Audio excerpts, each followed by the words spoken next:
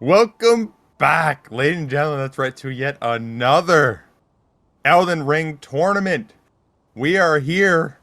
I am Dante WTF, and my cohort is LBU. LBU, what do you How's it say? going? How's it going? I am excited.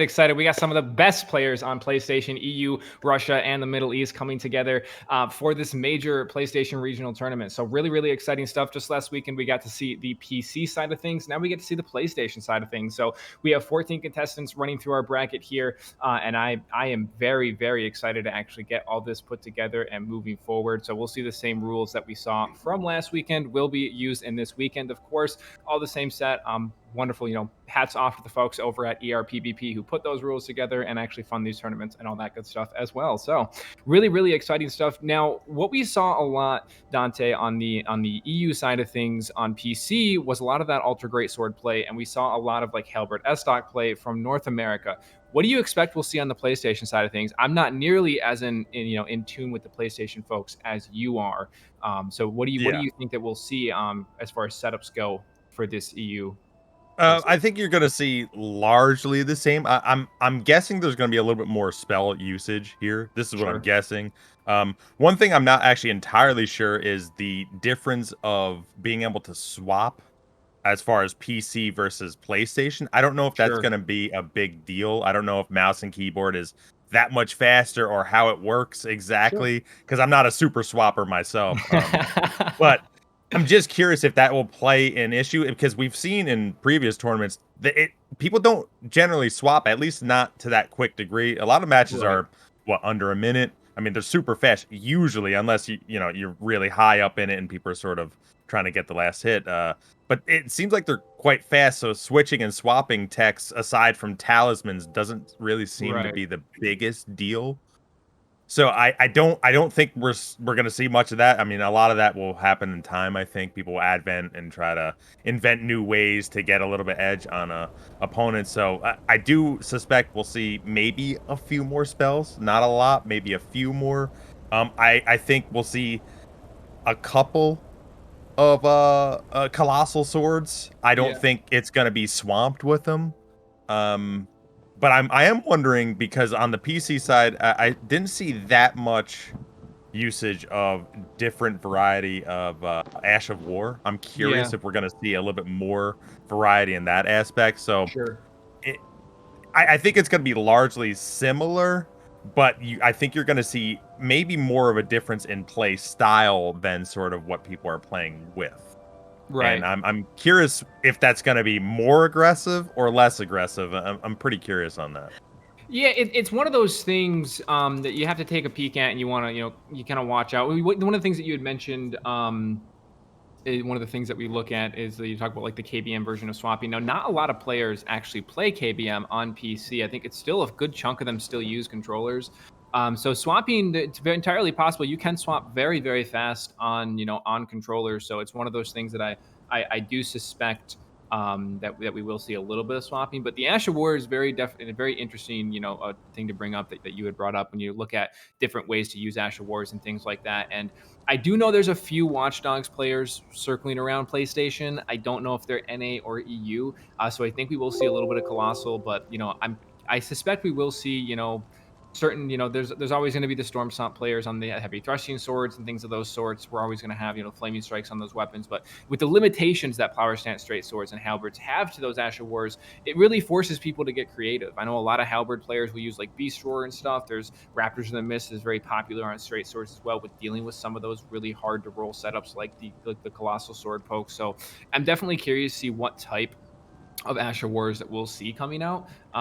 It's really gonna, like I said, it's gonna boil down. I think a lot of players, I know a lot of the NA players do use Moonveil Mage mix-ups and stuff. I don't know how many EU players are using that, so it'd be interesting to watch that as well. And that's it's one of those things. There's only so many really high meta setups that I suspect we'll see bouncing around between. I would like to see some magic and some casting.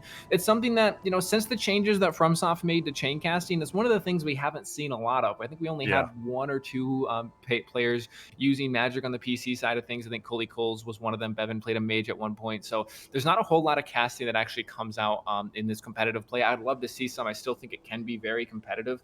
You know, Carry and Slicer hits like an absolute truck. Some of those arcane spells have phenomenal chaos control to control, you know, a large area of the Stormveil arena, which is the arena that we play at. So it's really interesting to see if I would like to see if some of that stuff does come out. It would be quite, like I said, it definitely adds a lot of depth to it that unfortunately with the changes from SoftMay, we don't no longer see it that much. But I do think that is still viable, and I definitely like to see some of it as well. Yeah, I mean, I think the optimal, for me, the optimal play is it's sort of keeping your opponent on their toes, not ever letting them know sort of your next move. So being able to incorporate a spell, even if it's just one spell that maybe you shoot out, you know, 10% of the time, it doesn't matter. It's just keeping them on their toes. And the whole point is the mix-ups, the confusion, the making sure you can't be read as easy. And I have noticed in these tournaments that people generally tend to sort of stick with what they're using. And that's it. They sort of stick and stay there. You don't see a lot of swaps like you'd see in Dark Souls 3 where, you know, if someone was down to one hit, maybe they'll take a katana to get the running attack or something like that. You don't normally see a lot of that right now, which is pretty interesting to me. Although I think part of it might be because a lot of players maybe aren't coming from Dark Souls 3. They're not coming from previous games. So I'm very, like, I know there's a couple people in this tournament like Whitn. We got, I call him Mr. Tien, but people call him Martin. You know, there's a couple of people there who I know come from Dark Souls 3. So, and it's funny because I think you can see sort of a difference in style play. I think some of the quote unquote older school players, they might be a little bit better versed in spacing, which is kind of interesting because that's sort of how the game evolved. I mean, spacing is still important, but because everything hits like crazy, it's it's spacing kind of a and shorter punishing and stuff is still, you know, the key fundamentals of the game. But with things like jump and crouch added in, it does change that dynamic. You know, a lot of like Dark Souls 3 players will refer to what you call a neutral skip, which would be what that jump attack actually just kind of skips the neutral and forces the pressure, right? However, running attack has a really good neutral skip as well. So there is stuff like that that makes that neutral not nearly as important as the previous games. But we'll actually have to see. I believe both of our players are actually in world and ready to go. So can we? I was going to say we should go through some of the bands, but I guess we'll start it up because, you know, we started a little bit late, but little bit behind. it's okay. But like I said, the bands are actually !Chal will bring you all the bands and things like that you can see. But it looks like both of our players are in the world. Our host is ready to go. Dante, if you could give us the countdown. 3, 2, 1, live. Let's do it. And our bolt is in. We do actually see the heavy thrusting coming out from the side of Oscar. The power stance straight swords on the side of Ellie. Ellie with the jump attacks. We see those neutral skips there again, throwing it out. The flaming strike on the heavy thrusting, following into the running R2. The jump trade comes out in favor of the straight swords for 1731 in terms of damage. We do actually see the frost proc into the frost stomp as well. It's so much damage. I mean, wow, and he just catches him with the L1 into backswing there, and I believe that is that's Ellie taking the first round there in a 1-0 lead. Wow, that 1700, and this is what we were just talking about. The damage output versus time, like the DPS, if you will, is like absurd. 1700 damage in like 2 seconds. Another thing about the dual straight swords that, and I'm sure people who've played this understand and know, is that they have what I consider strange range. The jumping attack has, I swear it's broken. Like there's something wrong with the range of the actual sword physically versus where you're hitting. I don't know what it is. I still haven't been able to understand it 100% yet. But you saw that didn't even matter there because of how much damage it can do. Yeah, correct. And they sort of just traded in the middle in a phone booth, and that was definitely a mistake by Oscar there. I think Oscar was in last tournament too, right? I believe actually both of these players were, if I'm not mistaken. But one of the things that I would point out there is you're taking a look. You know, you're looking at the frost buildup on those power stance straight swords too is really, really strong. I believe that was cold broadswords that we saw used from the side of Ellie. So that frost proc can add a lot. So one of the things that I'll point out is that pure burst damage that came out from Ellie on those straight swords to proc right through, and it allows you to take those trades. That heavy thrusting sword is actually quite good at trading. It gets counter thrust. Counter thrust in this game is very good. You're allowed to use the Spirit's Talisman on the weapon, making that even better. So trading into heavy thrusting can be really scary, but when you have the status proc to get that burst damage, like it was like 1231, I think was the damage that we saw came out from that frost proc burst, it definitely helps a lot. And one of the things you pointed out was the range and the way the hitboxes and the stuff works on power straight. So there's two things actually to note there. The first thing that you want to keep an eye on there is that they does have a little bit of phantom range. So what that means is the hitbox is a little bit longer than the way the weapon actually shows. So it does have a little bit of phantom range, especially on those jump attacks. And also on low enough latency, you get a little bit of an early hit on the straight swords as well, making them a little bit more difficult to roll. Now, the early hit isn't super prevalent, and this should all be pretty low latency, so it should still be fairly reactable. Yeah, similar But that phantom range can make a difference when you're trying to space super tightly. Now, again, the heavy thrusting isn't really a bad matchup there. The frost stomp was really interesting from the way that I saw that. I wasn't quite expecting that, but looks like both of our contestants are in. Yeah. We have Ellie on the left. We have Oscar on the right. Dante, if you could do me the honors. 3, 2, 1, live. Here we go, second fight. And like you said, Ellie up 1 zip. This is best 2 out of 3 until the is it the semis are also 3 out of 5? Yeah, so up until the semis and the finals is when we will get in those first to 3 best of 5 matches. But yeah, throughout the full main and losing bracket, actually used the glintstone scraps to get the jump set up for the R1. Wow, that worked for 796, and there's the storm stomp coming out there as well. So it looks like Ellie's trying to close the distance with his jump on the straight sword. You see him faint it out. The jump trade's come in, but the storm stomp comes in, goes for the roll catch, and able to land. The jump attack's there, but the storm stomp's there. 92 comboed into 407. The follow-up R1 no good. The jump O1 comes out from the side of Ellie. Oscar dropping out the storm stomp there. The frost stomp to trade that out from the side of Ellie there. We do see that jump attack coming in, goes for it, but he does land to the whiff. The storm stomp comes into the jump R2. A heavy read actually lands there, but the straight swords are going to win through the frost proc there. That was like 1,000 damage on the reaction. The jumps are really a big deal here. It's great. And so he's frosted. He'll take extra damage now. Yeah, so the big thing, too, is you get that stamina debuff on the Frost as well, so it just makes the whole matchup a lot more difficult. He goes for the jump, but he's going to counter the jump, but he's going to get the true combo, and that's going to be Oscar. Pulls it back for 1-1. 1-1. What a play, too, to come back and come around and do jumps at the perfect time to get the no damage on your legs or whatever, magical leg jumps. And to get that stabby, I think he did one before that procced his flask, right? The physic, right, yep. I think. And because that's kind of tough to see because it does nothing. It kind of just happens magically. Exactly. But, there's desync there, so we didn't even see the physic go away. We're just like, I'm pretty sure that was when the physic popped, right? But yeah, the jumps were such a big deal. And I mean, do you get thrust damage on the jump attacks? To my knowledge, yeah. I mean, I believe you do. And one of the big things to note on heavy thrusting is that the jump R2 and R1 will combo into a follow-up R1. As we saw at the end. Yeah, that's where you see that really big burst damage because the jump R2 hits very, very hard, and it follows up into that R1. So you see that how quickly you can change that match around. We saw Frosty utilize it quite well in the NA tournament on PC, and we're seeing Oscar do the same thing here. So Oscar knows that, Ellie has to walk into him.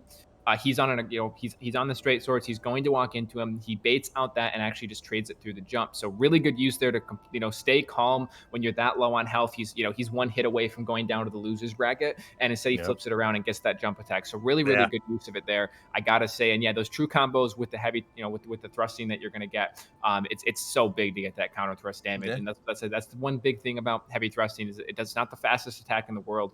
Pretty easy to roll. You can strafe the running attacks. However, if they're able to land those combos, a lot of damage comes out. Range and power. All right, so here we go. It looks like we're had the best 2 out of 3, the third match, the final match for this. Somebody's going to the losers, someone's going to the winners. Let's do it up. 3, 2, 1, live.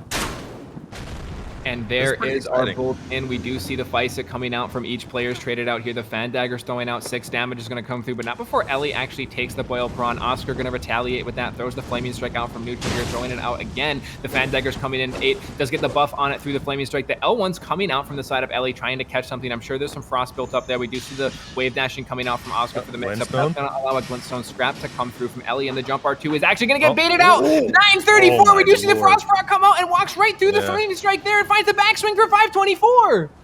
Oscar's in trouble. And right in the air. And that's going to be it. Ellie just walks forward there. He says, hey, you know what? He's got one move. His one move is a jump attack. So I'm just going to handle that move by waiting for it to happen and trading the follow-up. So really good play came out from Ellie there to secure that one. You saw a lot more confident play coming out to just, kind of almost, just very one-sided match at the end there. He just downloaded the setup and went to town with it. One mistake. He put the Glintstone out there, trapped him in the corner. 2 hits was Frost proc immediately, right? Right. And then he got him down, and he was essentially full life to about half life, if not less. And when you're at that point, the comeback in this game, it's possible, but the problem is because of how poise works and how you can just sort of spam in someone's face sort of safely, even getting stunned because instant repoise, because brilliant. He just sort of did that and in his face, and it worked. Like, it was a mistake on Oscar's part. Sure. Essentially knowing that that's a thing that can happen and that's a thing that does happen. Right. When you're ahead, you're really safe just spamming in someone's face. Yeah. Generally. I mean, obviously a couple moves can sort of take that away, but you're generally pretty safe because especially with any type of net, any type of latency, you're going to get either at least a trade or something. So it's that's one of those things. But even if he did try to go out and play safely, I mean, it's very tough to come back from that. You have to play essentially perfect from that point. Right. Doing your jumps, getting the counter hits, things like that. Yeah, one of the things I'll point out that Ellie did there really, really well, like you mentioned, the Glintstone Scrap, he zones him into the corner, and he gets his big burst of damage, and instead of keeping that pressure forward, he actually walked back a little bit, he baited out the Flaming Strike, and then he was able to roll catch from there. So really good play. That's the sign of a very experienced player is when you see those little bits of anti-aggression coming out. So, he gets the pressure, he gets big damage, and he just simply backs up a little bit, waits for the next swing to come out for the punishment, and actually punishes that. So really, really good play came out from the side of Ellie there. Like I said, it's one of those matchups where a straight sword is going to probably have an upper hand. However, we saw him on the broadswords. Broadswords have really good AR, but they don't have very good range. So he's baiting on the fact that he's going to get those hits. And that's where you see some of these trade-heavy players will use stuff like the broadswords that have the really high AR with the frost to get the proc in there because they're banking on trades. Like you mentioned, the poise trade. Passive poise definitely does favor that, but you do still have to poise count, and things like that do come into play. If you miss your trade opportunity and you go into trade and you're already poise damaged, you will get poise broken. And that's the thing that we actually saw there. So it was really cool to see Ellie actually just space out that and not only play for the trades, which is what the broadswords are probably going to be better for, is playing for those trades. Yeah, I mean, and again, like I said, it was sort of like when you're so far ahead, you're able to essentially take those risks. You can take the risk and go in because even if you get damaged, he's probably not going to get out damaged, at least anyway, but you could take the risk, go in, because the alternative is either you win or you sort of reset. Right. So it's like, well, okay, well then I can take my chance, and the chance worked, and it was good. Yeah. So now we have Oscar in the losers bracket, not out yet, and Elemic moves on. Yeah, Elemic will fight Raidriar in round 2, and Raidriar was at the time of invite the highest ranked EU player, which part of the reason that they did get the bye. So that will be a very interesting match. We do have Boomba and Crom coming out next, and again, I just don't have that much experience in the PlayStation side of things to know the play style of these players. But again, I would suspect it'll be heavy thrusting, halberd stock, straight swords, or a ultra great sword from either one of those players. But who knows? We did see power stance whips in one of the last tournaments. Maybe we'll see something like that again. Yeah. Well, I hope we see more spells. I hope we see more Giants Flame take the shocking that that's something you want to see, Dante. I gotta be honest. Yeah, I know, it's pretty crazy. But I did want to go through real quick because maybe people don't know. Obviously, you can go to the challenge. You can do exclamation point chal in the chat on Twitch. But first prize is $200. Second place, $100. Nothing to sneeze at. Sure. Third place, $50. And hey, if you're on PlayStation, you can get a game called Stray. It's all about a cat. That's all I'm saying. And then obviously this is on PlayStation, and we have best 2 out of 3 throughout the whole tournament, except for 3 matches: the Right. semifinals, winners semifinals, winners finals, and the losers finals. And I believe the losers bracket is being done. It's coinciding with this. It's trying to be done Correct, as fast as correct. Yep. So possible. basically, as soon as the losers bracket matches have the players in them, our staff off stream is going to summon them in and update the challenge. So the challenge is something you're going to want to keep an eye on if you want to follow with the losers bracket and where things are at there. You want to keep an eye on the challenge because the challenge is going to be your way to do that. Due to time, staffing, etc., it's Yep. very hard to stream both the winners and the losers bracket and do it in a less than 12-hour stream. So because of that, we Yeah. have them running separately in the background, but you can still keep an eye on that challenge and watch that. So I know you wanted to talk a little bit about rules, Dante, as we Yes. work on getting our next set of folks in. So obviously we're going to be at Stormvale Castle, which we did to see here. Our rune level is going to be 125. Poise is going to be limited to 99 across the board. Now, certain setups, which you will get into in a second, do have separate limitations. Yeah. However, across the board, the highest poise that you can have is going to be 99. Yes. And then you go into the bans for the crystal tiers. If you want to go ahead, Dante, and go through all those, there's a good list of them there, unfortunately. Yeah, I mean, and a lot of these are sort of, people know this. This isn't like, most of these are like, yeah, don't use these if you want to sort of be, I guess, a little bit more honorable, because some of it is a little bit more overpowered. Sure. Like, we get it. Like, you maybe a couple of these you can try to say, maybe it shouldn't be. But for the most part, the crystal tiers, Crimson Crystal tier, and forgive me, a lot of these I have a problem remembering because they're similarly named. Sure. But Crimson Crystal tier, Crimson Burst Crystal tier, Leaden Hard tier, Magic Flame, Lightning Holy, Shrouding tier. I mean, I think the reason for that one is it's such a negation for the elements that it's like, the thing is like there's so things. much available already with some of that stuff that to add that stuff in in correlation with it does definitely create some issues. One of the things is the winged crystal tier, which actually works off of successive, and it scales so well. I mean, you can get straight swords to have like 1400 AR by using that in correlation with stuff. So some of that stuff is because like the other options are available. It's a lot easier to be like, hey, let's limit this one tier than limit 4 different talismans, Or it'll only be good for one weapon, and then you can't, like, if you don't use that, you're already sort of nerfing yourself, which we try to stay away from only one way to play, because then it just limits and then it's boring. Like, who wants that? Thorny Crack tier, Winged Crystal tier, Windy Crystal tier, Crimson Whirl Bubble tier, Cerulean Hidden tier. A lot of this is just sort of like, again, it's just trying to make it to where people can use more items rather than having to just stick to 2, because it makes the 2 things so powerful that if you don't use it, you're basically going to lose. Obviously, there's some things like consumable rune arcs, HP, although I don't think you can use them, but HP recovering consumables, Flask of Cerulean Tears are limited to 7. You can't get any more than that, right?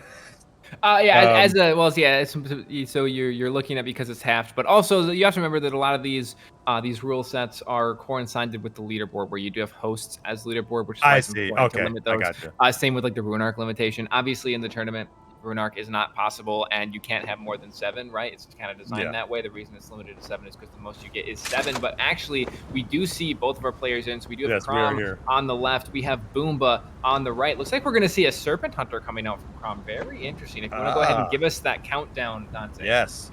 3, 2, 1, live. Let's see if the thick boy can do it. All right, and there it is. We do see is that a heavy thrusting, I believe, going against the Serpent Hunter. I would be inclined to give heavy thrusting the advantage here, as it looks like we do see that running R2 coming in, traded out with a jump R1 from the side of Crom. Crom now circling back on this. Actually, we do see Boomba coming through with the Storm Stomp on the curved greatsword. We're going to see the R1 coming in, not fast enough to actually combo. Unfortunately not. I believe if it's two-handed, it might be. The reverse jump, but he gets knocked out of the air. There's the poke for 351, and actually backs up as the side of Crom. The Storm Stomp baits it out phenomenally as Boomba there. Boomba throwing it out, but now you do see the phalanx coming out on the halberd. So here's those swaps that you were talking about. There's that running attack coming in, going for the roll catch. Phenomenal job by Crom to get away from all that. Those are very hard to roll, and the headshot knocks him out of the air. Wow, that was lucky. That was extremely lucky. So now the phalanx here, you get more the more intelligence you have. Is that the deal? So they do more damage the more intelligence. You are limited to 4 when it's the Ash of War version regardless, but they do Oh, more okay. damage depending on intelligence and stuff. However, they have a lot of poise break. So as you can see, that poise break right there does just knock him out immediately. So the poise break there is very good, and it can chain into like the running attack R1 as we do see, Boomba go for it there. But Crom is kind of just circling back. He's playing it really well. Actually swaps over to the heavy thrusting. The running R2 comes out, and the running R1 from the halberd to trade it. He's going to get stomped out by the stomp though. But there's going to be the trade of the phalanx. Actually rolls it all, but gets caught by the running attack for 456. Throws it out again. The bait jump is going to come out from Crom, but nothing actually happens to there. Now these players are resetting to a neutral. Yeah, now it's interesting because we're seeing a lot more Ash of Wars here and a lot more sort of baiting into Ash of War, into whiffing.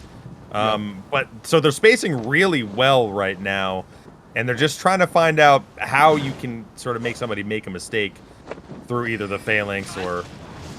Wow, he just got hit by that. Actually goes to jump it, but very lucky that he went to jump it, because that probably would have true comboed into all of his health there. As we do see, the thrusting sword coming out with the frost there and throwing it out. We do see the poke coming out, unable to land that, and the really good reactions coming out from the side of Boomba. This match is going very long here. Very good to see. We do see the running of the poke on the two-handed S-stock. I don't know how that missed. Actually get one of the Cerulean Tears, and now the poke's going to come through. Goes to finish it off, but able to roll it out. Both sides is the side of Boomba. We do see that frost stomp coming out there as well. The jump's going to come out from the side of the Serpent Hunter here, and just trying to bait each other in, like you mentioned, throwing those Asher Wars out. Boomba, definitely a hard swap player, swapping to different weapons, keeping his opponent on guard with the Asher Wars. It's very close. It's one hit away from the victory here. A lot of the Asher Ward now, I like it because it looks like it's a difference of... Oh!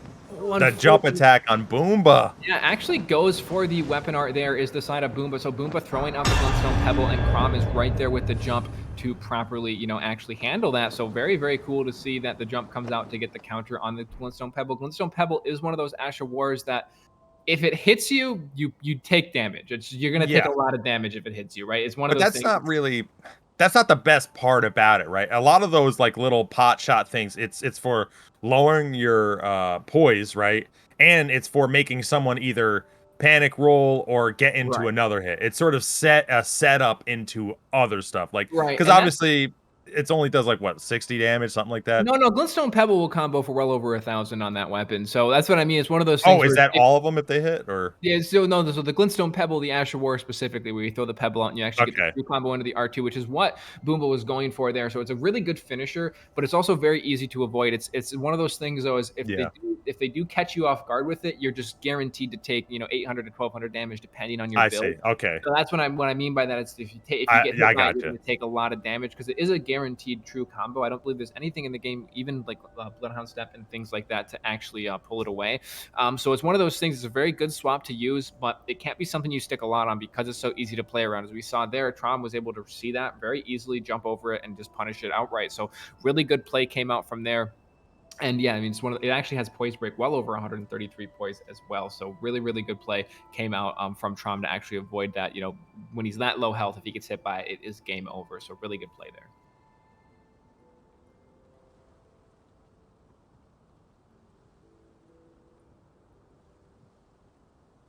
I think Dante is frozen. But that's all right. We are still working on getting our next set of contestants in. The next round in. So it is 1-0 in favor of Crom versus Boomba. So that is, again, one of the things that I personally like to see is when you're looking at that matchup is Boomba swaps a lot, and I'm somebody who does like the idea of the hard swaps and things along those lines. So it's very fun to see and very cool to see how it will play out. Like, for example, we did see the Halberd coming out for the running attacks with the Phalanx. Phalanx, a really good Asher War for Halberd. It has poise break to combo into the R1 and things along those lines as well. So it's really, really cool to see it come out. We'll have to see how they're going to play with one another there. We are just waiting on Dante, folks. It looks like he did have a little bit of a mishap. We could dare we even say that he's a bit of a laggard, but we'll have to. I'm joking, of course. Dante, very fun guy.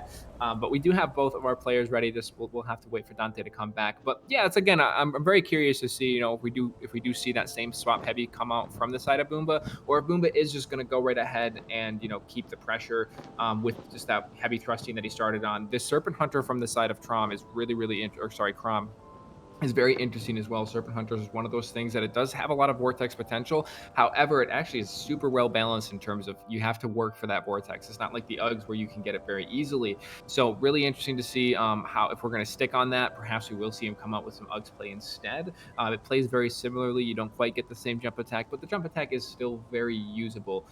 So we should be pretty much good to go as far as that goes. And there it goes right there.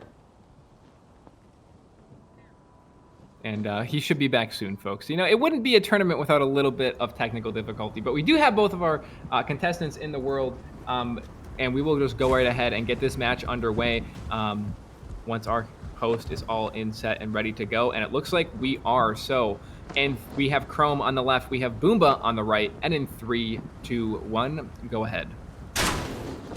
And the bolt is in. We will see the Serpent Hunter coming out again from the side of Crom, immediately pressuring. We do see that Halberd now coming out from the side of Boomba into the the gravity fans there. We actually countered out by the daggers from the side of Crom, though, as Boomba now circling back with this two-handed Halberd. The fan dagger is going to come in there. A little bit of poise damage comes out, and a little bit of chip damage nonetheless. There's going to be failings there. The jump's going to come into counter, and we see a 10-24 counter from the side of the Halberd there. That's going to put him in a health advantage for sure. Actually, very surprised that the jump attack off the Serpent Hunter didn't actually counter that outright. So we do see them just kind of dancing around in this neutral here. Boomba off the Halberd, back onto the curved greatsword here. The jump R1 coming out from the side of Crom. Unable to land that, though. The roll just a little bit too clean from the side of Boomba. And we do see that Storm Stomp coming out. He's going to trade into the 2 for 76 damage, and that's going to be the tier popped for the side of Crom. Crom now at a slight disadvantage throughout this map. The Halberd swap's going to come out as well as the R1 does come in. We do see the Storm Weaponar coming in, tries to make the land there and able to land it. We do have that buff now, but the poke's going to come out. Pokes it again. 351 in total is the damage of that exchange, but Boomba able to get away without a problem.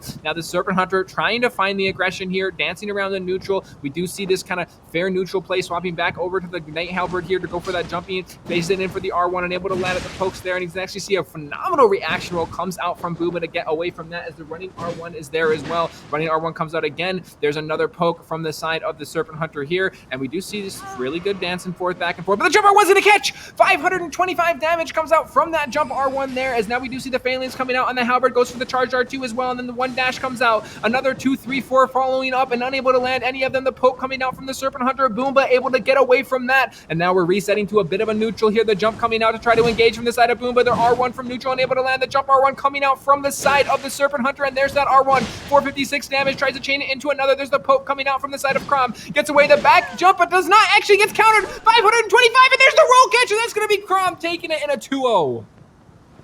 Oh, man. Oh, boy. Are we back? We're back, Dante. I'm back. Yeah, my internet exploded. I got to say, real quick, I didn't notice the end of there, but I got to say, LBU, if you can either be an auctioneer or you can maybe do like horse races. You know, you can do an announcer for horse racing. I don't know. I love it. The intensity, the speed is incredible. We got to do a jousting tournament, and then it would basically be a horse race. But we could do a horse race tournament. Yeah, where's that torrent v torrent tournament? Yeah. You know, come on, guys, let's go here.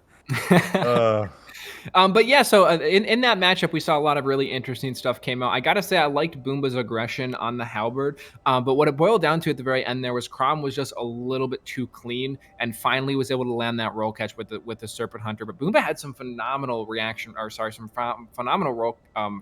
rolls against that Serpent Hunter. Serpent Hunter is not very easy to roll. It's very similar to the UG startup animation. It's very hard to get away from, but he did a really good job of rolling a lot of that stuff out of the hit stun. So really good play came out from the side of Boomba. Did you get the chance to catch much of that last match? I caught the ending, essentially. What is the range of that Serpent Hunter versus, let's say, a Colossal? Is it similar? It is not really. No, it's a lot easier to space. I mean, the range is still there. It will still hit you. But yeah, so basically, when you look at like Serpent Hunter versus an Uggs, Serpent Hunter is like the try-easy version, right? Like, you know how in Dark Souls 3 you had like fast curve sword and then slow curve sword? Serpent Hunter is more like the slow curve sword.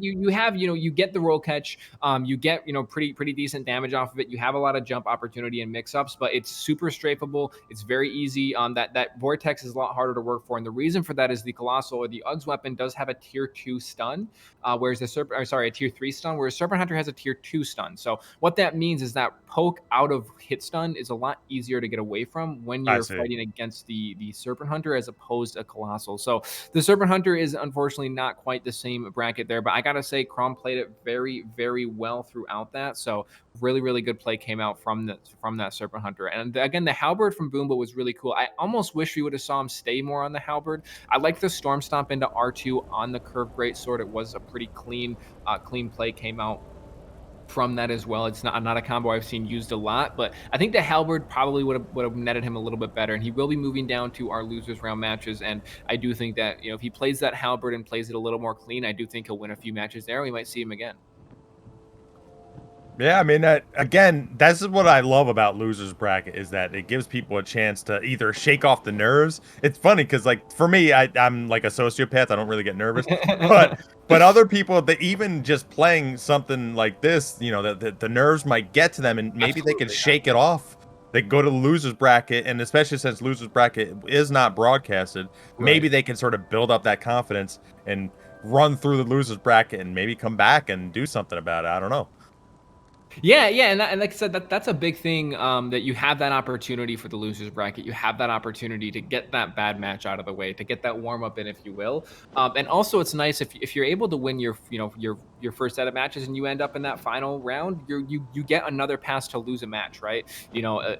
Against that losers bracket winner. So it is a really cool idea. I love double elimination tournaments. That's super fun to actually watch a lot of the players as they progress through, and everybody loves a good underdog story. You got to love that person that loses in the first round and then comes back and wins the tournament, right? That's like one of the most hype things that you can see and watch. But looks like our next set of contestants are in. We are going to see OK Bro and Baymore in. Looks like Baymore on the right, OK Bro on the left. Dante, if you could do me the honors. All right, I'm back, and hopefully for good until the heat wave just like melts the internet. Anyways, 3, 2, 1, live.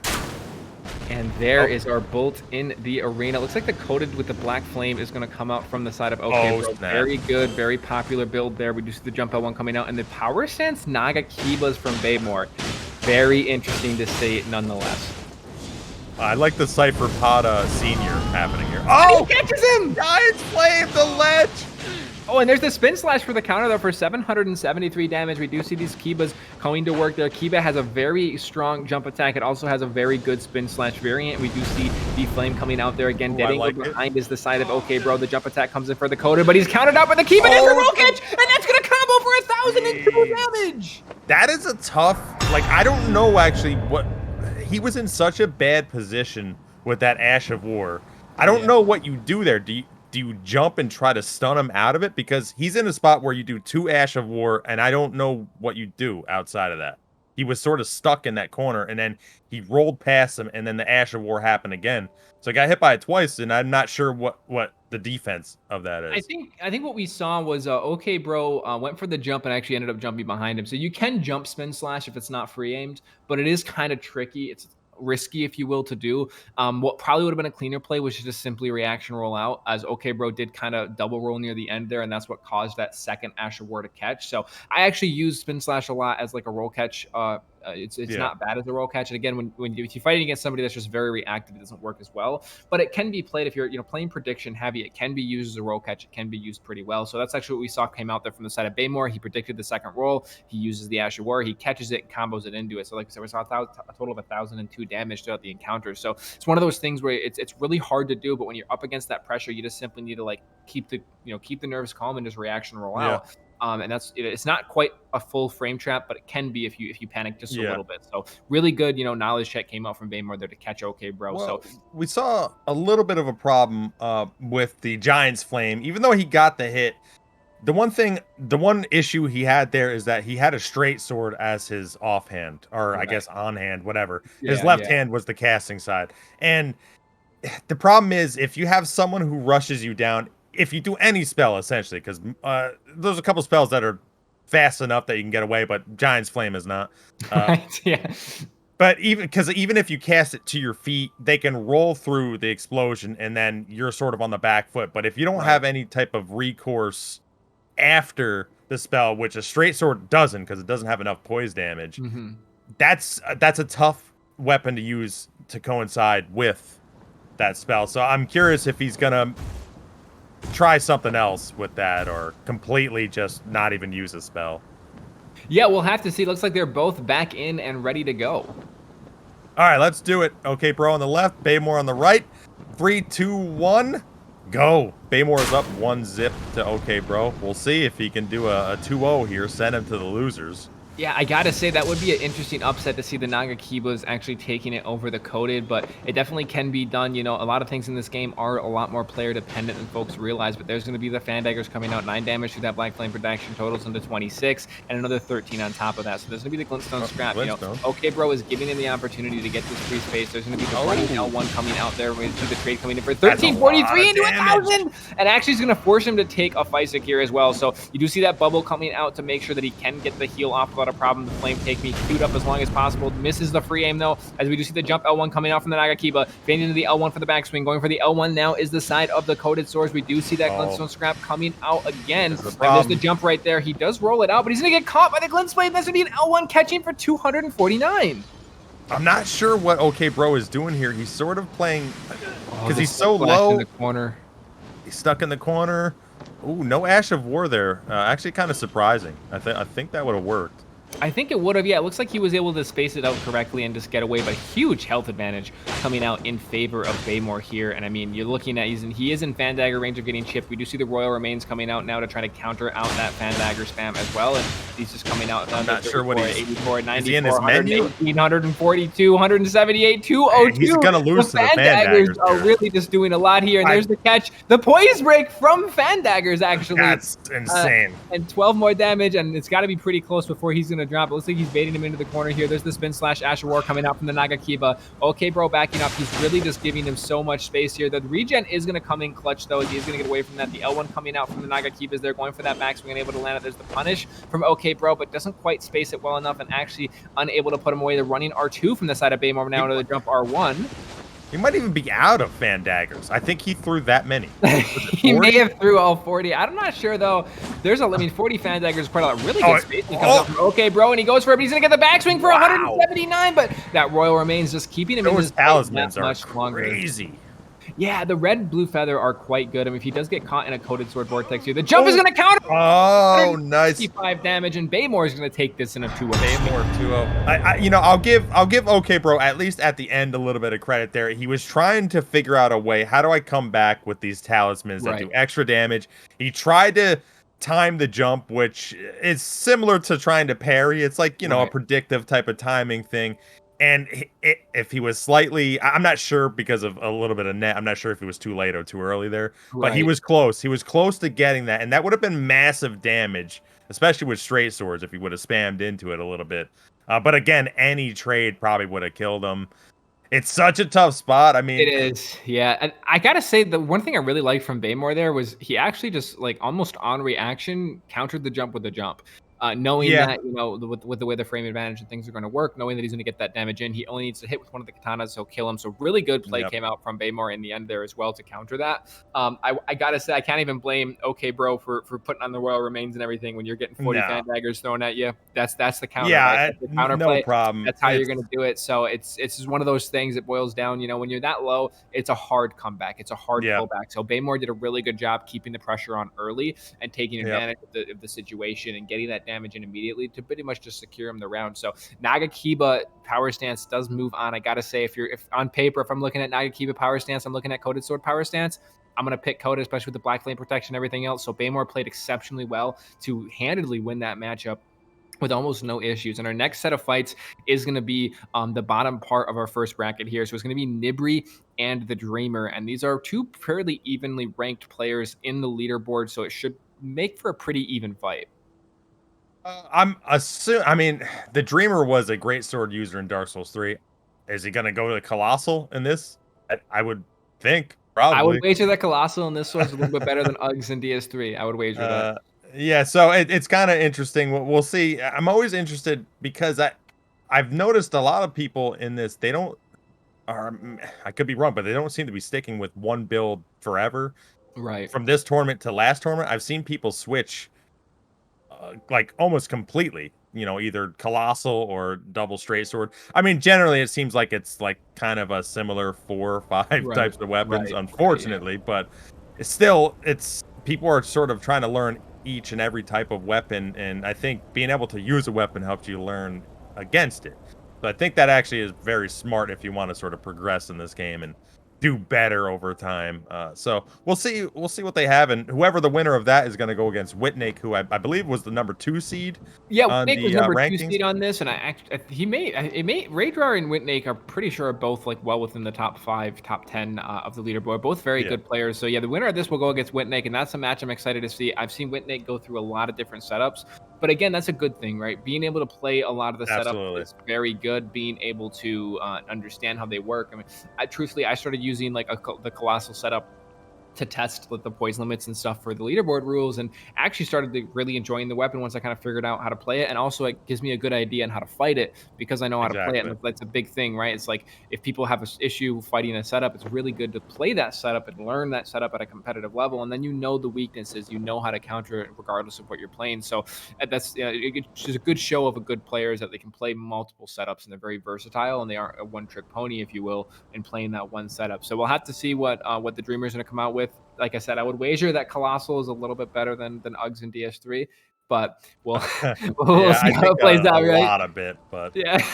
yeah, the one thing that's interesting is like you'll see people over time, they'll hone in on one weapon or one Right, type of right. weapon, and they'll be the master of that. But I don't think this game has been out long enough for Sure. anyone to really be a master yet at anything. Because Mhm. you would see it in Dark Souls 3 all the time, someone using specific. I mean, there were some people who were just strict mages or casters, and they were obviously much better than other people trying to be a strict major caster. But I mean, that takes a lot of time, Yeah. a lot of practice. So right now you're seeing a little bit more basic play. People are just trying to do a little bit more spacing, timing situation, knowing when to spam, because spam is still a thing, Yes, and just trying to figure absolutely it out is. where I can get the damage. And it's a lot of times it's kind of cool because it boils down to sort of the basic essence. Like if you see a colossal sword mirror, for me, it's enjoyable to see it, you know, every now and then because it's sort of a rock paper scissors type of fight. You got to try to figure out your opponent. It's like Yep. you both have the same tools, but you got to figure out what your opponent's going to do rather than the weapon is much better or different. Exactly, So exactly. it's cool to see these different challenges and seeing how people can sort of react to what they have in front of them Mhm. with what they also have. And I do want to see what we saw in that last tournament I casted was man, I always forget the name of this Ash of War, but it has the yellow things that shoot Oh, Holy out. Grail. Yeah, Yeah, and Holy Ground's that Y-hander is probably the best variant of Uggs there is. It's just so good. It gives so much pressure. It is the punishable with pressure. quite a few things, but it's kind of a knowledge punish. Like you kind of have to have had fight it a lot and know exactly how it's going to Yeah. work. And even then, if they do it correctly, Yep. it's still not very easy to punish. So it's really, really, really good Asher War to have on Y-hander for sure. Oh, is that not Golden Land? Or Golden Land, right? Sorry, that's what I Okay. meant. Yeah, I mean, it's crazy. Like, again, it was, like I said before, it's for the pressure. When people use the glintstone pebbles, no one's used the gravity chunks yet, Right. which I think are really good, actually, Mhm. especially in this smaller environment.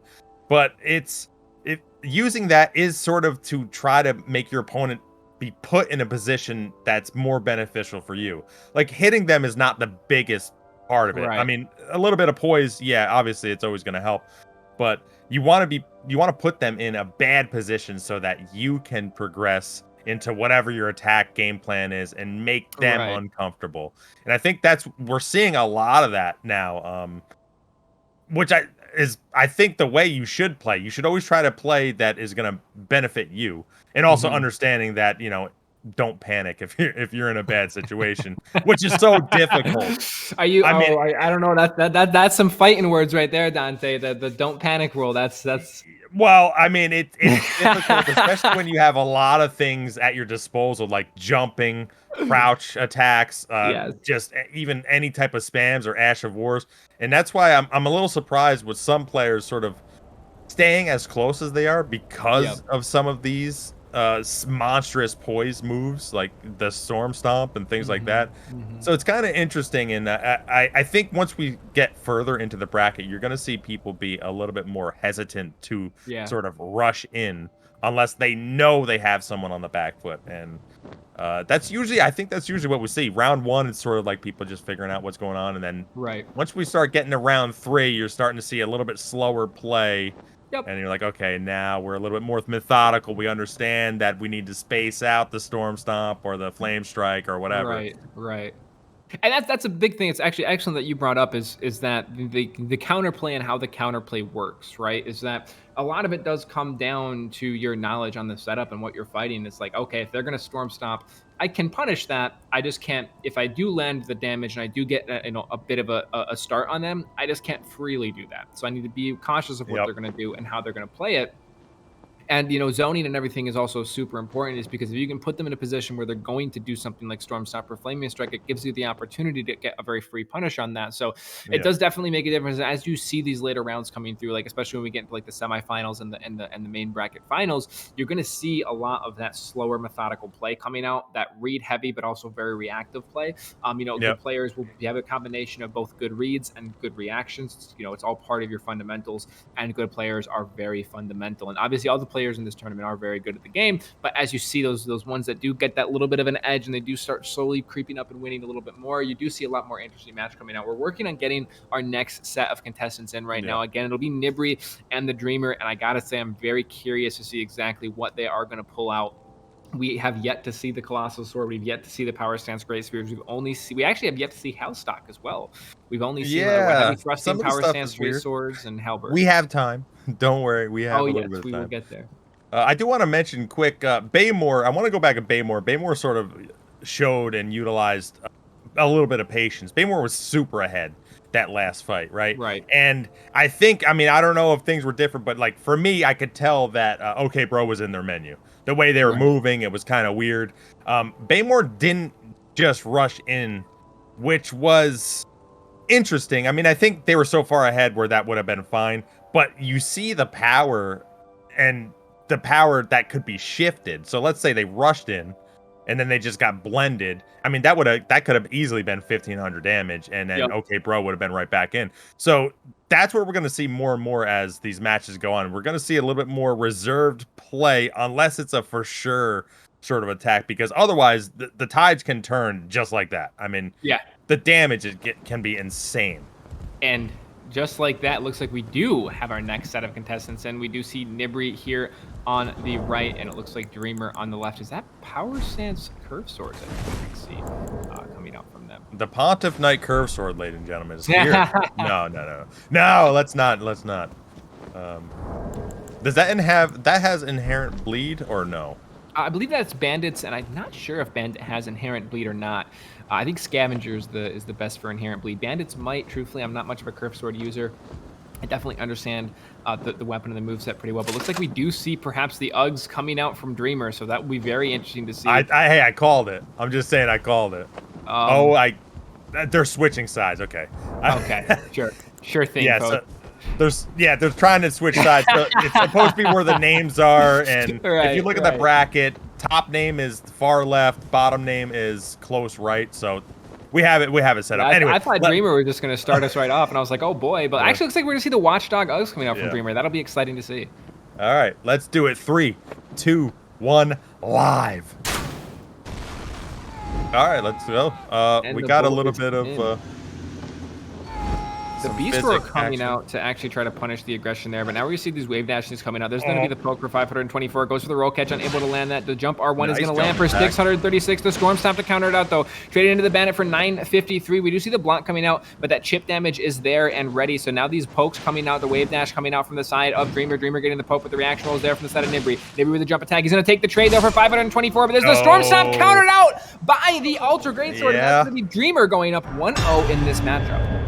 That's the problem there. That's the problem if you are behind.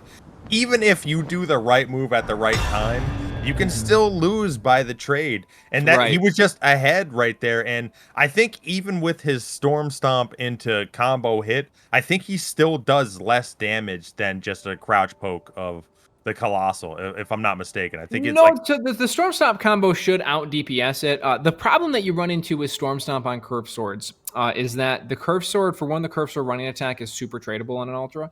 yeah, So if they want to go for the running attack, you trade it out, you get frame advantage, you win. But one of the biggest misconceptions is that Storm Stomp does actually counter the Ultra Greatsword, and it really doesn't. And the main reason for that is you saw it right there is you can still take trades if you swing yep, late enough. And that's what we saw. Obviously Dreamer has the experience fighting against the setup. He knows when to trade it. He knew he could trade it there. After you get your poke, you just don't go for the vortex, right? You back up a little bit. You either roll catch them, or you wait for the stomp and you punish it out. So really good play from Dreamer. Again, obviously has fought the setup plenty to understand yeah. it. And I did like the aggression though from Nibb, the jump attack to get the counter out for 700 and some damage in the jump. That jump attack does hit exceptionally hard, and the DPS off of curved swords is quite high, but it's the move set that kind of holds it back a little bit. So that Uggs is able to play into that move set even with Storm Stomp really well. So it does put Nibb kind of on the back foot. So we'll have to see how Nibb's going to play it out because Dreamer definitely has the setup advantage here. Yeah, it looked like he had 2 different Ash of War on each of those. Yep. Yeah. So you had the Um, Beast Roar, which will two hand to get the physic punish and stuff like that, and you have yeah. the Storm Stomp on the main Power Sand setup. Yeah, it seems like things sort of just reset. It's kind of like, can I get a little bit of damage early Right. on? And then they Exactly. sort of just reset anyway, and you guys just do your physic. Hmm. It kind of seems to happen. Although it is interesting that some people sort of save that until later Yep. when they might need it to get room. So I do kind of like the dynamic of figuring out which is more optimal for my playstyle, or is it better to try to punish earlier and get that Right. little bit of damage than later? So that's like a whole meta game in itself, It is. Yeah. whether to do that. So that's kind of an interesting thing that this game has that sort of Dark Souls 3 didn't have is Right, yeah. Yeah, that's the thing. Most of the time in Dark Souls 3, I mean, if you did take a buff, you were taking a buff like, maybe a bullet, or not bolus, well, something for, stamina regen, stuff like that. Maybe you're taking a yeah, pellet to fight against a dark build or something. It was never a good long buff. You didn't have quite the range to punish it that you do in this game. You have a lot of range options. You have a lot of pressure options from far. So it does kind of become a little meta game, mind game. Probably the most optimal way to play is to take the late drink. And the reason for that is you can't get skipped for tiers then. The little tiers that it's everybody calls it tiers, but the bubble tier, yeah, the yeah, brilliant bubble tier that you get that gives you that second chance. It can't get skipped if you drink it late because you're guaranteed to get the heal. And you drink with the bubble tier to make sure that you get that heal off. If they do damage, it hits the tier, it hits the bubble, it doesn't hit you. So it's definitely is a little bit of a mind game in itself. Is probably the more optimal way. However, if you're able to get those drinks off early, you're able to get 10 more int, 10 more strength, 10 more dex, right? You're able to get that stamina regen buff and other things that you can put in that flask. The flask is yeah. super versatile and you can play it in a lot of different ways. But I do like the little mind games and the little meta game that you see there. What do you think is the most common flask combo? I mean, second chance is always going to be in every single one. Yeah, If somebody yeah. isn't running that, it's kind of silly, but usually it's either the bubble tier to get the late drink or it's plus 10 to whatever stat your build would need, is what I see most commonly. All right, here we go. Dreamer's up 1-0 against Nibb, but we are ready. 3, 2, 1, live. And our bolt is fired. Our match is underway. We do see the drinks coming out from each of them there. So they are just going to have the gentleman's agreement to go ahead. We do see the boiled prawn now coming out from Nibb. And now Nibb on the back foot. He does take the storm stomp there. So he counters the aggression off Dreamer and he pokes it again. But now he's going to get punished. 445 and the roll catch is going to come out for another 445. And the trade comes in favor of the curve swords though. So that's why I say he's going for that vortex. He's going for that combo when he should just back off and let the storm comp come out. But really good play from Nibb for reading that and punishing. The running R1's going to come out for 129. Very low health now from both of them. But they do still have the second chance. That's yet to pock. We do see him actually going for the mistake. I think that is probably a misclick that lands him 445 damage down, and it looks like I don't think the tears have popped. So he'll die through that, and there's the stomp. He actually very low, but there's the poke. That was 3 damage on that poke. He damage, 3 health from the jump. That's gonna be Dreamer. The heaviest 3 damage you've ever seen. Yeah. Wow. I mean, 3 health left over after the jump. And again, that's where we talk about the ways to counter Storm Stomp. You see that jump attack come out and nearly kill him. It actually looks like his tears had popped because otherwise it would have popped there, but nearly killed him, and really good play from Nibb. Yeah. I mean, from Dreamer. So obviously Dreamer's fought the setup. He knows how to handle Storm Stomp, and he handled it well. There was a few instances there where Nibb is able to just press that L2 and counter the aggression immediately. And that's what you have to be wary of on the Ultra Great Sword is, okay, can I get my damage in and how do I continue the pressure? Because Storm Stomp is very good at getting pressure Yeah. off of you. So you just play out the Storm Stomp like we did see Dreamer do a few times there. If you get your damage and you just back away, you wait for them to Storm Stomp and you punish that and you reset to neutral, well up in health, well up in trade Yeah. advantage, and go from there. And Dreamer did it quite well. Our next set is going to be Franel and Mr. TN, as you call him, and Mr. TN. Mr. TN. And what do you suspect we'll see for setups coming out from these players, aren't they? Well, I'm just trying to remember last time. I thought, man, because I believe they were in the tournament last time. I remember these names. I'm just trying to remember if he. I thought he had some sort of offhand spell thing. I just can't remember in my head, obviously. But real quick, I wanted to say Dreamer. One thing I was trying to think about, because obviously it's about damaging your opponent down, and Dreamer was doing about 420 something damage per crouch poke, and it seemed like because he was hitting early, so he would hit first, and then a sort of Storm Stomp would come out, and then that combo could happen for 700 something. He would hit early, then he would hit through the Storm Stomp most of the time. Sometimes he got hit out of it. So he was still winning on that. Correct. He was in the 800s versus the 700s, and it's like if you play that game as the one who's not using the Colossal, you're losing off the bat. So you have to change your game plan. You have to either go first and get that spacing properly, or bait out something. Or because if you get caught in the whirlwind, or if you get caught in the 2 hits, you're already down, and you don't want to put yourself ever in that position. You gotta, from the get-go, you have to make sure that you have enough health that you can deal with any type of situation in the ending. And obviously it's easier said than done, but people know Colossal Swords now. They know how people use them. It's not like this is just something that happened this tournament, right? So it's you gotta get in there and make sure you're doing your game plan and making the other person guess what you're doing. Because if they get ahead, man, and I keep seeing if people get ahead, it's so hard to come back. It is so difficult. In the tournaments I've seen and casted, I mean, I don't know. I've seen it maybe 3 times, maybe. Right. Yeah. It's so difficult, and those were like crazy, like one-shot damage comebacks too. It was like, it was like insane. So, my suggestion for everyone, obviously easier said than done, don't get behind. Try to at least stay in the match. I like that. That's don't get hit, bro. It's that simple, guys. It is that simple, man. I mean, come on. Looks like Fran's on the left. Looks like Martin's on the right. If you could go ahead and do us the honors, Dante. There we go. 3, 2, 1. Live. Let's do it. And our bolt is in. We are going to see actually both of them going for the drink here. Actually, we do see the two-handed heavy thrusting versus the heavy thrusting turtles. So we do see that running R2 coming out. The Raptors comes in. The poison mist is going to come out. Going to get punished out for 457, 853. But there's that poison proc there. So the jump R1's going to come out. Or the jump R2 rather punished out with the running R2. Neither one is actually going to land. The frost proc's going to come out. But the Glitchstone Pebble, he's going to get it for 1025. And there's the running R2 to combo into 400. And there's the jump attack, 467 into 813. The running attack to try to follow it up, but they do see the turtles able to get away and rolls it out again. But now he's got that status pressure. He's got the ability to punish it. The running R2 is going to pop tears there. There's the chilly mist. He's going to find. There's the proc as well. And now we do see the pokes coming out with the Raptors. The mist comes out to counter it, but there's the guard break. Is he there to take advantage of it? He couldn't get through a post. Goes for the R1 unable to land it. And now both of these players extremely low. The frost proc he's poisoned. That. He is going to get it, but yeah, we do still see that poison ticking down and very slow here. And there's got the alluring Skurs coming out, unable to land either of them, but still actually this is poison's still ticking. I don't think it is anymore. Oh, nice roll catch for 54 damage from the side of Martin. So very clean play comes out from both of those players there. I really enjoyed the setup that Martin was running there for a lot of the times as he's using those hard swaps. We've talked about the hard swaps. You and I mentioned it a little bit beginning. We didn't know what we were going to see.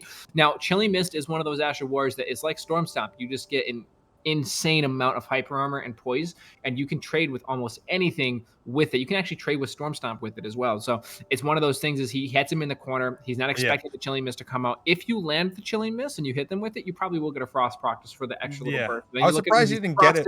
He's got the poison on him, and it's really just puts him in a really tough position. Do you take more damage when you're poisoned and then get frosted? I don't think. I guess the tick might do more. I'm not sure because I I'm believe frost curious. does affect your absorption. I don't know if poison Yeah. cares about absorption though. Poison might Yeah, not it care might about not. absorption. It might just tick you for a certain amount of damage. Yeah, That's a a very certain interesting question. percentage I or would something. be inclined to think that it probably just ticks you for a set amount. But still, I mean, you look at the pressure as he has really bad stamina. Regeneration. He Yep. has damage ticking him, and it really does put the advantage heavily in the favor of Martin there. He's got 2 types of statuses on him actively going. We'll see how Fran can actually fight this status playstyle that Martin's playing. Yes. Fran is down 0-1. Mr. Tien, he's up 1. Let's see. Can he do a 2-0? Can he send him to the losers? 3, 2, 1, live. Fran is in the left side here. Mr. Tien's on the right with the great shield. Now, I'm curious, what is the great shield? I know there's a bunch of rules with great shields. Oh my god, is that shield? Bat rolling? Bat rolling? 919 damage, and the turtle comes out, rolls it out though, and he's gonna get the poise to land it, but he misses. He misses it, and there's the jump R1, and does he go for the running follow-up? The R1. It looks like we see a lot of damage coming out in favor. There's the Serpent Hunter, goes for the poke. The Raptors in this comes out, gets away from it, and counters it out for 346 damage. The running R2 nearly hits him, really good strafe. Comes out from the side of Mr. Tien here, as we do see the jump feint coming out from the side of Fran. The jump on the Serpent Hunter is gonna catch 437, but the poke nice jump. Be there, and Fran is gonna counter it. So it looks like we did see Martin trying to come out more of a cheesier setup. Yeah, I don't know. Shot him with the one-eye shield, right? Trying to get that Yeah. set up. Unfortunately, when you're in a tournament, I don't think fat rolling is the play. And Fran walked up to him and just kind of ran over that match. I'm curious. So when you're looking at that matchup, what is that scale with? Like, that's not always a one shot, right? Not quite. No, it does a lot of damage though, and it can be hard to avoid. But it's kind of just one of those cheesier setups that you see, and that's what we saw come out there. And I mean, I love it. In the offhand, probably not the best bet because again, you are kind of forced to fat roll at that point. I would say my only issue there is that the first fight was extremely close. So to do that for the second fight is, especially for a tournament that has 200 bones on the line, exactly, is a little. I mean, have fun. I think that's the best part. That's what you want to go for. But right. Maybe you can buy yourself like a quarter of a PS5 or something if you're not on that. You can pay for the shipping, right? You can pay for the shipping. Yeah, exactly. I don't know, but I want to go back to the first fight because that fight was. I don't even know what to say to that fight. But I want to say, like, one thing we don't see that often, it's because we try to limit the amount of, I guess, arena obstacles. Sure. But you do have that little jut out part that I believe it was Franel got stuck on with all the frost happening, and he took a ton of damage getting stuck there. He couldn't get out of that little tiny corner. And that sort of made Mr. Tien sort of come back in that fight and help him come back. Yeah. And I think that's using everything to your disposal. You have that little corner part that's sort of cut in also that people try to use to get away from glintstone pebbles or things like that. Right. And I just think it's interesting that you want to be able to use that, even with something like Giant's Flames Take Thee. Right, yeah. Because you have walls and that has AoE, you could just aim at the wall if they were just stuck at the wall as far away from you. So you have a lot of things you can use with said arena. Yeah. And but we are here, we're ready for the Actually, third I think we're match. Gonna see Serpent Hunter coming out from the side of Martin, so he's gonna go away from the status build that he was running and go to Serpent Hunter. So I think that's smarting right now. All right, here we go. 3, 2, 1, live. Let's do it. Last round for this.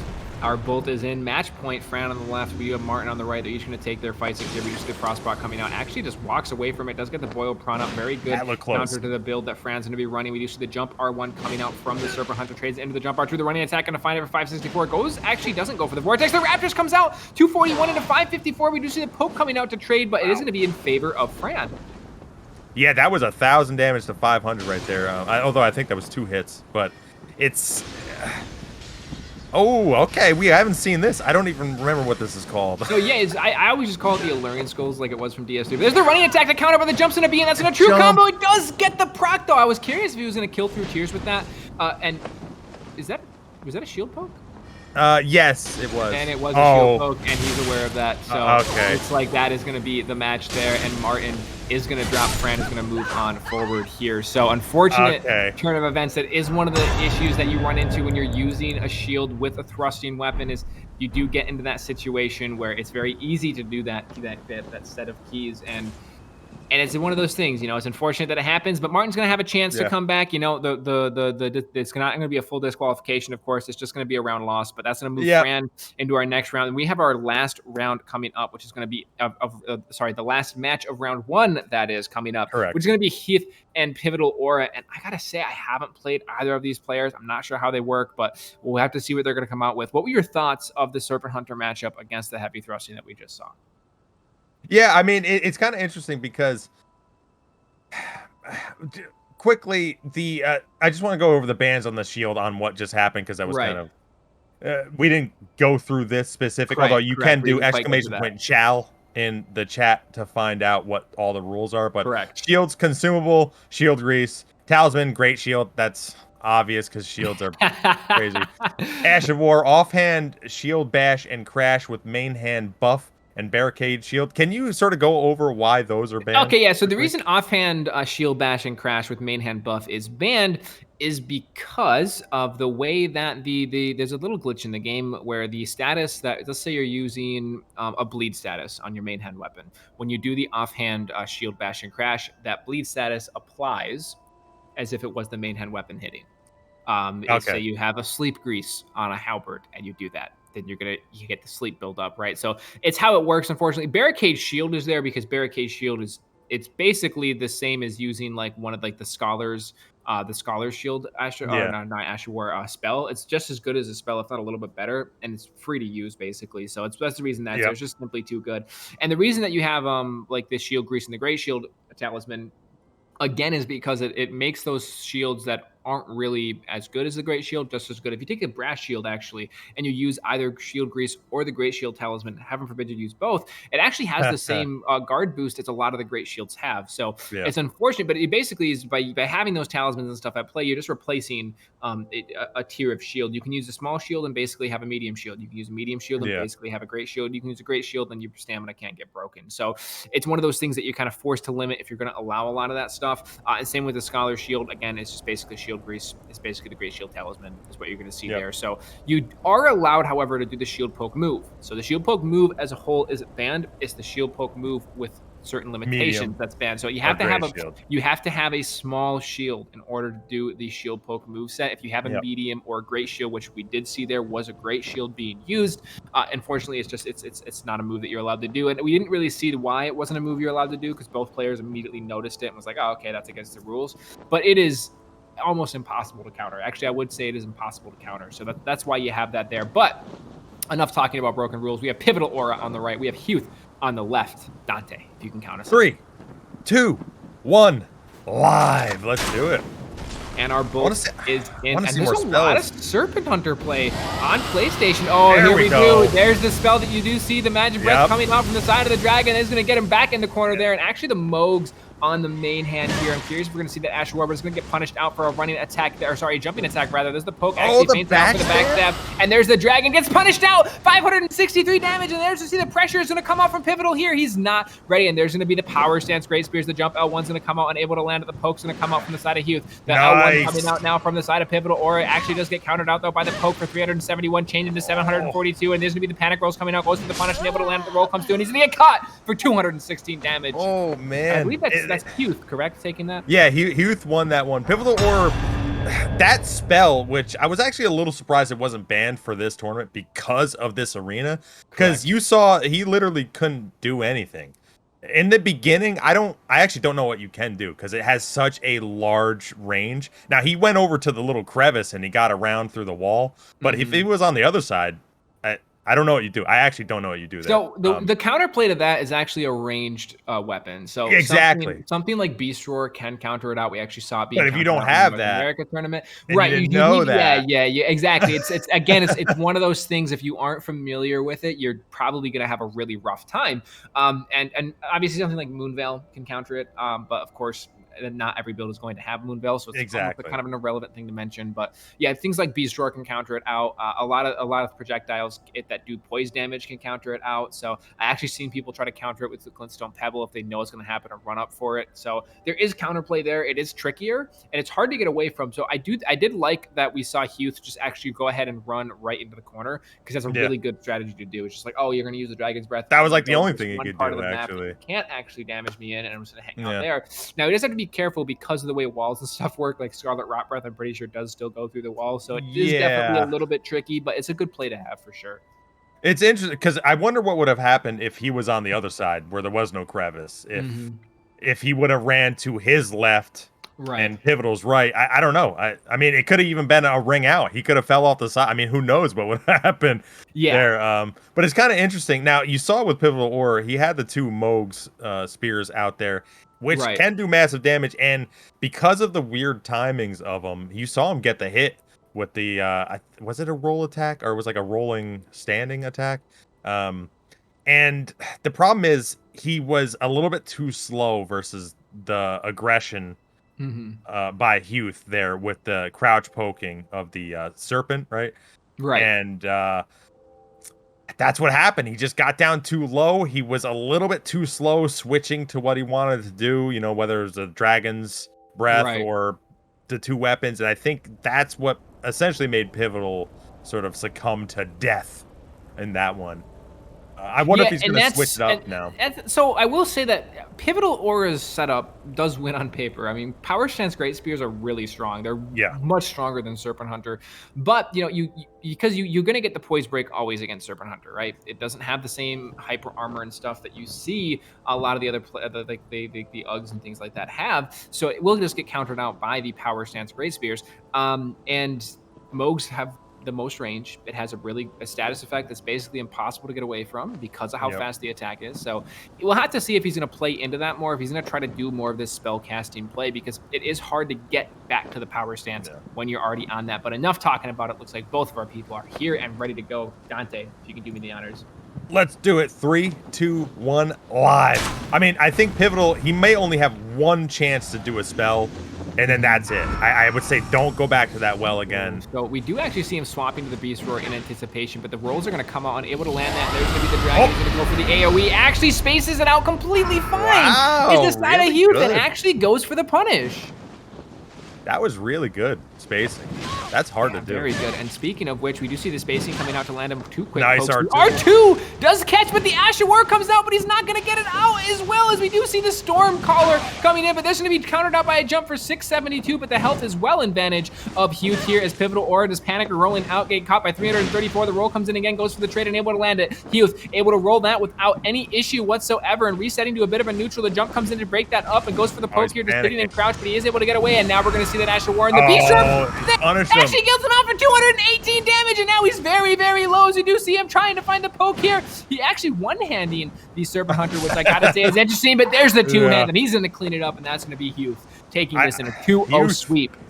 Huth, really good play there, really good spacing, and I gotta say, the IQ on Huth right there in that match to know what was gonna happen and understand that I need to have a snap decision when you either do the spell or do the Ash of War to do the Beast Roar, try to hit him for whatever I can, or try to hit him out of it. And wow, that was impressive by Huth. I gotta say, Pivotal Aura, I mean, I liked what they were trying. They were trying all these AoE things, but Huth was right on top of him the whole time.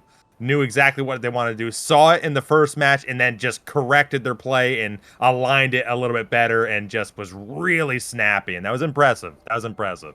Yeah, and that's one of the things I'm just going to point out really quick is that the Power Stance Great Spears are a bit of an on-the-line setup in terms of, like, it's really hard to balance them and still have them not... It's hard to have them not be banned and have them be playable against.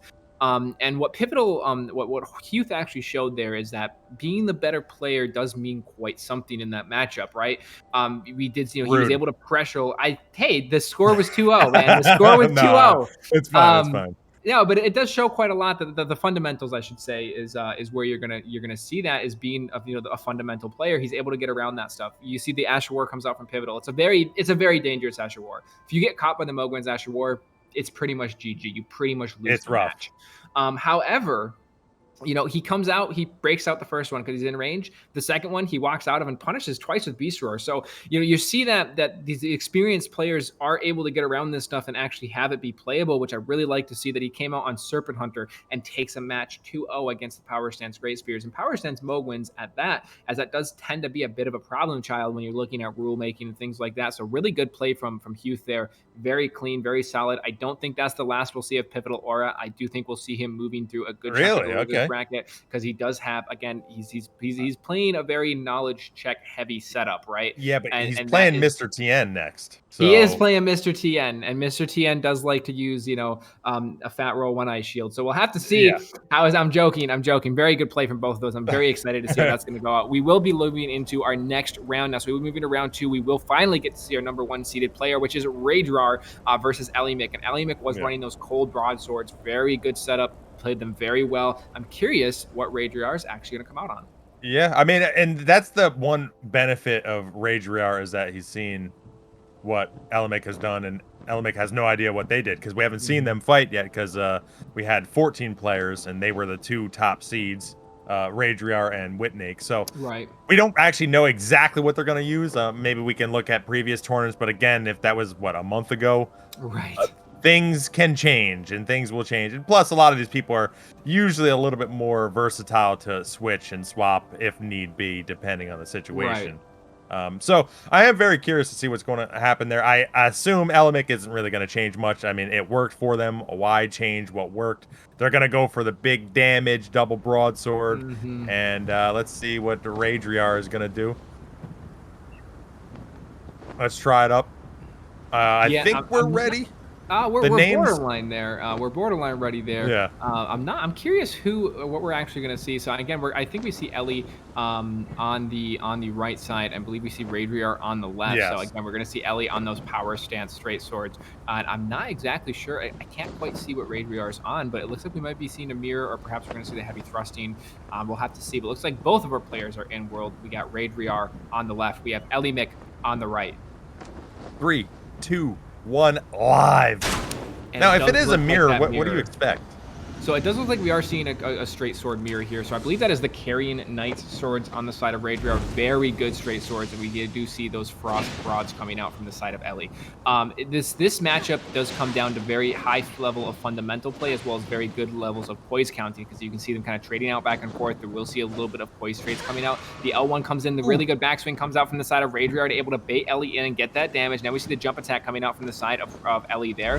Raidriar backing it up, jumping the frost. Very good play there, as we do see him just playing this neutral quite well. The jump is going to come in to punish out those. Actually gets the roll catch, changes it into 926 damage, and that's going to be Raidriar taking round 1. And when you're in this straight sword matchup, the range difference is so crucial when you're looking at, I believe that's Carrion Knight swords versus broadsword. That range difference is very noticeable. Yeah, I mean, you saw it there because he looked like he was out of range for his own weapon and didn't think he could get hit, and then he just got hit by, a regular hit. And I think that was just, I do expect a little bit better next round, only because now it's like you've recalibrated. You understand. Exactly. Yeah. I have to understand that they have maybe a little bit more range than me, and it's okay. I can't just go spam happy because they'll outrange me and then, punish. So that is kind of interesting.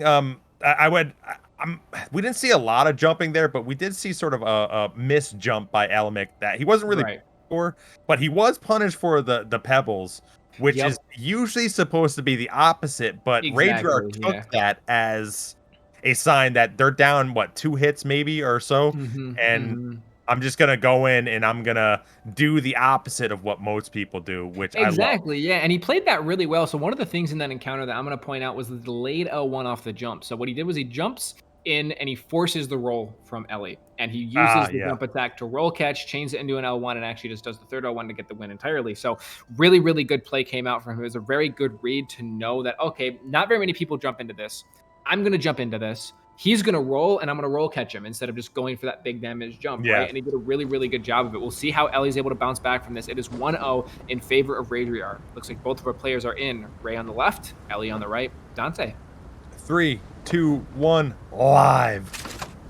I expect a little bit better for Elemic here. I think he's going to play a little bit slower, though. We'll see. We'll see what happens. Yeah, and that's probably the right call. Actually, he's going to go for a little bit of buff there. The gravity fan's coming in. There's going to be the backswing off of the L1 there, and actually, that might just be a broadsword mirror. It's hard to tell. Nope, that is going to be the Moonveil coming out as well for the swap. So I assume that is very nice that we see Moonveil coming in again. We do see the L1 coming out. The Frost Brods are going to hit for 800 damage in total. He's going to throw it out again. Actually, the Frost Brod preventing the roll, and it's going to be 510 damage comes out on the roll catch there as well. So you see him with the L1s here. So really good spacing now coming out from Ellie. And the jump attack just lands, and Ellie takes that one very, very cleanly and levels it out to a 1-1. Was that a...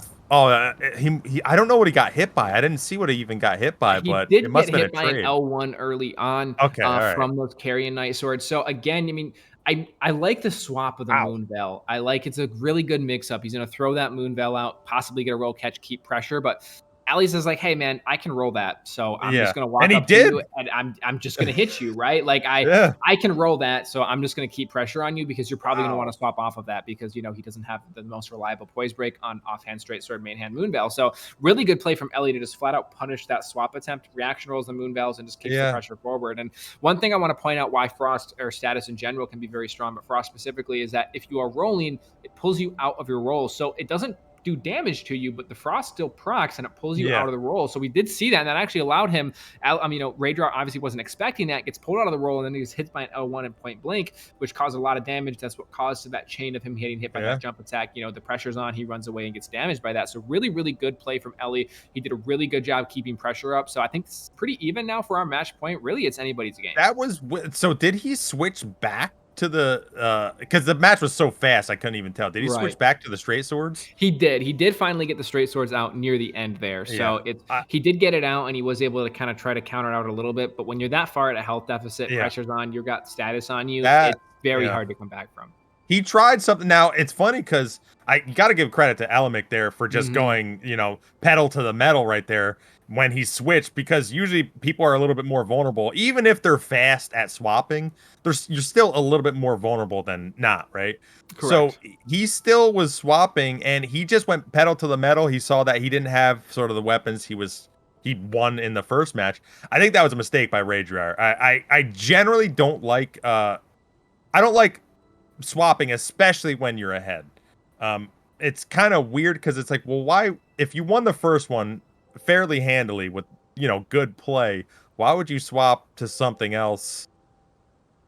To me, that's always weird. You know, I played in tons I of get that entirely. I think what it is with what we saw Ray swap there was that I don't think the Moonveil is a swap that he would have as a regular setup. He's swapping specifically for the Ash of War, but Ellie was just able to roll it out. But looks like we're going to see them coming back out. We do see the straight sword mirrors on both sides. Dante, if you can do the honors. 3, 2, 1, live. And our bolt is fired for our match point. We do see the Physic Green coming out from both sides, actually eating the magic protection there from the side of Raidriar to counter out the frost that we're going to see coming from the side of Ellie, as Ellie now is trying to circle back and forth, looking for that jump. There it is, gets the engagement, goes for the punish. It's going to be the side of Raidriar, gets the jump, however, that time for 540 in total, and actually spaces out the L1 punish, goes for a punish of his own, but Raidriar able to see that and get away. The jump's going to come out. There's going to be that roll catch, backswings in it for 998 damage off of that encounter. We do see Ellie now. He is right in his face, aggressive, ready to go, but the jump's gonna get countered out. 745 damage, and the Fan Dagger actually chips through to get that health. He was better off not doing that and just hitting him once with an L1 because he probably would have just killed him. But there's the headshot! Oh, you can hit someone when they're down, though. Well. And there's going to be the L1 670 comes in, and now we're seeing that play come out from Raidriar. He's going to clean it up, and he's going to win this one out in 2-1. So again, you know, like you said, he puts those swaps away. He just says, yeah, you know, the swap didn't work. It's a good idea, but I'm just going to come out with fundamentals, and I'm going to clean this one up. He does exactly that. So really I think that was the right move. And it was very competitive early on, and then you saw Raidriar sort of pull ahead, and then it was like, damn. And it was like, Elemic, the problem with Elemic is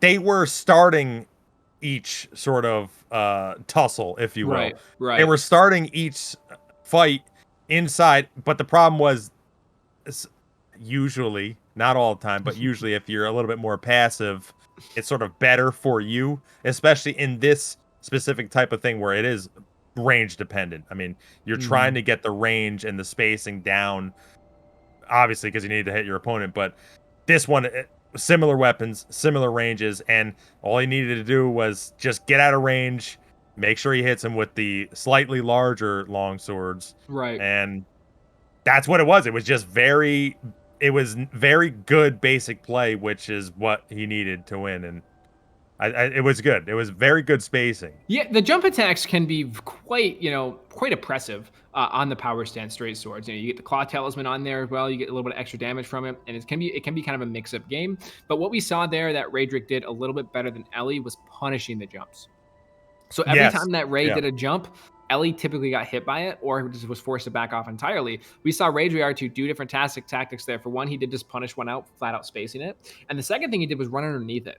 Now, that's something you can Yes. do. If you're expecting a delayed hit, you can run underneath it and hit them before they have time to hit you. And it's really, really good play that you don't see a lot in most straight sword mirrors, but it's really, really strong. I've had the pleasure of fighting usually probably one of the best straight sword mirrors on PC or straight sword players on PC. And that's something that he'll do a lot to actually punish is when you do that jump in, he'll just run right underneath you and punish it. And it's really, You really have good to be play to actually see that. confident, though. Yeah, it comes down to a very good read, very good play. But again, when you're getting to these later end matches, you're fighting these players that are well familiar with that, and they understand that that's how it works. So really good play came out from Ray there. We do have Crom and Baymore, and if I'm not mistaken, Crom used Serpent Hunter, and I want to say Baymore used a heavy thrusting. Is my memory deceiving me? Baymore, man, yeah, I'm deceiving my own self. Yeah. Man, yeah, I can't remember, to be honest. I guess we'll find out soon enough here. You can see our brackets leading up to things here. So we do see, Raidriar was able to take that 2-1 over Ellie. We do see Crom and Baymore as our next match. We'll finally get the chance to see Whitn and the Dreamer going at it, which should be interesting because that might actually just be a colossal mirror. Then we have Franel and Huth in our last match of this round. After this round is completely finished, we will take a small break before getting into the semifinals. And again, when we move into the semifinals, we'll be moving into best of fives or first to threes. Yep. So will be very interesting to see how the players do things outright. So we do see, again, Crom and Baymore. And Crom did use that Serpent Hunter and played it very well. And I believe, did Baymore use a Serpent Hunter too, actually, now that I think of it? Are we going to get the chance to see a Serpent Hunter mirror? Serpent Hunter mirror? Well, we'll see. I mean, I feel like mirrors are really fun fights to watch, just to see, actually very interesting. No, that's right. Baymore used the power stance Nagakibas. There it is. There's my memory. It's back now. Yeah. So it looks like both of our contestants are in, though. Dante, if you can do us the pleasure. All right, Crom on the left, Baymore on the right. 3, 2, 1, live. Let's do it. Our bolt is in, ready to go. Round one is underway. We do see these power stance Kibas coming up against actually a two-handed thrusting from the side of Crom. So Crom is putting the Serpent Hunter away to fight the Kibas here. Their jumps are going to be coming out for the R1 counters into the 862. The Storm Stomp comes through, does catch it for 1354. But there's the Spin Slash to counter it out for 513. And he jumps the Spin Slash for the true combo into the Storm Stomp to try to counter the aggression. The Fan Dagger is coming out now from Baymore, and Baymore is at a big health disadvantage here. And there's going to be the Glintstone Scraps. He's going to get punished out. There's going to be the true combo, and that's going to finish it off as we do see Crom taking this quite handedly for our first set here. 1-0 lead for Crom. Yeah, that was impressive. Because you see a lot of people after either a hit or after a roll or something that they always try to attack. So getting that Ash of War Storm Stomp right as he did it made him get, what was it, like 1,400 damage in that combo. And I mean, it was just very smart play. People need to understand that people are gonna attack when they're in range a lot of times. You saw sort of a mistake with Baymore there with the pebbles putting it out, and it's kind of interesting. I would like to see people be a little bit more I don't know, just casting those a little bit better. Yeah, a little more cautious perhaps. Yeah, the problem is more methodical with where they're using them. If you're low health and then you try to cast them when someone is close to you, I mean, I don't know what to say. Like, what do you expect the outcome to be? Right. It's kind of weird. Twice now that we've seen as you get into these later matches, that was just flat out punished by a jump. So we saw it with Ray and Ellie. Ray just jumps in, waits for the roll, goes for the roll catch, and there we actually just saw Crom just went in for his true combo. He's using heavy thrusting, a jump, 2 combos into the follow-up R1.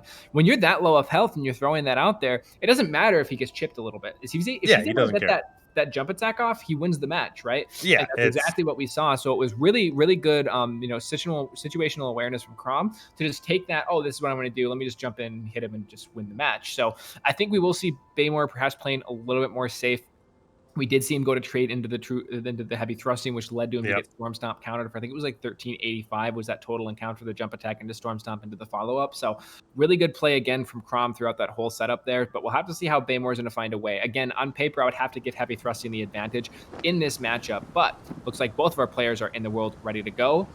Dante. Let's do it. 3, 2, 1, live. Crom is up 1-0. Baymore is down, and let's see what happens here.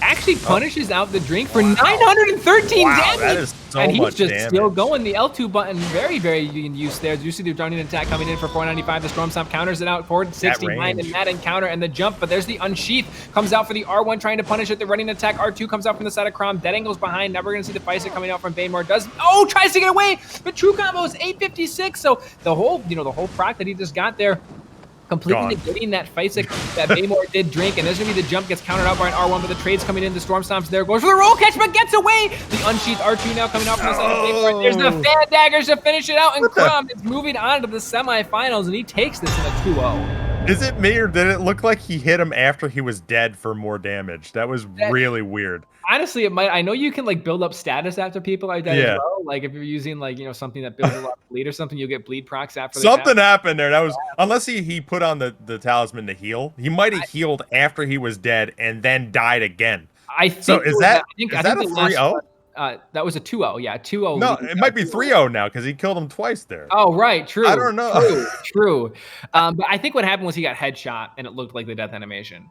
Oh, maybe, yeah. I think that may have been what happened, and it was okay. So that makes more sense. It looked like he had died, but yeah, that's what I mean. Again, you see Crom just coming in, absolute aggression, just does not care, does not respect the power stance Kiba's one bit, and played it very, very well. He did get punished for a lot of damage. I'd like to see Baymore do that. I would have liked to see him back off after he got those first 2 hits in off that. I agree with you. Yeah. Instead, he just keeps going for it, and it puts him in a position where now he's on the back foot. He can get those 2 hits. He can take his Feisik, and now he's right in match. Has a Feisik, has a health advantage and everything. Instead, he has a small encounter, goes and takes the drink, gets punished for it. And, again, we see that delayed attack coming out on the jump, which you'll see a lot of these better, I shouldn't say better, some of these higher end players doing is they'll jump in, they'll wait for the roll catch, and they'll still be in their jump frames and still get that jump attack. So really good play from Crom through and through. Baymore played well. He's played well so far this tournament. I'm sure we'll see more of them throughout the losers bracket, but our next set will be Whitn and the Dreamer. Now, Whitn is a player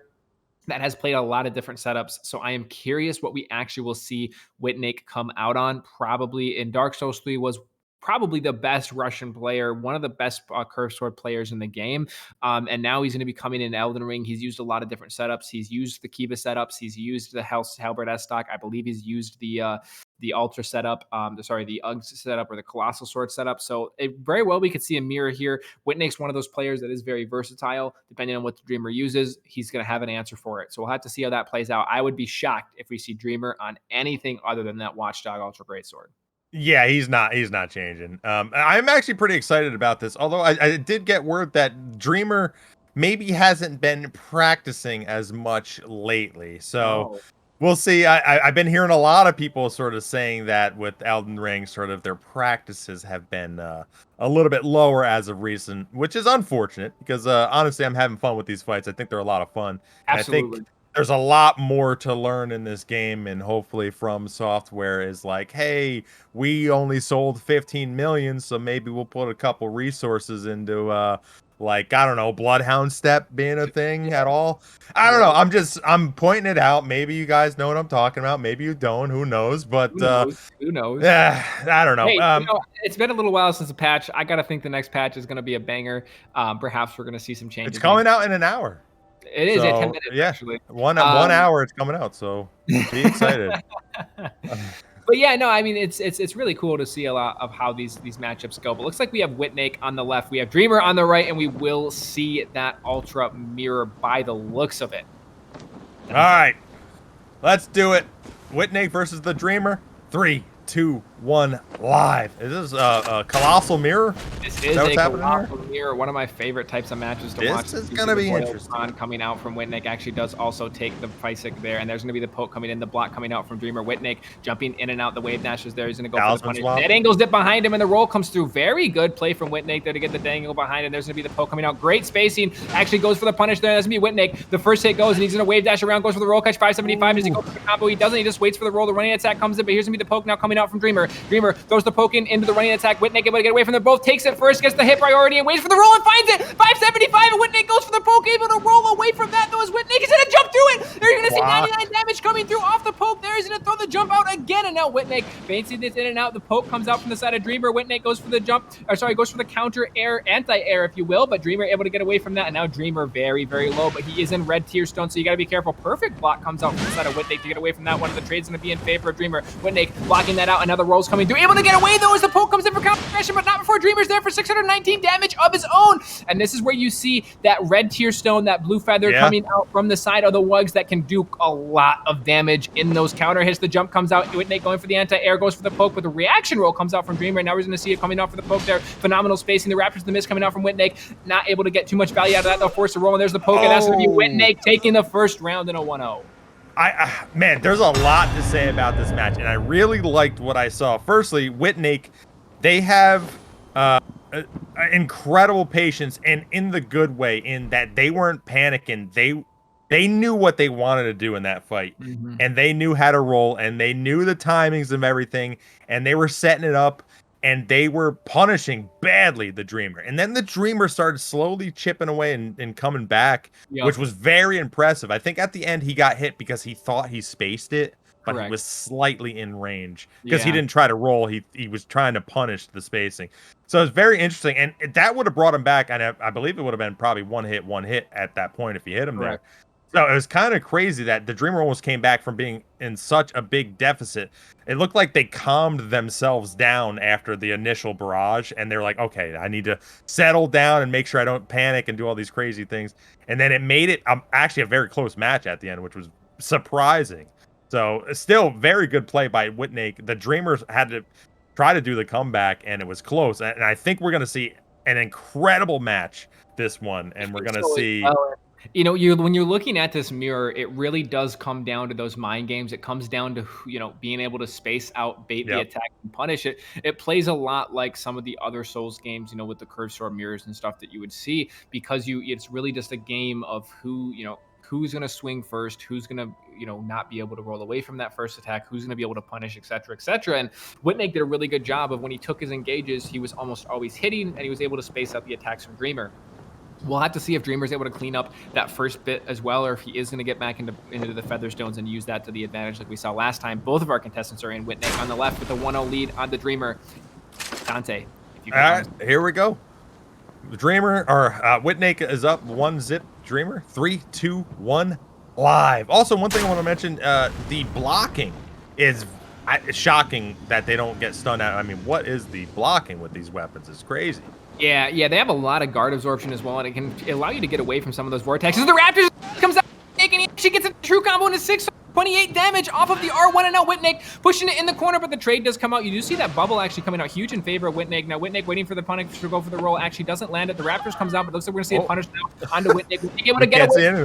Goes for a punish of his own. Raptors comes out, delays the R1, and Dreamer able to see that and get away, but now Dreamer trying to feint it out. Whitn, very good movement there to get away from that. There's the roll catch, 523, and just waiting for it again. Throws the poke out, but we do see the reaction roll coming out from Dreamer. Now Dreamer going to the punish out the Raptors, but there's the mist right there. Actually goes for the R1 instead for the mix-up, but Whitn able to roll away, and now we're going to see Whitn going for this poke now. Dreamer very low. The jump attack comes out. Those wave dashes coming in. The jump attack punished out. Nice. 392 damage, and that's going to be Whitn securing a place in the semifinals with a 2-0 victory over Dreamer. Wow. Yeah, I mean, that, again, it looked like Whitn got ahead early. Dreamer had to play catch up, and they were doing it decently well. Dreamer kind of panicked in the corner, but again, you know, it's when you're in this situation, it is tough. You could be the best player in the world, and it's going to be tough not to panic in that situation. I don't care who you are, because how fast the crouch comes out, and he's got the Raptors, which is just keeping him safe. And I didn't know that was a combo. What he hits him with the Raptors. What is that? No, that was actually just a really weird interaction. I think his foot, like, you know how you could, I think they called it, what was it, like the Goomba step or whatever people called it in DS3, where you would Oh, like gravity hit people. yeah, yeah, yeah. I'm pretty sure he gravity hit him and it true comboed into the R1, like, which is crazy. That's I don't quote weird. me on that. That's just how like it looked to me. So I'm not exactly sure what happened there, that exact interaction, but somehow he managed to get the gravity, because Raptors doesn't actually hit you. Raptors is a Yeah, escape Rash of War, right? So somehow, like, I think he gravity stepped him and then true combo that into an R1, which is just, or maybe, who knows, maybe Dimmer yeah. just didn't roll. What was That could that? have been it as well. I'm not entirely sure, but Yeah, I mean, I guess it's true. But it seemed like they weren't moving at all. Like nothing was happening. So correct. Yeah, it that was was kind of really, weird. But I'm curious on what happened there. And now I do think Whitn is really well versed with the yeah. colossal swords. Based on the way they were playing, it seems like they are probably pretty top tier with that. I could say that. And again, I mean, Whitnake's one of those players that put a lot of time into stuff like straight sword S stock and curved sword in Dark Souls 3. Now, what do those two weapons teach you? They teach you spacing, they teach you punishing, and they teach you Facing, combos and punishing. vortexes, right? Now, what does the colossal weapon do best? It's going to punish space very, very well, really good whiff punishes, and you can vortex with it from there. So it puts Whitnake into this situation, which he's probably a playstyle he's fairly familiar with. And one of the things I'll point out is you actually didn't see a lot of what they call blending from Whitnake there, and blending being those dashes, wave dashes coming in and out Yeah. to get damage. Instead, he took the damage and he just basically walked at the person and waited for them to roll catch them. And that's like, 100% curved sword play from Dark Souls 3 is what we saw Whitnake come out for, and played it very, very well and was very, very clean. But looks like Huth and Fran, we do see Huth on the Serpent Hunter, Fran on that heavy thrusting. Dante, Yes. you can count us in. I will say Huth played extremely smart last time, and let's see if this continues with the Franel. So 3, 2, 1, live. And round one underway, the bolt is in, and actually that beast roar coming out to punish out the 223. price stick on the heavy thrusting with the S-Stock. Actually, is he going to switch, or is he going to stay on this? Is that a, yeah, heavy thrusting S-Stock. Looks like we are going to see him coming out on that to kind of punish out the two-handed heavy thrusting from Franel, and I would actually give Fran to set up the advantage here. There's the running attack for 442, goes into the Raptors, though, expects him to space it out. The jump attack's going to come in, Nice. 813 to 1164, and the Storm Stomp comes up, but not before he takes 1600 damage. 323 damage in the exchange there onto Fran from Huth, but Fran had a huge health advantage here, looking to punish it out, and there's going to be the charged R2, actually gets poise broke by the S-Stock into the running R2 for 442 damage. The jump R1's going to come through, trying to find the punish, but the panic's going to come up from Huth. Huth gets away, and now two-handing the thrusting sword himself, and now just trying to get away and reset to a neutral, which it does look like we are going to see here. The Frostpot going to come in to try to punish back into the corner. The Fan Dagger's waving it in. There's the jump attack and a true combo for 1013 damage here, as this jump attack's going to come out now from Fran. Now, what's the deal with the left hand S-Talk situation? So I assume that we're seeing Huth use that to try to go for quick roll catches and stuff. S-Stock is very, very good in the offhand. However, I do personally like the moveset of the heavy thrusting when two-handed more, but it probably comes down to a player thing. And there's the Raptors! Comes through and counters it out to take the victory. And that's going to be Fran taking it 1-0. Nice job, Fran, there. And you saw it a couple times before, but it's that jumping tech. Yeah. Jumping into the whatever spam attack or the second attack, right, and it works, and that's all he needed. He needed one opportunity to get that damage, to get the kill, to get the win. And it's so powerful too. I mean, if you're getting the counter hit, if you're getting the talisman hit, if you're getting the piercing hit, whatever, thrusting hit, it's crazy how much damage that. I mean, you saw it was like 860 or something on one hit. That's crazy. Yeah, so, and that, again, so what you do still get counter damage when you're jumping, right? That does still a thrust attack. Pretty much everything that heavy thrusting sword, as the name would suggest, isn't to get thrust damage, and that's such a huge hit. If you're able to use, I mean, if you're using Claw Talisman and Spear Talisman, those jumps are going to hit so hard. I mean, you are sacrificing a lot to use both of those. I don't know if Franel is using that or not, but if he is, I mean, that's where you're going to see a lot of that big damage going to come out, and he's going to true combo into 1300, and he chained it into a running R2. Granted, Huth was there with the Storm Stomp to counter that aggression, but not before he took 1600 damage. That's the problem. That's a lot of damage. You're looking at, maybe you're starting, if you have the Crimson Talisman on, maybe you're starting at about 30 or 2100 health. You're going to get about 400 to 600 health back from the tier pop. So you're looking at a max of about 2,600 health. After that exchange, you're looking at you only have 1,000 left, and they still have that full pool of health to go, right? So really clean play came out from Fran to actually just take that total encounter in the first few seconds, and that's going to put Heath at such a disadvantage moving forward that it's going to force him to play a lot more careful and cautiously, and it gives a huge advantage for Fran.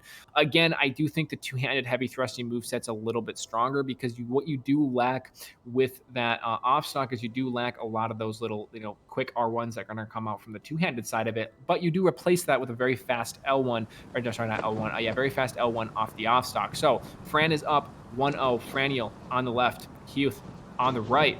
Dante, match point 3. Yeah, I mean, it could be match point 3, 2, 1, live. I think Huth is going to completely change what he did. I agree. I'm shocked if they stay the same.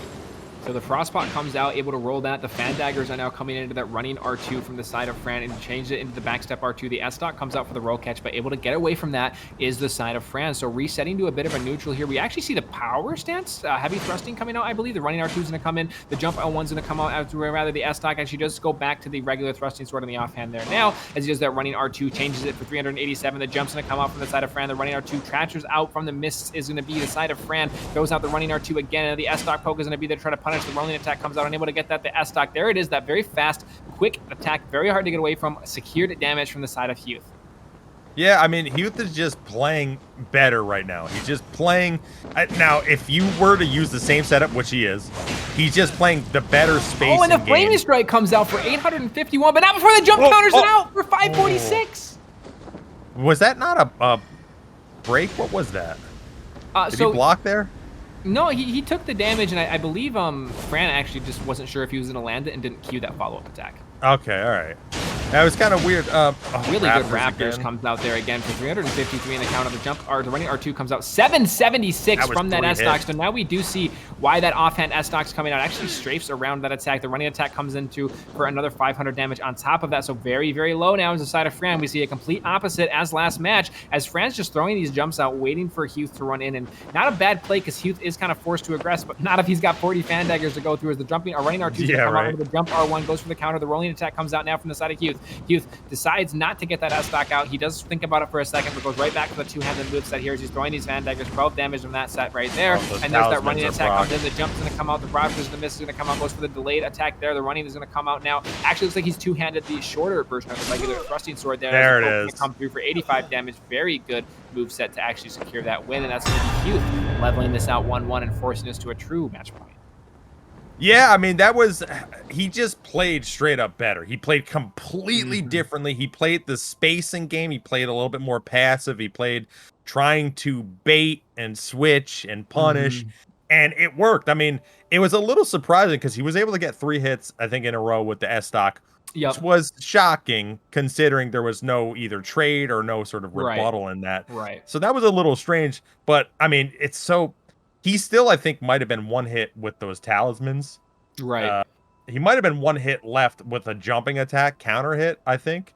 Franel could have just stole that right at the end, which would have been absolutely crazy. And that's where that heavy thrusting sword can be so powerful and so strong, is that you can be at a huge deficit in health and you can just flip it around really quickly with one of those jump true combos. So it's a really strong weapon for that. One of the things I'm going to point out that we did see from Huth near the end there was he opted to two-hand the regular thrusting sword, and you get a very fast move set with that. We actually saw the poke came out from the roll, that rolling Fran's attack and getting the poke on that heavy thrusting to finish that out. So it's really, really interesting move set that he has coming out. Perhaps that's why he's running that one hand setup, right? He's running that one hand heavy thrusting, the offhand S-Stock. Perhaps that's why we're seeing it comes out. It gives him a lot of opportunity to switch things up. He can two-hand the main weapon and get that really strong running attack. There's true combos with the jumps. He can two-hand the offhand weapon, and if he doesn't want to, he gets a really good running attack with a reaction roll catch on the offhand. So it definitely is a pretty good trade-off either way.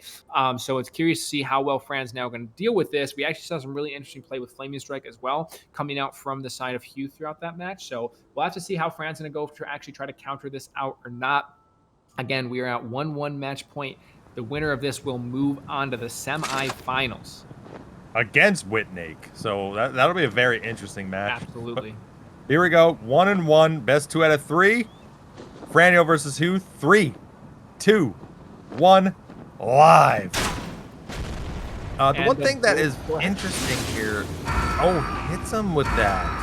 And that's an instant frost. That is an instant frost if you don't have a talisman prepared, ready to go ahead of time, which very few players will. As you see that running attack coming out, we do see the damage trade come off, but I'd have to give the advantage to Heath here because Fran here, as he does have that frost build up. But actually, a little bit more damage comes out from the side of Fran now. Goes in for the Raptors in the miss, goes in for that running R1. He actually trades out the running R2. That's going to be in favor of Huth. Spaces it out and goes for the S-block, but the trade's going to be there. 1274 in total. And now He's got to be careful. We're going to see that aggression coming out from Fran here. The running R2 chained into another running R2. Both players resetting to neutrals. The jump attack comes out, goes for the true combo. He's going to hit.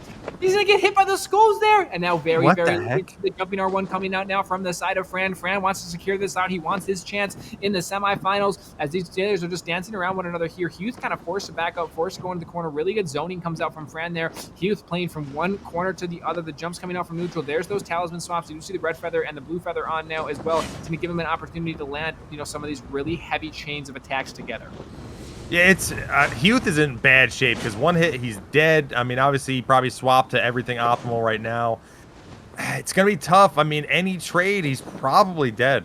And so this is really tough, and he's got to play. The first comes out, nearly catches him as well, but Huth able to get away from that. Very clean rolls come out from there. The running R2 is going to come out. He's going to get countered out there by the S-Stock. 666 damage, two-handing that thrusting sword for the running attack. Raptors, the miss comes out, and the poke comes out for 261. 197 is the poke there. You're going to see those talismans coming in very, very clutch. And now we're very, very low. The fan dagger's now coming out when the jump attack comes in, goes for the follow-up. Actually, he's going to trade. It's going to be a trade, and we're going to reset the round. Round 4? Fight 4? Nobody told them it was a best of 3. They're going for a best of 4, okay, Dante? Wow, I like it. I like it. Man, I gotta say, Huth came back. Huth was in trouble for probably half that match. And they came back, and they tied it up. Wow, impressive. Yeah. I mean, damn. Really, really clean play came out from Huth there. Again, you just talk about pure fundamental play, and that's what we saw. He rolled all the attacks. He found the punishes, and again, that two-handed thrusting sword that he has in the offhand, two hands it up and gets that extremely fast poke off the roll. Very fast. I think it's frame 9, I want to say, is the startup frames on that. So very, very fast attack. That's dagger speed in Dark Souls 3 for those non-familiar. Very fast attack, very hard to react, and very good at punishing. So he rolls into the attack, gets the poke, rolls in, gets the poke, rolls in, gets the poke. And when you're in those blue feathers and you're getting counter thrust, the red feather and you're getting counter thrust, that's a lot of damage. And we saw 600 damage from one of the counter hits off the offhand S-Stock. That's nothing to play around with. He's going to help us melt through that health and reset that match as much as possible. So played really, really well from Huth there. We'll have to see if Fran's able to come back this time. Fran, again, in the early engage, did have the advantage with the Frost proc. He created about the same damage, but he gets the Frost proc on there, forcing Huth to play a little bit differently into that matchup. So really curious to see how we're going to move forward with these players. What I would like to see by Fran here is, so you are vulnerable when you're swapping one-handed, two-handed, things like that. I would like to see Fran try to put Huth in an uncomfortable position where they are it's unoptimized versus fighting him with the damage with just the S-Stock versus his two-handed great thrusting sword. So I would like him to be a little bit more aggressive when he is separately handling the weapons. But we'll see. I mean, because he's got to put the pressure so that Huth cannot run around, swap stuff as easy, but here we go. We will see how it actually plays out. Both of our contestants in, Fran on the left, Q on the right. Dante, if you can do the honors. Let's do it. Round 4. 3, 2, 1. Live. And our bolt is in. Our contestants underway. We do actually see Huth actually takes a little bit of a second to go ahead and drink that there. As you do see the running attack coming in from Fran after the proc, and just get traded out. The Raptors, the miss comes in, tries to find the poke, unable to land it. The off-stock comes out, going for the poke on the roll catch. The running R2 comes out very well spaced out from the side of Huth. The Raptors, the miss comes out, but not before a little bit of damage comes through for Huth here. So Huth now at a little bit of a health advantage. We'll see how he plans to use that. Punishes out the jump attack for 387 damage. Now right in his face, the Raptors, the miss comes out to get away from the S-Stock as the running R2 coming out now from the side of Huth.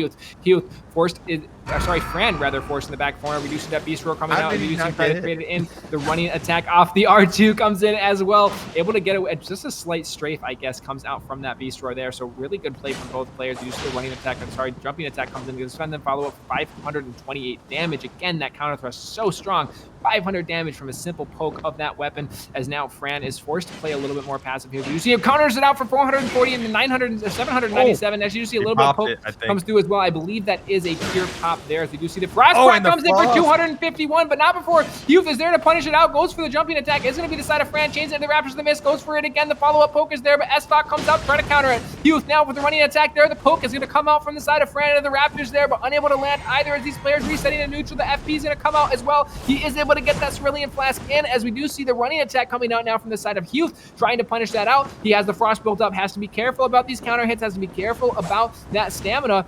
S-Stock poke is going to come out there as well. The jump attack coming out now from the side of Fran. Actually feints it out. Goes for the R1. Goes for the follow-up. Unable to land either the Flaming Strike from the side of Huth. Chains it into the running R2. But the reaction is there for Fran. Fran now trying to flip the pressure back forward. You see the Frost proc coming out. And that's going to land 253 damage. The running attack comes through again. Traded out from the side of Fran. The S-Stock comes out to counter the Raptors. But not before he gets hit for 900 damage, 700 damage there. As you see the poke coming out again. Again, that Frost is so crucial on him right now. He cannot get away from it. As we do see the Royal Remains coming out. The Flaming Strike is going to catch for 215 damage, and Franel's gonna move into the semifinals. That was impressive. I gotta give credit to Franel. I gotta give him credit there. They aimed down with the frost urn, or the frost pot. They aimed down with that. They hit him in the ground to get the frost proc for 200 plus damage. Then they used something they didn't use any of the other fights. They used Flame Strike. I didn't notice them use that at all. It was Huth who used the Flame Strike, I believe, before. Correct. Yeah. So that's the best way to try to get hits, is a surprise. Something they haven't seen, something they're not expecting. And he did it right at the end when it was fairly close. Right. And that made him get the victory, secure it, and move on to the semifinals. That was impressive play, I gotta say. That was impressive. Yeah, I mean, it was very clean. You see the exchanges coming back, back and forth from each player. They're very, very clean. And again, you mentioned the use of that Ash of War, something he hadn't used at all. I don't think he used an Ash of War this whole tournament. He was basically just playing the. Oh, sorry, not that Ash of War specifically. He's been playing the Raptors quite heavily. Yeah. And he gets that swap over, gets back to the two-hand. I didn't see it. You didn't see it. Obviously, Huth didn't see it, and just throws out that Flaming Strike from neutral. That was a great catch to actually land it. And I mean, just really, really good roll catch Ash of War there as well. It's very hard to aggress into that, especially if you don't know what's going to be there. So those hard swaps coming through very clutch for Fran, and that will secure Fran a place in the semifinals, folks. We are going to take a very small 5-minute break. Let our You Losers bracket catch up just a little bit as we take a look. We're going to have Raidriar and Crom. We're going to have Whitn and Franel, and those winners will go up in the winner final. So we will be moving to best of fives. That's going to be the first to 3. So best 3 out of 5, as we do see these players moving forward in these rounds. Yeah, I gotta say, and again, it was impressive play, but one thing that was kind of weird, maybe you can tell me a little bit more about this, is he was using Raptors, and he would not get hit, but then I don't think he got a single hit from using that Ash of War. So, I mean, is there a way to do that where you're guaranteed a hit through using the Ash of War, or are there weapons? Yeah, the way that's going to play out is it kind of forces your opponent to play into you. So, basically, the Raptors in the Mist is very good at getting away from a lot of attacks and a lot of damage because you can do it faster than rolling. The problem in the trade-off is that it leaves you there. So, if you're able to reaction Raptors, it's very strong to get away from a lot of that damage, and it forces your opponent to play around you, which is probably why we saw it there. We didn't see him getting a lot of damage out for it, but we also saw him get away from a lot of damage with it. Yeah, that's definitely true. And he frosted him, and then he got the extra damage from the frost, defense lowering, and he ended up pulling away. And we're gonna see some exciting fights. Absolutely. Best 3 out of 5. Best 3 out of 5 for our semifinals. Folks, we're going to take a short 5-minute break. In the meantime, do not be afraid to hit that exclamation point ERPVP if you want to compete in one of these tournaments. That's how you do it. You join the server, you go through the leaderboard, you get your rank, you get invited to a tournament, and you get the chance to win some money. In addition, for anybody that would like to donate to these, exclamation point donate, we would always appreciate the help. And folks, we will see you. Ladies and gentlemen, welcome back into the Duelist Event Network. I am LBU. Sitting next to me is the wonderful, amazing Dante. WTF. That's right, mother cluckers. We are back. We are back, ladies and gentlemen. I'm excited. We have the semifinals, best 3 out of 5, and the finals left. Also, a bunch of losers bracket rounds, which are now being streamed. So if you want to see those being streamed to coincide with this, completely awesome by Josiah610. You could do exclamation point losers in the chat, and you will find that, and it's really awesome. Everybody thank Josiah for doing that. I think that's really cool. So we can see the losers bracket now. They were fortunate enough to stream that for us. Of course, you don't get LBU's beautiful face and my tremendous voice, but you know, it's still cool to see these fights because yeah, definitely want to watch. This is awesome that we are able to get those streamed. Just to take a quick peek at the losers bracket, it looks like Dreamer and Nibb are actually the ones who have made it all the way into the losers round 3. We still have Huth and Oscar. We still have Ellie, Mick, and Martin to fight in that set. So definitely, if you want to keep an eye on that, definitely go check it out. But we're going to be looking at Raidriar and Crom, and we're going to see that heavy thrusting, that Serpent Hunter play from Crom. We're going to see that power stance straight sword play from the side of Ray, and looks like both of them are in the world. It looks like Crom is going to come out on the heavy thrusting. It looks like Ray is going to stick on his power stance straight swords. And again, best 3 out of 5, Dante. Yes. I'm excited because, again, once you get later on, things get a little bit more intense because I would say, you know, they say the cream rises to the top, right? And that's what's happening here, I think, and I'm pretty excited. So let's do it. Best 3 out of 5, semifinals, starting right now. 3, 2, 1, live. And our bolt is in. Our match is underway. We are going to see a fight stick from both players. And actually, looks like Crom's going to come out on the Zweihander. So very interesting to try to counter out these straight swords. He's going to find the first poke there and gets the roll catch for 449. And now he's going to be going for it again. The anti-air, though, is not going to land. As you see 718 damage coming in from that jump attack off the carry and Knight Swords. As we do see the circle back and forth now. The neutral play coming out. We do see that poke coming out. There's the anti-air. Lands for 474 and the damage. The poke comes in for 474 again. 948 is what it chains into. And there's going to be the poke. He's going to actually miss it entirely. He's going to get the jump for 748 damage. The jump's going to come through. And Ray is going to fall. And again, you see those glintstone scraps being used and really just being taken advantage of. So that's going to be Crom taking it first, 1-0 with the Zweihander. At least he was far away when he did that. You know what I mean? So, like, you could see where maybe it could have worked. Right. It's kind of like there is no thing in this game where the more dexterity you have, the faster you use those. Right? That's not a thing. I don't think virtual dex actually has anything to do with the glintstone scraps. It'd be hilarious if it did. Yeah, because it does. I could be wrong. It almost seemed like that was a little slower than some of the others we've previously seen. I don't know why. Maybe because he just caught up and just slashed his body in half. I don't know. Right, yeah. Maybe. But yeah, I mean, you saw extreme damage and quick damage by Crom there with the Colossal Sword. He also buffed it up. And one thing I've found strange, and obviously it's going to be a little bit different versus the players versus what we see, but it did look, I thought there was going to be a trade through when he jumped in the air with the slashes because it looked like the weapon was through his body. But again, it's a little bit different what we see versus what they actually are experiencing. Right. But man, that damage on with the straight swords. I mean, he basically only hit Crom twice, maybe. Right. Yeah. And so he was like in the match. One of the things you're looking at is that carry and Knight Swords are actually very close to just as good as Coded's. And the reason for that is you're able to utilize that Claw Talisman and really go after those jumps. And, you know, you see that there is those big jumps, those big damage. I mean, on Coded's, you're going to hit, you know, maybe 600, 680 damage. With Carrion, you can get into 800 damage with those jump attacks. And again, the Zweihander has good anti-air, but you have to time it correctly to land that. And we only saw it actually happen once. And I would like to see Raidriar play this a little bit slower and really play, force the Zweihander to come into and play to him. But we'll have to see how it levels out. Right now, Crom is at a 1-0 lead. Raidriar still has 2 chances to get some wins and pull this back. Dante.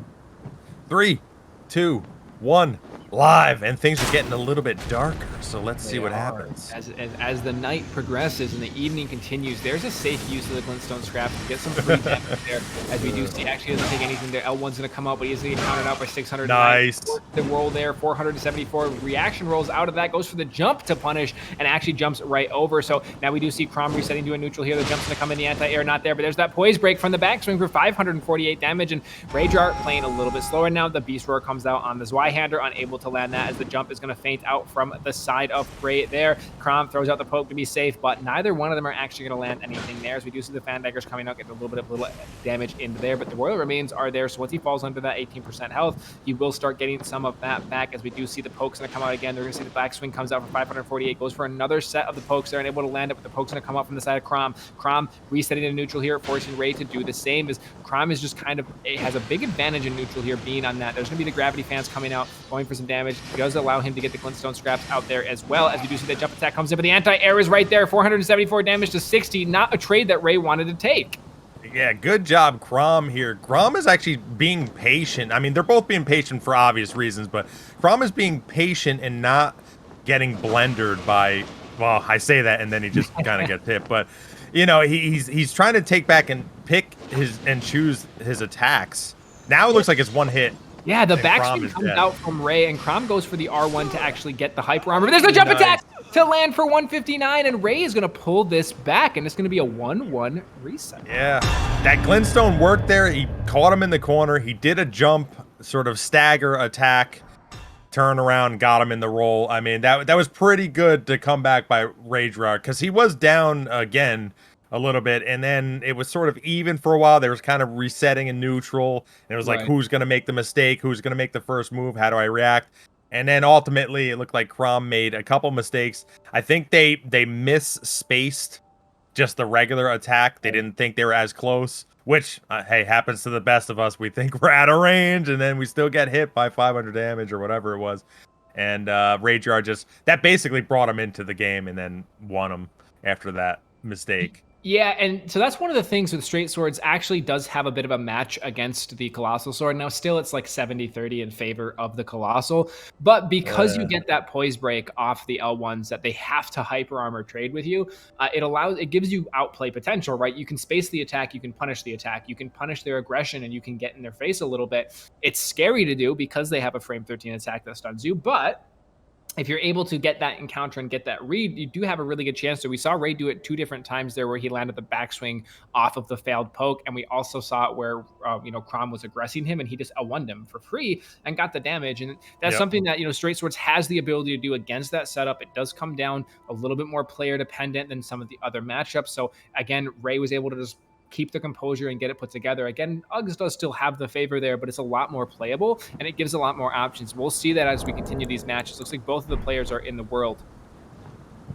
Yeah, let's do it. I mean, it's 1-1. We'll see who's going to pull ahead here. It's still fairly close, but I feel like somebody could figure out the other player, and then we'll see what happens. So 3, 2, 1, live.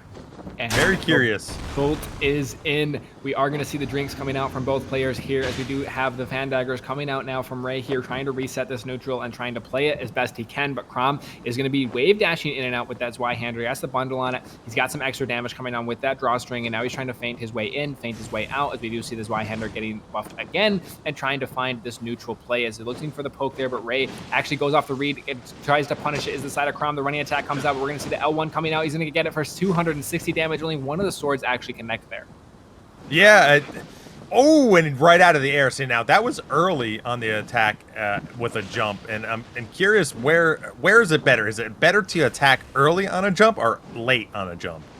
If you're able to attack earlier and read the jump, you are going to get better anti-air, because they're still going to have that hitbox lower.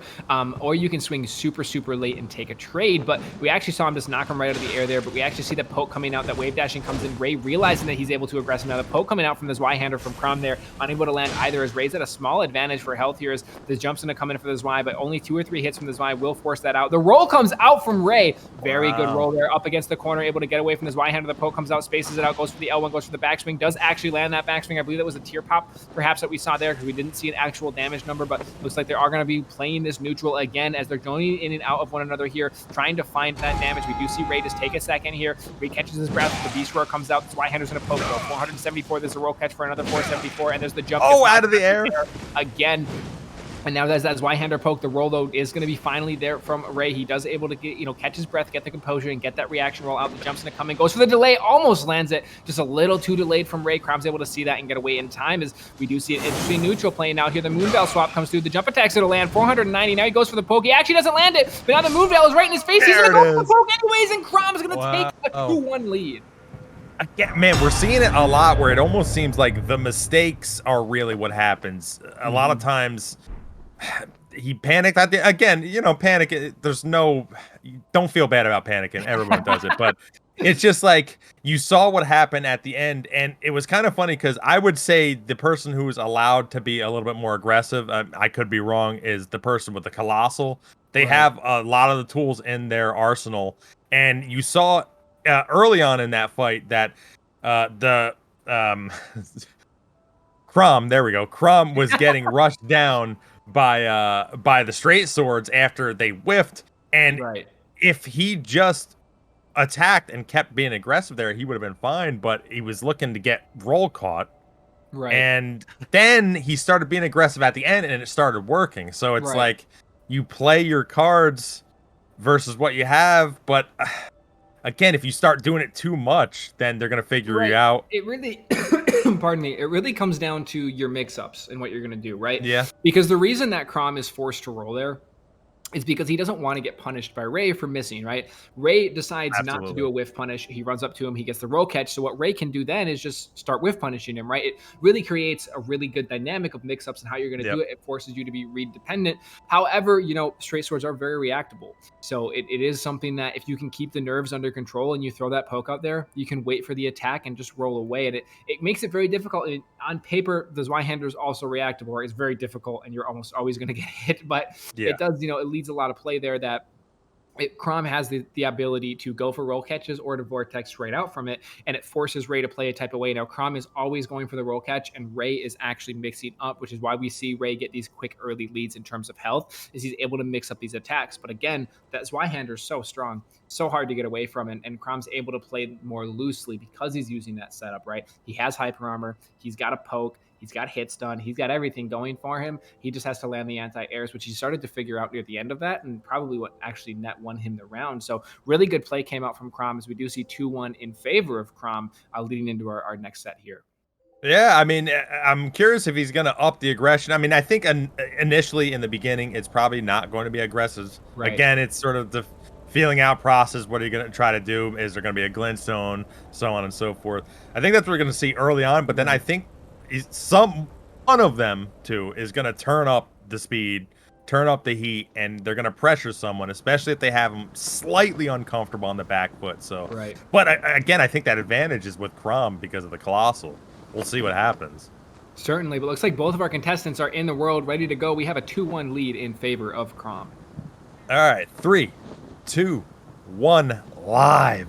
Here we go. Round 4. Round 4, our bolt is in. We do see them, just each of them getting the buff there respectively, actually swapping to the Noble main hand to get that Ash of War. That is going to be the Phalanx Ash of War into the Glintstone scraps as well, trying to get as much of this out. But actually it goes into the wall. Very unfortunate for the side of Ray here. Ray now just trying to play this neutral ground. Crom dashing in and out, looking for his chance to get some damage in, and just kind of feinting this out as cleanly as possible as he is looking for that quick little bit of damage as the poke's going to come out. He's going to land at 474, goes for it again at 923, and now he's waiting for that roll to reaction. That was going to come out from the side. The jump attack lands for 359 damage as well, so able to get through that first initial burst of damage and able to get away and punish a little bit is the side of Ray. And now Ray forced to play on the back foot as Crom not giving him any chance to aggress him here, as he is right in the neutral area, holding down his ground very well, not just running into him and taking those bits of damage. He's fading it out, goes for the poke. You see the punish is going to come out. There's the roll catch for 520 from the side of Ray. Very good delay. Decide to wait for that roll catch and not cue an attack. As we do see the poke coming in. The roll comes out from Ray though. Ray goes for the jump, and the poke's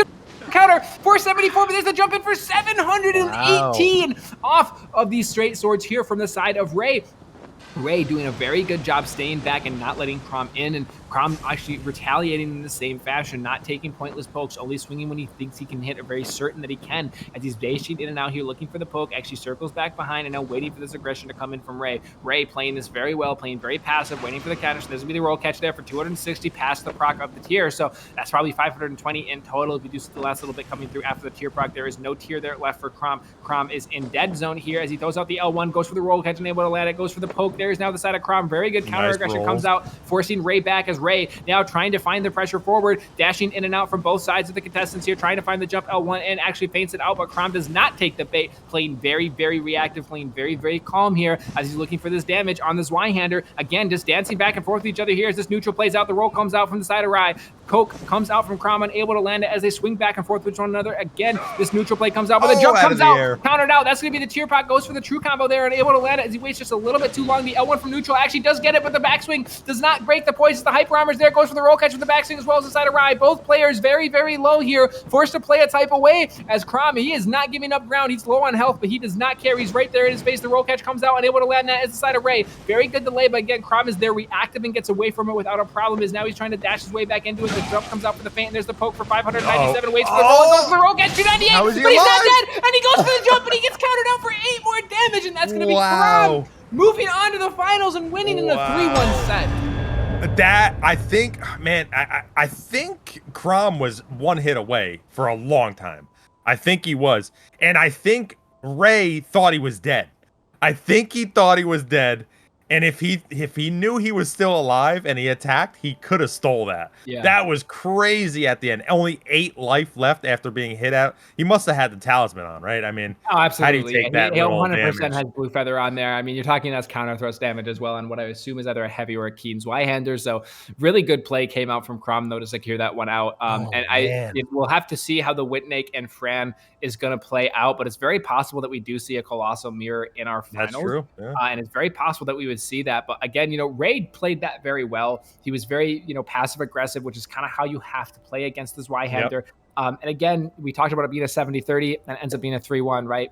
Pretty much right on par with that. It's a very hard setup to play into, but Ray played it very, very well. Ray is a very fundamentally clean player that we've seen play so far. I would be surprised if we do not see them very late in the losers bracket, if not, making their way back up to the finals. So our next set will be between Whitn and Franel. And, Fran on that heavy thrusting, Whitn on the Colossal. Heavy thrusting is an answer to Colossal if you're able to play the Storm Stomp and the Flaming Strike correctly, and the Raptors. All 3 of those do have an answer of sorts towards Colossal. It requires the Colossal to play around it and play a type of way. We'll have to see if Whitn has the knowledge and the time into it to be able to deal with that stuff, or is he going to play something different? Only time will tell. Yeah, I'm a little worried only because you see it a lot. It seems like a lot of times the first match people, I don't want to say they go for the gimmick, but people tend to go for something as easy as sort of a Storm Stomp into a Colossal or something, and it almost tends to not work out. They sort of rely on one thing to get out of it rather than sort of clean play.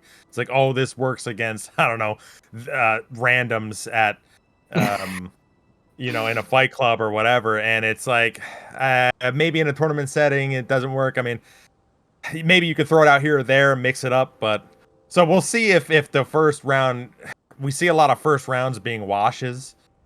So we'll see what that happens, and then see if you could recalibrate after. But because Whitn, as we saw, is incredibly good. I mean, top tier with the Colossal. So So maybe seeing that match versus Crom, if he does end up making it past Franel, that would be pretty amazing.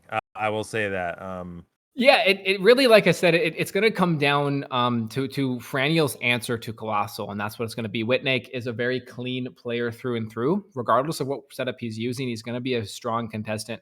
Pardon me, he's going to be very clean in his play. So the fact that he's on that Colossal Sword as well is going to put Fran in a situation where the game's really up to him to try to find a way around that. And again, his heavy thrusting setup is a type of answer. Raptors of the Mist is an answer to Colossal Sword. If they go for Vortexes, they'll get punished.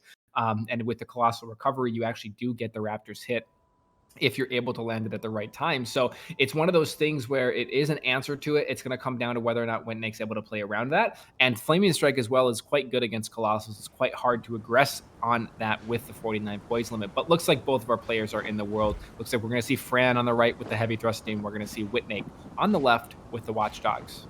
Dante, if you could do the pleasure. I'm very excited about this three out of 5. I mean, usually when we get to the end, we start to see really high level play, like super high level play. I mean, the fact that any match lasts more than a minute, it blows my mind. But here we go. Let's do it. Best 3 out of 5. Whitnake versus Franel. 3, 2, 1, live.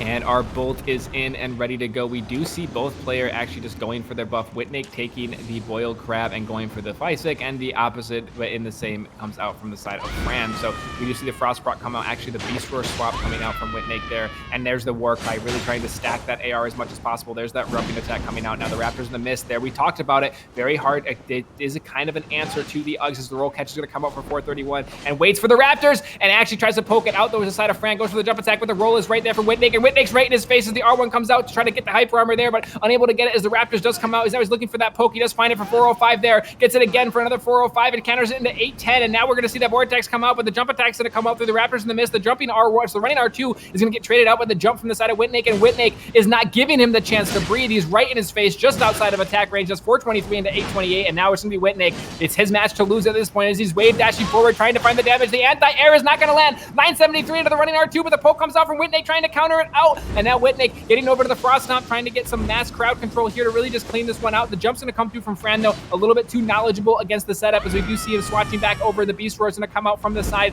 of Whitnake as the Frost Stomp comes there. He's just looking for a way to chip down the opponent, as he is going to be on that heavy thrusting, actually swapping off the Colossal to get this last little bit of damage. Actually, that's just a regular thrusting, I believe. This is a two-handed S-Stock now coming out. The running attack comes out from the side of Fran, and there's going to be the running attack off the S-Stock there. The jumping attack is going to come through, goes for the poke there, unable to land it, but does get the follow-up for 476, and there's going to be the poke coming out from the side of Whitnake. The roll's there, but he's going to get the anti-air, and that's going to be Whitnake taking the first set in a 1-0 lead. That jump looked good too, and that would have did massive damage. It would have been close. I don't know if he had the tears popped at the end there.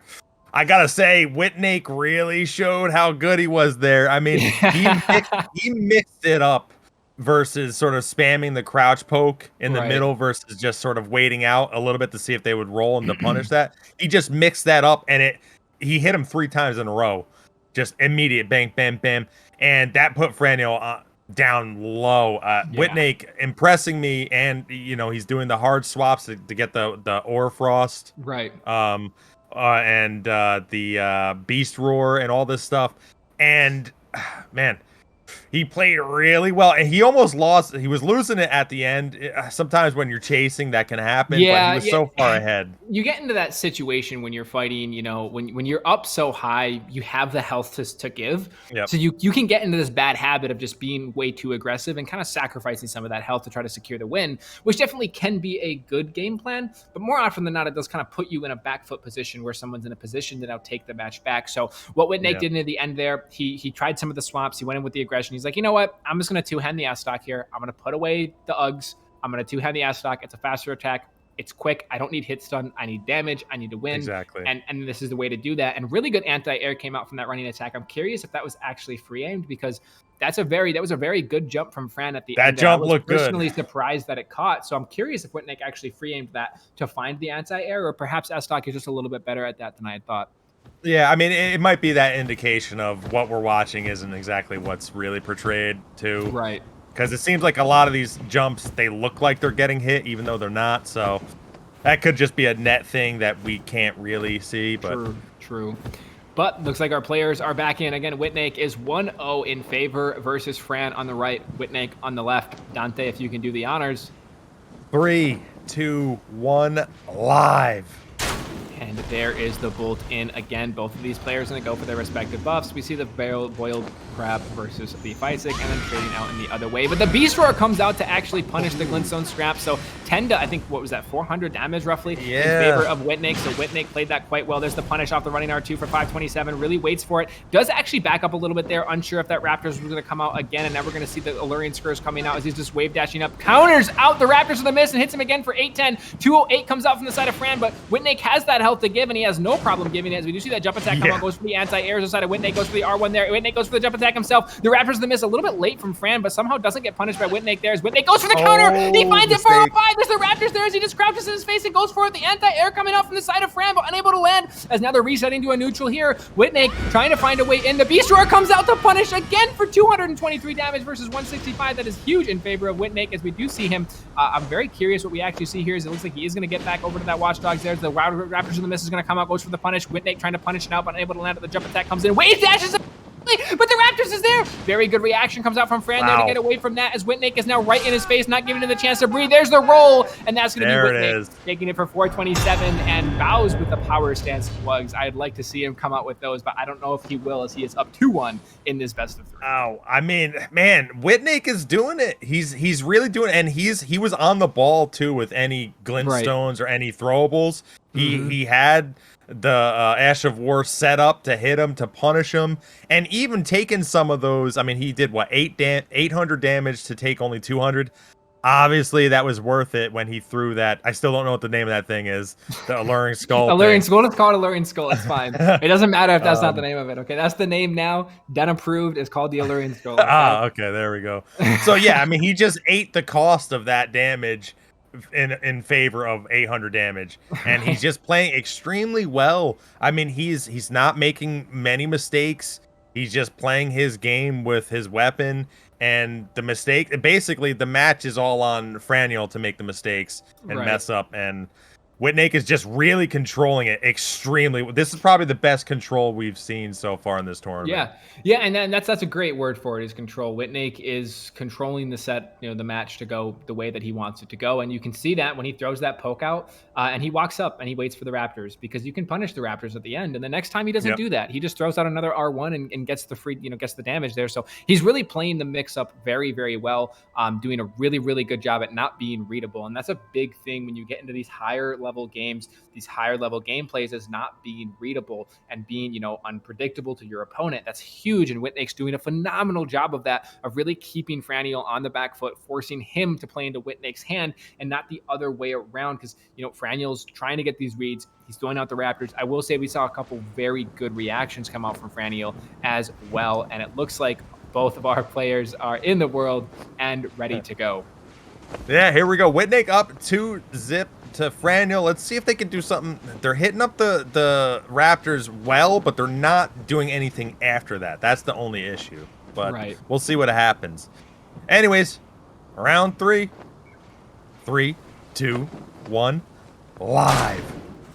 And our bolt is in, as our players, again, they're going for their gentleman agreement buffs here. They're each going to get the boiled prawn. They're each going to get the bicycle, and there's going to be the frost pot. Whitn goes to two-hand, probably a misinput there, and actually ends up doing the R1 as the Alluring Skull's coming out there again, chains it into another one, is going to be the side of Fran. Fran now trying to take a more aggressive approach, not letting Whitn just walk into him and force it, but there's the wave dashes coming through. The Raptors, the miss comes through, tries to find the punish off the heavy R2, unable to land that. Whitn now in his face, but the air's going to come out for 600 into 957 into the running attack as well. So Fran kind of wisened up here. He said, you know what? No, I'm not going to let Whitn just walk over me. I'm going to play my match as well. And he's doing just that. And he's forcing Whitn back here. And Whitn can't just freely aggressive. The jumping R1 going to come out as well. And now the rolls coming out, going for that Raptors as well. He's able to get that one off. The jumping R2 comes in on top of that, into the running R2 as well, into the jumping R1 going for the combo. But he's going to get roll caught for 495. Goes for the jump R2 again off that Raptors in the miss, into the running R2. Whitn with a very clean roll to get away from that. And now Whitn trying to take control of the center of the map and pull him back into his reign here, as he's going to go up for the anti-air. He's going to land for 405. He actually goes for the backstab, unable to land it though, but the Raptors in the miss comes out from Fran. The trade's going to come in 620 to 414. The anti-air is there again from Whitn, and now Whitn trying to force it. The Raptors in the miss nearly catches,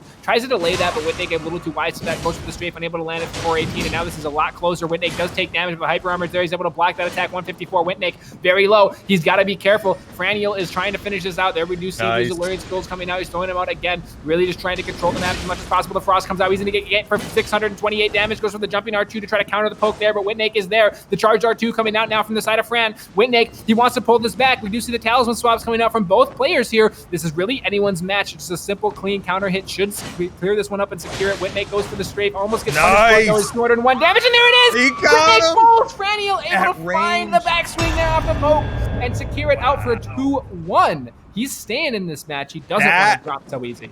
Wow, Franel. All right, so we saw obviously a ton of stuff here.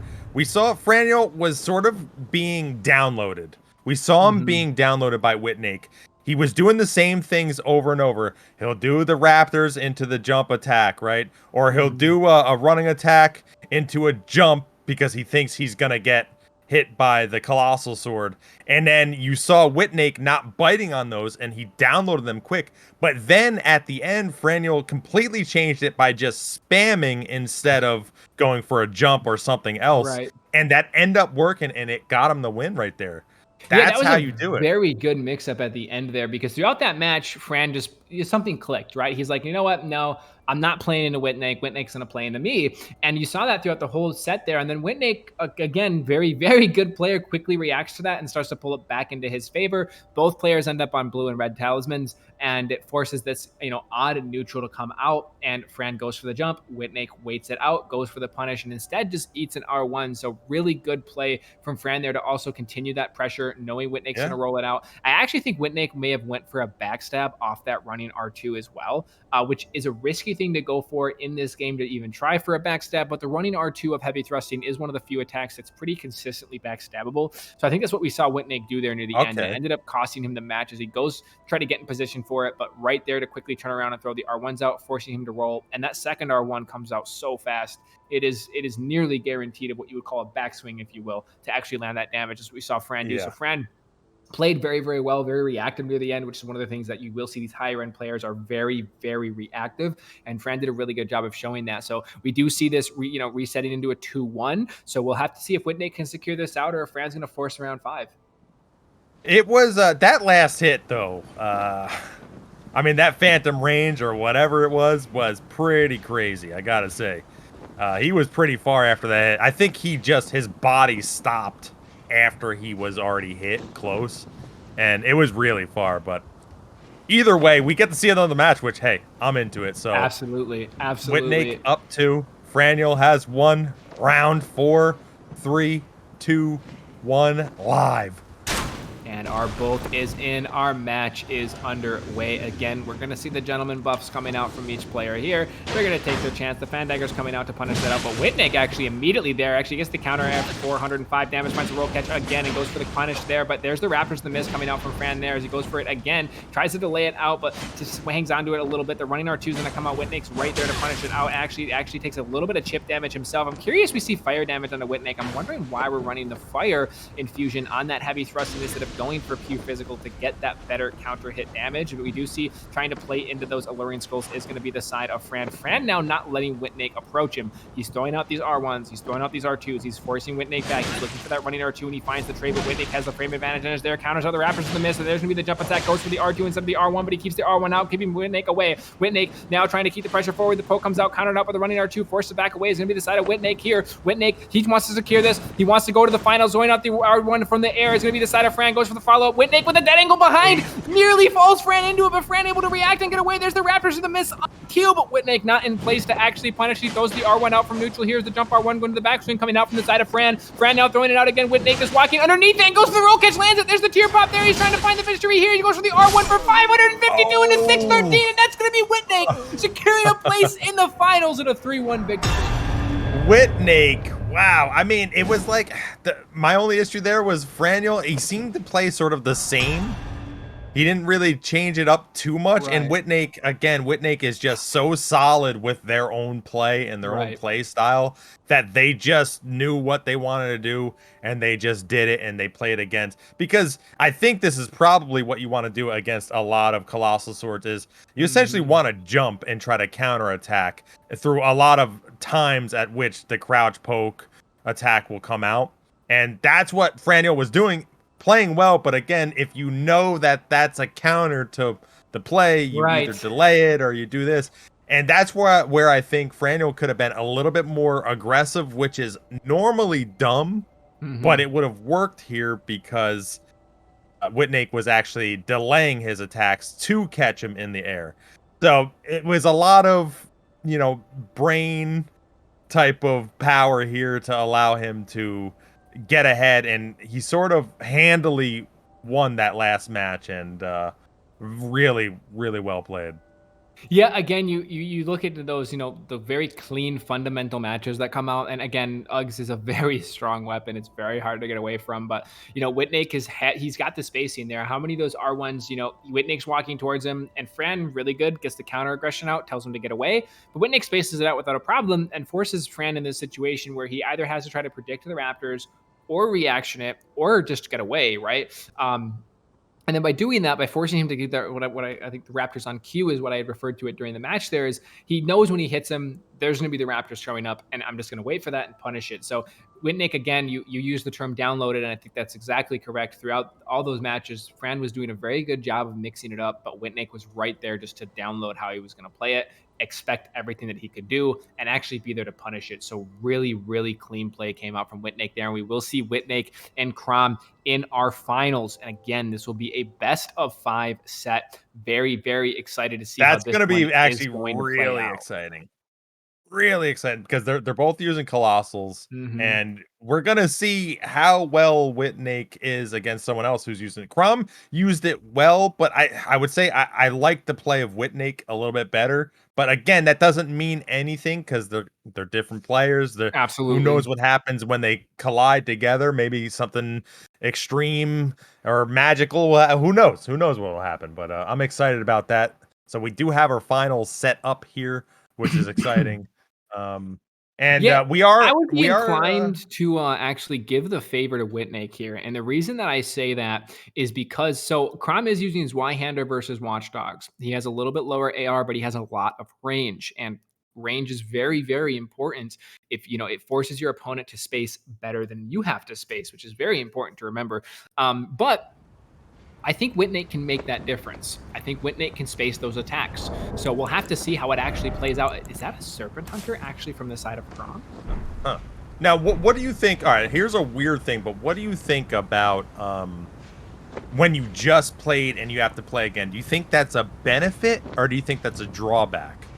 It depends on how the player is. If the player has that adrenaline going and they're ready to go, then they probably want to just continue it forward and get it done. It's like 4 a.m. for Whitnake, I'm pretty sure. So I'm sure he wants to play and keep going, but looks like they're both in. This is our finals round 1. Dante, if you can do the honors. Yes, 3 out of 5 finals. Remember, this isn't the super finals because we still have the losers to come up in here. But anyways, Crom versus Whitnake. Let's do it. 3, 2, 1, live.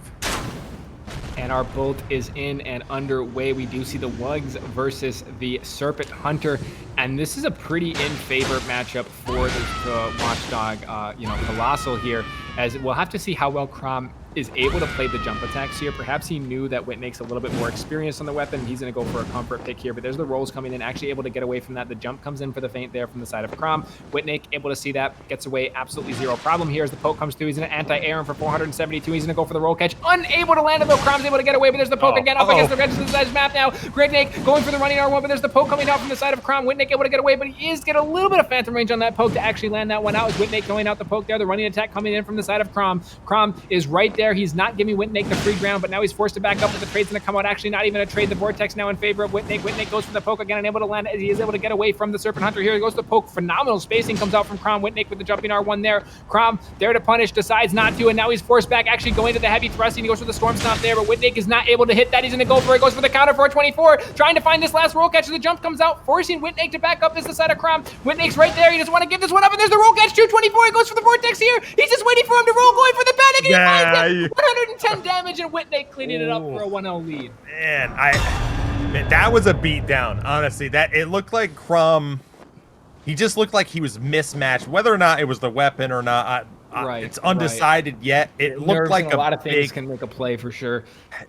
A mismatch there. He definitely panicked at the end, but it was essentially over at that point anyway. He was so far behind. It would have been pretty tough to come back anyway. I think he's going to completely switch up his weapons and his whole setup. I would be shocked if he tries to stay with the Serpent.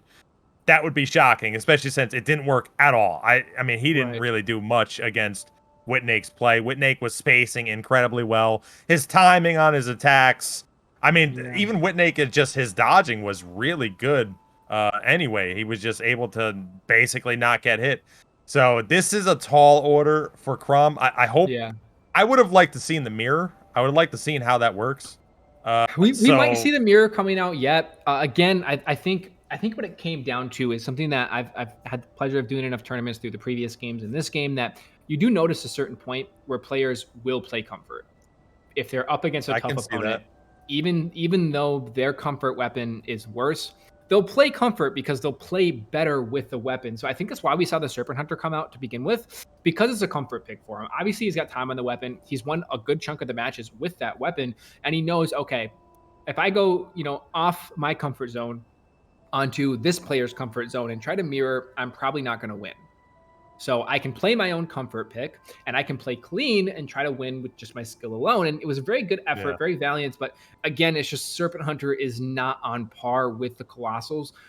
But we'll have to see if he is going to come up. Serpent Hunter does play very similar to the Colossal Sword. So we very possibly will see his Y-Hander coming out. We may just see him stick on the heavy thrusting. Heavy thrusting Storm Stomp is a type of an answer for a Colossal. But again, Uggs should win that matchup, but it is a type of answer. So we'll have to see what he's actually going to come out here on. But again, if we don't see a big change up or just a little bit cleaner play, if he is going to be at that setup disadvantage, we'll have to see what's going to actually boil out there. But again, I would say Whitn has a pretty good shot here of continuing this forward if we don't see some type of mirror coming out. Yeah. Crom's got to really switch things up, but we are here. We are ready. Whitn is up 1-0 pretty decisively. Hopefully, we can see something a little bit more competitive with Crom. We'll see what he's switching up to. Hopefully, not a whip, but we'll see what happens. That could be the play. Right. 3, 2, 1, live. And round 2 is What's he switching underway. to? I think it's a heavy thrusting. I do think we are going to see the full heavy thrusting play coming out. But again, Whitn he just won a whole set against that, and there's going to be the first poke, and waits for the roll and goes for the second. Actually unable to land the roll catch, though, as the R1 comes out. Doesn't go for the follow-up. Whitn was anticipating that, so a little bit late on the punish, as it looks like we are trying to circle for that already. But the strafe comes out from Whitn for a total of 1147 in these counter hits as he goes for the Vortex again. The Storm Stomp comes out. That is going to be in favor of Crom, trying to chain it into the running attack, into the follow-up there. But now Whitn going for the poke there, trying to find the roll catch. The air coming out from the side of Crom. Whitn rolling that at the last possible minute, and he counters it. Anti-air for 499, goes for the poke, the follow-up, and not quite. And Crom, he's really on the back foot here. He's gonna have to find some big damage to switch this around as the jump attack comes out from Whitn, gets the free aim on the dead angle, but not quite able to reach. Crom does see that and roll it out. We do see the Royal Remains coming out, the base swap coming out now from the side of Whitn, trying to finish this one out as clean as possible. A poke coming out from neutral, but the Raidriar R2 is gonna be there to counter it. Those are the R1 into the Storm Stomp. The Beast Roar comes out from Whitn. Whitn now trying to bait it in and goes for the roll catch and able to land it as the jump is gonna come out, forcing Whitn to roll back as the jump comes out again. But Whitn's there to counter it out. 209 and the roll catch for 12, and Whitn cleans it up for a 2-1 lead. That feather happened again, and it tricked me. I thought he was dead when he got hit in the air. Man, again, super clean, well played. Like, Whitn is basically making no mistakes. Yeah. He's making no. We're gonna start calling him No Mistake Whitn. That's what we're gonna call him. It's like, it's crazy. Like, it's insane that he's able, because like all of these jumps, he's not biting on these jumps. He's not biting on these running attacks or rolling it. Like, he's not biting on all of these normal plays that are happening, like how you would combat certain attacks. He's not biting on them, and I think you alluded to it earlier. He missed the one attack early because he didn't think they were gonna immediately roll. Right. He thought they were gonna wait. Exactly. He was like playing so well, it was actually bad for a second. It's crazy how well he's playing. Yeah, I think that what it boils down to is what Whitn, the difference that we're seeing is he's playing so reactive. Is that he's not walking in and taking damage. He's waiting for the player to mess up and just simply reacting to it. Oh, he rolled. I'm just going to roll catch him. He threw an R1 out. I'm just going to punish it. He jumped. I'm just going to wait for him to attack and see what he does, right? And he's doing it very, very good, and all the while staying just out of range of their attacks, right? We talked about spacing early on today and how important spacing is, even with things like passive poise, even with all the things that this game introduces. Spacing is so crucially important, and Whitn is showing that so well in just how well he's just spacing out the attacks and punishing. We saw it in the Colossal Mirror he did earlier. We saw it against everything he's gone against. He's fought mostly against heavy thrusting, so I'm curious as to why Crom is running the heavy thrusting. Obviously, Whitn is familiar with it. Obviously, he's comfortable against it. Again, we'll have to see what Crom's going to come up with. I do think Crom is on the back foot here. He's tried 2 different setups. They haven't worked, and he's hardly hit Whitn in these encounters. So we'll have to see what he's going to pull out to try to clean this one up and just go for, try to pick some matches up here. It might be some crazy I don't know, maybe some crazy swap text with different Ash of War, just something to make Whitnake guess and not Mhm. immediately know the answer and just Right, do it. right, He needs to do something like that because right now he's not outplaying him as far as the spacing game or the sort of the reaction play game. So if that's not working, you got to start moving down the line. What can I right, do against that? If right, right now I'm already behind because they have the colossal sword and I'm using something maybe not as good.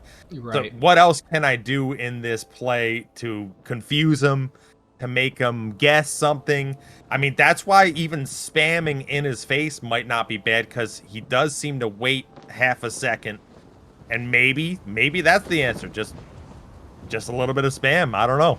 We'll see what happens. Perhaps, perhaps. But yeah, Whitnake is up 2-0 in this set. It is match point for Whitnake in favor, and there it is. Finally, Crom is going to come out with his Y-hander.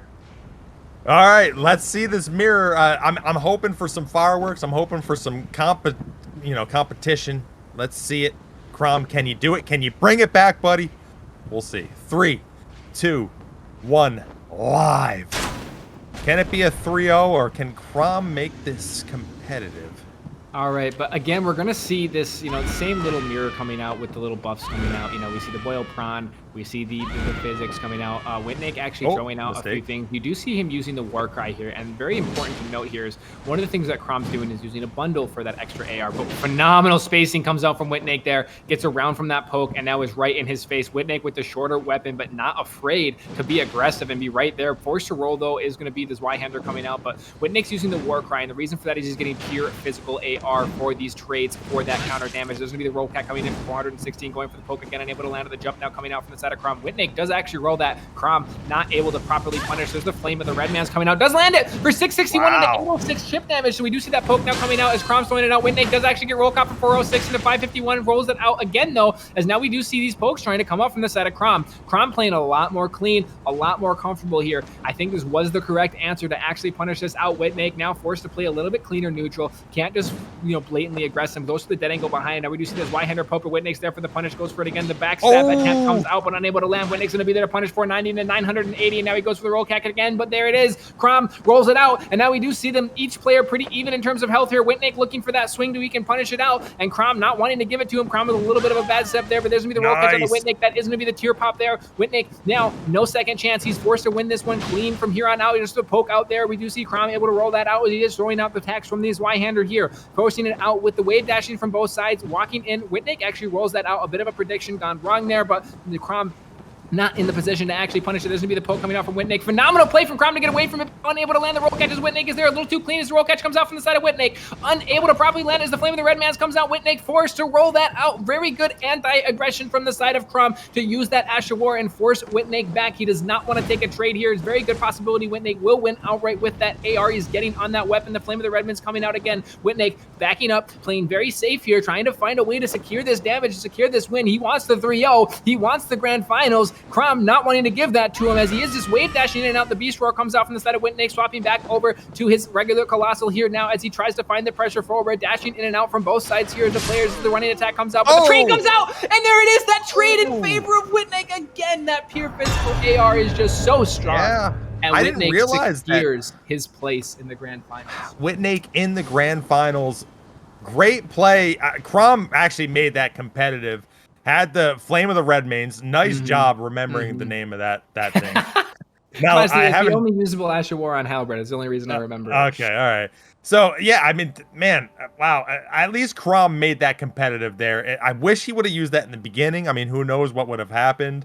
Maybe he could have figured it out. You saw at the end there, even though he did the R2 into just the regular crouch poke, he still lost. His health was too low.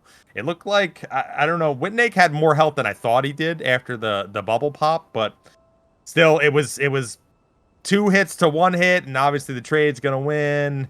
And Whitnake got it. We couldn't see a 4th set there, but Whitnake is in the grand finals. Correct, and that is pretty exciting.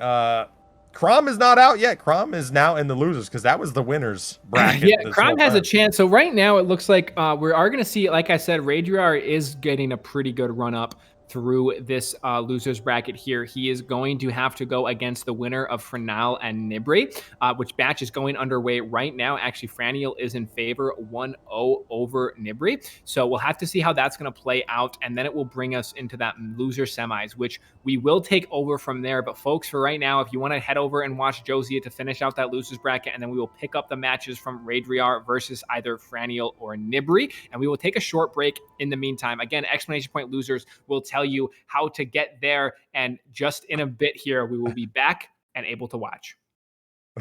Whitn versus who?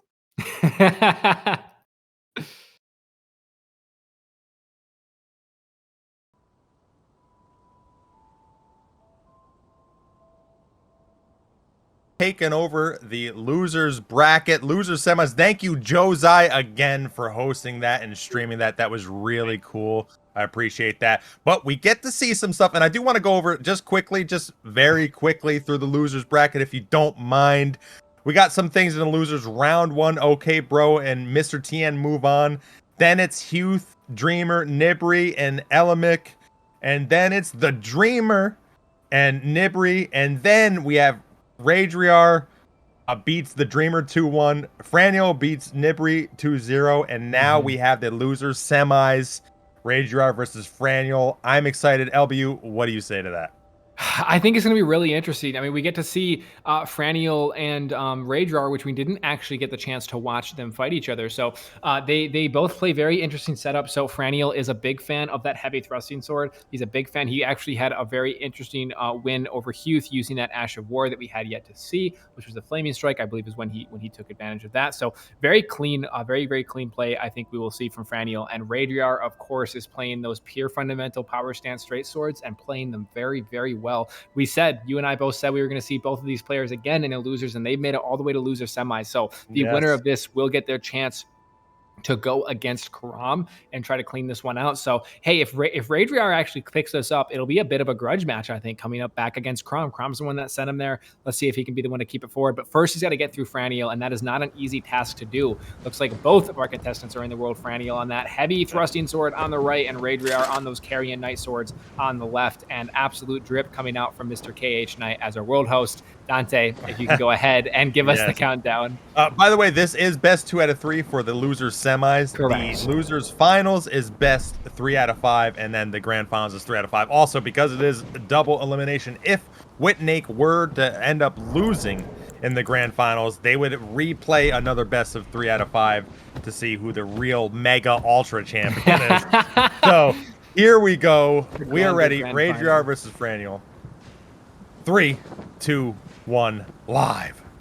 And round 1 of our loser semis are underway. We do see the Feisik coming out from both players here, and actually going for a bit of a body buff is going to be the side of Franny. He's going to take that magic liber to try to negate as much of this damage. But the running attack for 407 into the Storm Stomp, 89 to another 405 into 812 is the running attack. So he's right there in his face. He doesn't want to give Raidriar the chance, so Raidar's going to go for it. But the anti-air comes out for 821. Does he get the backswing? He doesn't, but Raidriar right in his face trying to keep the pressure forward, but Fran is there. He got the frost pot out. We'll see. Fran, very big fan of these pots. You do see he's wearing that pot helmet. He's trying to get as much damage out of those as possible. As you do see the fan daggers, or sorry, the gravity fan coming up, but the trade is not in favor as the jump attack comes through, goes for the passive points for 561 against that L1. Does try to get the jump in, but the jump trade's going to come out, and that's going to be Fran taking this quite handedly in a 1-0 lead.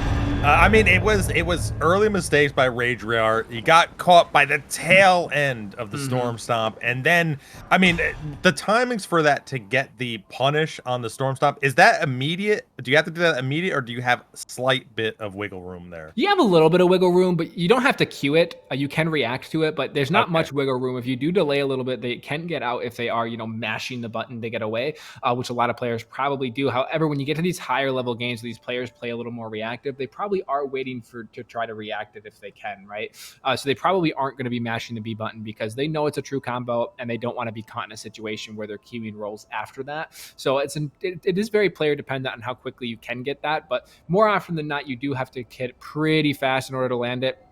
I don't use heavy thrusting a lot, so I don't know if it needs to be queued or not, but I would guess it probably doesn't. It's a fast enough weapon. It should combo into the stomp itself, but really good use from Fran to actually use the Storm Stomp as a roll catch tool. That is something you see. We saw it in the first warm-up tournament, which was Fury versus Shield Poke. We saw them use it a lot as roll catch tools, not as counter aggression, as a way to push your opponent into a situation where you're going to get damage out of it. It's very interesting use for it, and Fran played it very, very well. So now he's really putting the pressure on Ray to actually counteract this and figure a way around it.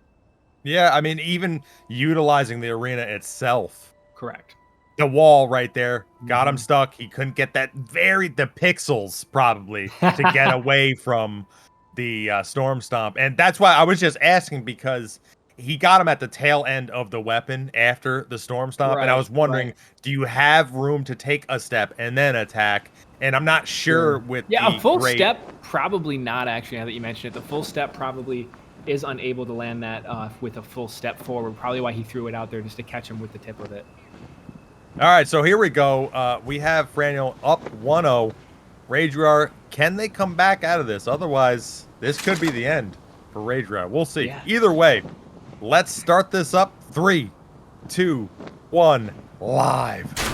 And round 2 is underway. This is going to be match point against Raidriar here, as Fran is up 1-0. Each player is going to get their buffs out, and actually going with the scraps now is the side of Raidriar here, and trying to find the pressure forward. The running attack is going to trade out for 566 into the L1 360 versus 466. That is still huge in favor of Raidriar, as we do see these fan daggers now just coming through the chip, but that's going to give him the opportunity to use the glintstone scraps. A little bit of chip damage comes in. That's 50 off of the scraps right there, but strafing out the rest without any issue whatsoever is the side of Franel. Fran now trying to just find a way to aggress this, but the jump L1's going to come through. A nice little neutral skip comes out from Raidriar there as the roll into the attack, but the jumping R2 going to come out, not going to land, but he baits it out for the awesome 1040 combo into the running R2 as well. Raidriar scrapes that one out, but just kind of takes a second to just take a breath. He's like, hey man, I just lost 1,000 health. I got to figure a way around this here, as we do see a little bit of a reset to neutral into the running R2 from the side of Fran, going to the backswing there and able to land it into the fan dagger, goes for the backswing, finds it with 400. 978 is the full counter of these L1s off the straight sword. Oh, weird that he didn't go for an attack. He went for the fans when he jumped into him. No attack either. That was kind of strange. It could have been close to match at that point. These straight swords do massive damage. He got him next to the wall and did, like you said, 900 damage. Both pebbles. We'll see who's going to take advantage of this. Yeah, he so throws out the like we do see the jump attack come in, goes for the backswing there, the allurance goes there, but there's going to be the poke for 54 damage, and Ray is going to even this one out. Fran missed at the end. That was very close. He missed. He was slightly off kilter. He couldn't get the hit to try to even things up, or maybe even neutralize the situation being caught in the corner. I do think it was smart by Fran to throw the skulls after the glintstone, because it was double glintstone same time, but then neither person really capitalized on that. And I'm curious. I feel like the play of glintstone is to try to rush afterwards to get them off balance and get them. But we didn't really see it utilized well, but not unwell, like getting punished. So it was kind of sort of a non-factor in that. Yeah, it's, they take that little bit of a trade, and you use, I believe the words was, see who takes advantage of it. And, Fran decided to throw out the pot, and instead of throwing out another consumable, Ray just hit him with a jumping L1. And that is a very strong attack. And that, as you saw, it pretty much took out all of his health, and it forced him to aggress. He did a really good job of counter-aggressing after that and trying to force him back. Hey, I'm going to flip this around. I'm going to put you in the corner. I only have 84 health, but I'm going to try to make something of it, which I got to commend. That's very good, competitive play, but unfortunately, he just didn't have the health to deal with it. The poke R1 came out from the side of the straight swords, and that poke is very, very fast and actually quite hard to react. So really good playment there by Ray, but he's going to even it out. We're going to put this into a true match point for these loser semis. Yeah. Again, we're in the losers bracket right now. The loser of this match is done. They're all set and they're going home, and the winner will move on to fight Crom. So we'll have to see. The winner of this match will fight Crom in the loser finals, as our contestants are in the world and ready to go. This is nerves. You want to talk about nerves. If you have nerves playing in a tournament, especially one that's being broadcast, this is one that might be the edge. If you have nerves, that might give the edge to the other player. I don't know. We'll see if people make more mistakes than usual, and that's sort of the deciding factor. So we'll see what happens here, because this is loser is out. Loser doesn't get any money. That's it. Correct. This is literally 4th place. It's like the best loser or the whatever. I don't know. But it's Coming like, out with the Ricky Bobby quotes. I like it. yeah. Anyways, here we go. Last match, Raidriar versus Franel. 3, 2, 1, live. And there is the bolt in, and Fran going to go ahead with the fights at Raidriar. Going to response as well with that, as we do see the liver being eaten. Actually counters out the aggression for 440 off that running R2. The jump trade's going to come through. That is going to be in favor of Fran as the L1 comes out for the roll catch. The fan daggers are to punish, though, for 10 more damage for each set of those. And there's the Allurian Skull there, as we do see it, forcing Raidriar to play away, but just strafes around it without a problem. There's going to be the Glintstone scraps. He's not going to actually find anything off that. Instead, nearly takes a bad trade, but actually finds 446. That is going to be a trade in favor of him, but he gets punished. 440 off the running attack from the side of Frey. Frey's going to go ahead and throw out the consumable. Now we do see that running L1 gets countered out by the Storm Stomp there for 248 damage. Actually finds a second hit for the roll catch off of that as well. There's that running R2, but there's going to be the roll catch for 466. He has a very good opportunity to secure this one out. Now is the side of Ray. We do see the Bloody Slash coming out, and that's actually very well played from Fran. So that Bloody Slash is not there for damage. That Bloody Slash is there to reset tiers because, and there's going to be the roll catch for 422, and that's going to be Raidriar getting his chance to fight against Crom once more. Man, Franel couldn't hold it together at the end. They kind of dropped the ball a little bit on what they were doing. I really did like the way they were using throwables in that and the pebbles. I liked how they were using it, but then it was just, they just took too much damage when they were in the mix and they couldn't sort of recover out from the corner and the wall. And then at the end, the roll catch was like superb. Yeah, very good by Raidriar. Again, so what we see Franel use there, so he's at like 20% health and his tiers haven't procced yet. Now, those straight swords do a lot of damage. He 100% will get a tier skip if he hits him with an attack. So what Franel did was use the Bloody Slash, which damages you by just a sliver of damage to reset the tier proc. So to get that tier proc to guarantee that health was a very good play and very well could have won him the match if he wasn't for that very well-placed roll catch from the side of Ray. So again, kudos, hats off to Ray, played a very, very good game, and he will secure himself a chance, at this bit of a grudge match, if you will, against Crom, try to take back, Crom's the one that sent him here. Let's see if he's the one to send Crom home, right? They will get a best of 5. Again, that's going to be a first to 3, best of 3 out of 5 in this losers final. And hands down, one of the best performances we saw from Fran yet so far. Played very, very well throughout this whole losers bracket. Very well. He went down into round 4 and made it all the way to a loser semi. So very good play from Franel there. He was able to keep winning and keep pressure forward. But we are going to be going into the losers finals. The winner of this will fight Whitn. All of these players, these two Raidriar and Crom and Whitn have all secured themselves some money. Whitn secured themselves second or better. Crom and Raidriar have secured themselves at least 3rd place. So very good job from them. Congratulations to all these players. And let's see who's going to be the one to take it all home. Yeah, it's funny because Franel was the only one to take a match off of Whitn. He actually ended up beating him, and it was close, I think, the last match. But Raidriar fells Franel and goes against Crom, and this is this rematch, and we'll see. Is it the rematch of Crom versus Whitn for the finals, or is it a new match? I mean, what do you guys want to see? Do you guys want to see a new match, or do you want to see a sort of revenge plot happening here? I don't know. It's kind of interesting. Well, it's kind of interesting because we get the revenge plot either way, right? If Raidriar beats Crom, that's the revenge right there to get him the chance back in the finals.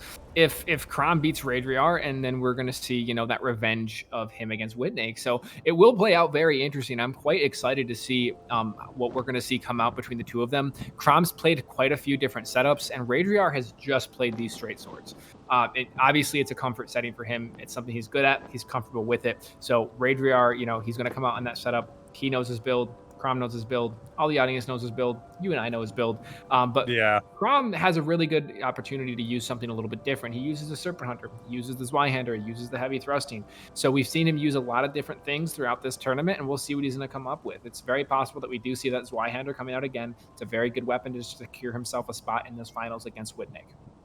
Yeah, I mean, some of the matchups, personally, I would like to see a different matchup with Whitn, only because I actually just want to see what Whitn can do. Is Whitn just so good against every type of play, every type of weapon? Is that how confident they are in their moves and their skill set? Is that how locked in to their own play style they are? I'm very curious because they are playing, like I said, no mistake, Whitn, and playing very few mistakes, and to me that's impressive, and I like to Right. see that. So, well, I mean, right now that doesn't matter. Right now, what matters is Crom versus Raidriar. Best 3 out of 5 for the losers. Finals. I'm excited. I mean, we got straight very swords. excited. Straight sword by Raidriar versus Looks Colossal like the Sword. Zweihander is coming out from Crom, so yeah, that The probably is his safest bet. Right, let's see. Let's see what happens. It is kind of interesting because that did take him out before, I think. He was using the Zwei, right? I believe it was Zwei versus straight swords previously. All right, let's do it, ladies and gentlemen. 3 out of 5, losers finals. 3, 2, 1, live. And our bolt is in. Our match is underway. Again, we're going to see these just little bit of gentlemen's agreements. They get the 5-6 out. Actually going for the liver there as well. Trying to punish that out with the glintstone scraps. Does find a little bit of damage. Goes for the jump. Unable to land it. The trade's going to come out, though, in favor. And there's going to be a very clean reaction roll. Comes out from Raidriar to get away from that. The jump out one's going to come in. Going to punish out the aggression of the poke there. Decides not to because that hyper armor is there. And he can just take a poke there. Raidriar decides to back up. Give him the range. We do see these wave dashers coming in. The poke comes out from Zweihander. The jump out one's going to land for 680 damage. And goes for the L1 from neutral for 247 off one of those straight swords as well. So now Raidriar playing very confidently here, not giving Crom the ability to just simply walk over him. And there's the L1 from neutral. Such a risky move, but it plays out so well as he forces Crom back. And Ray's looking very good here. Keep in mind, he is just a few vortexes away from not looking so good, but he's playing very well. There's the backswing. 639 is the counter damage there. And the jump trade's going to come out, but that's going to be in favor of Raidriar as he lands a backswing. Raidriar looking very good here, taking the glintstone scraps, jumps it out, and actually lands one of them, goes for the roll catch, and it's up for 255, and Raidriar picks it up 1-0. Raidriar, good job. Glintstone, he tried to punish the Glintstone, and it was his undoing. I mean, it's these roll catches. He keeps getting people with roll catches, and it's doing, what, 500 damage, is it? It's 2 something apiece. He just out-damaged him early on. He had the save spots to be able to say, I'm going to dictate the matchup a little bit more. And like you said, when he rolled into him and he did the L1, that was crazy. Don't normally do that, but it worked. He stunned him out of it. It reset him. It made him afraid because he was already down low. Right. So, good job. I mean, we'll see. I obviously, I always think things are going to be different the next time. People learn from the matchup, and they've already fought each other. We'll see what happens. Yeah, I mean, it was just so clean from Ray through and through that whole match. I mean, he got hit by a poke and reaction rolls out. Like, very, very impressive. For anybody who doesn't know how hard that is, grab a friend and have them hit you with his Zweihander and try to reaction the next one. It's very hard. Yeah. So very clean roll comes out from Rai to really just get away from that early on vortex and just flips it right back onto him. You know, he has that counter aggression with the straight swords, which is so brave to do, to just turn around an L1, but it can be a very good play. It forces them to respect you. And on a setup that doesn't typically have to respect any other setup, the straight swords do force them if they play it that way. And Ray knew that, played it that way, and did a very good job of it. So we'll have to see how Fran's going to come out. If Fran's going to come out a little more passive, play a little more red quadrant, force him into him, we'll have to see how that's going to play out. But really interesting matchup so far. We do see a 1-0 lead in favor of Ray, and I'm going to call it now. I think we'll get to round 5 in this loser finals. Interesting. That's bold. I mean, one thing I feel like we normally see, and I wonder if there's some statistician out there who wants to be a maniacal and actually put this in, but I wonder the percentage of people who get sort of the first few hits or the early lead versus them winning. I feel like that percentage is very high. If you're winning early on, or even just by just a little bit, just enough, I feel like your chances of winning are so much higher.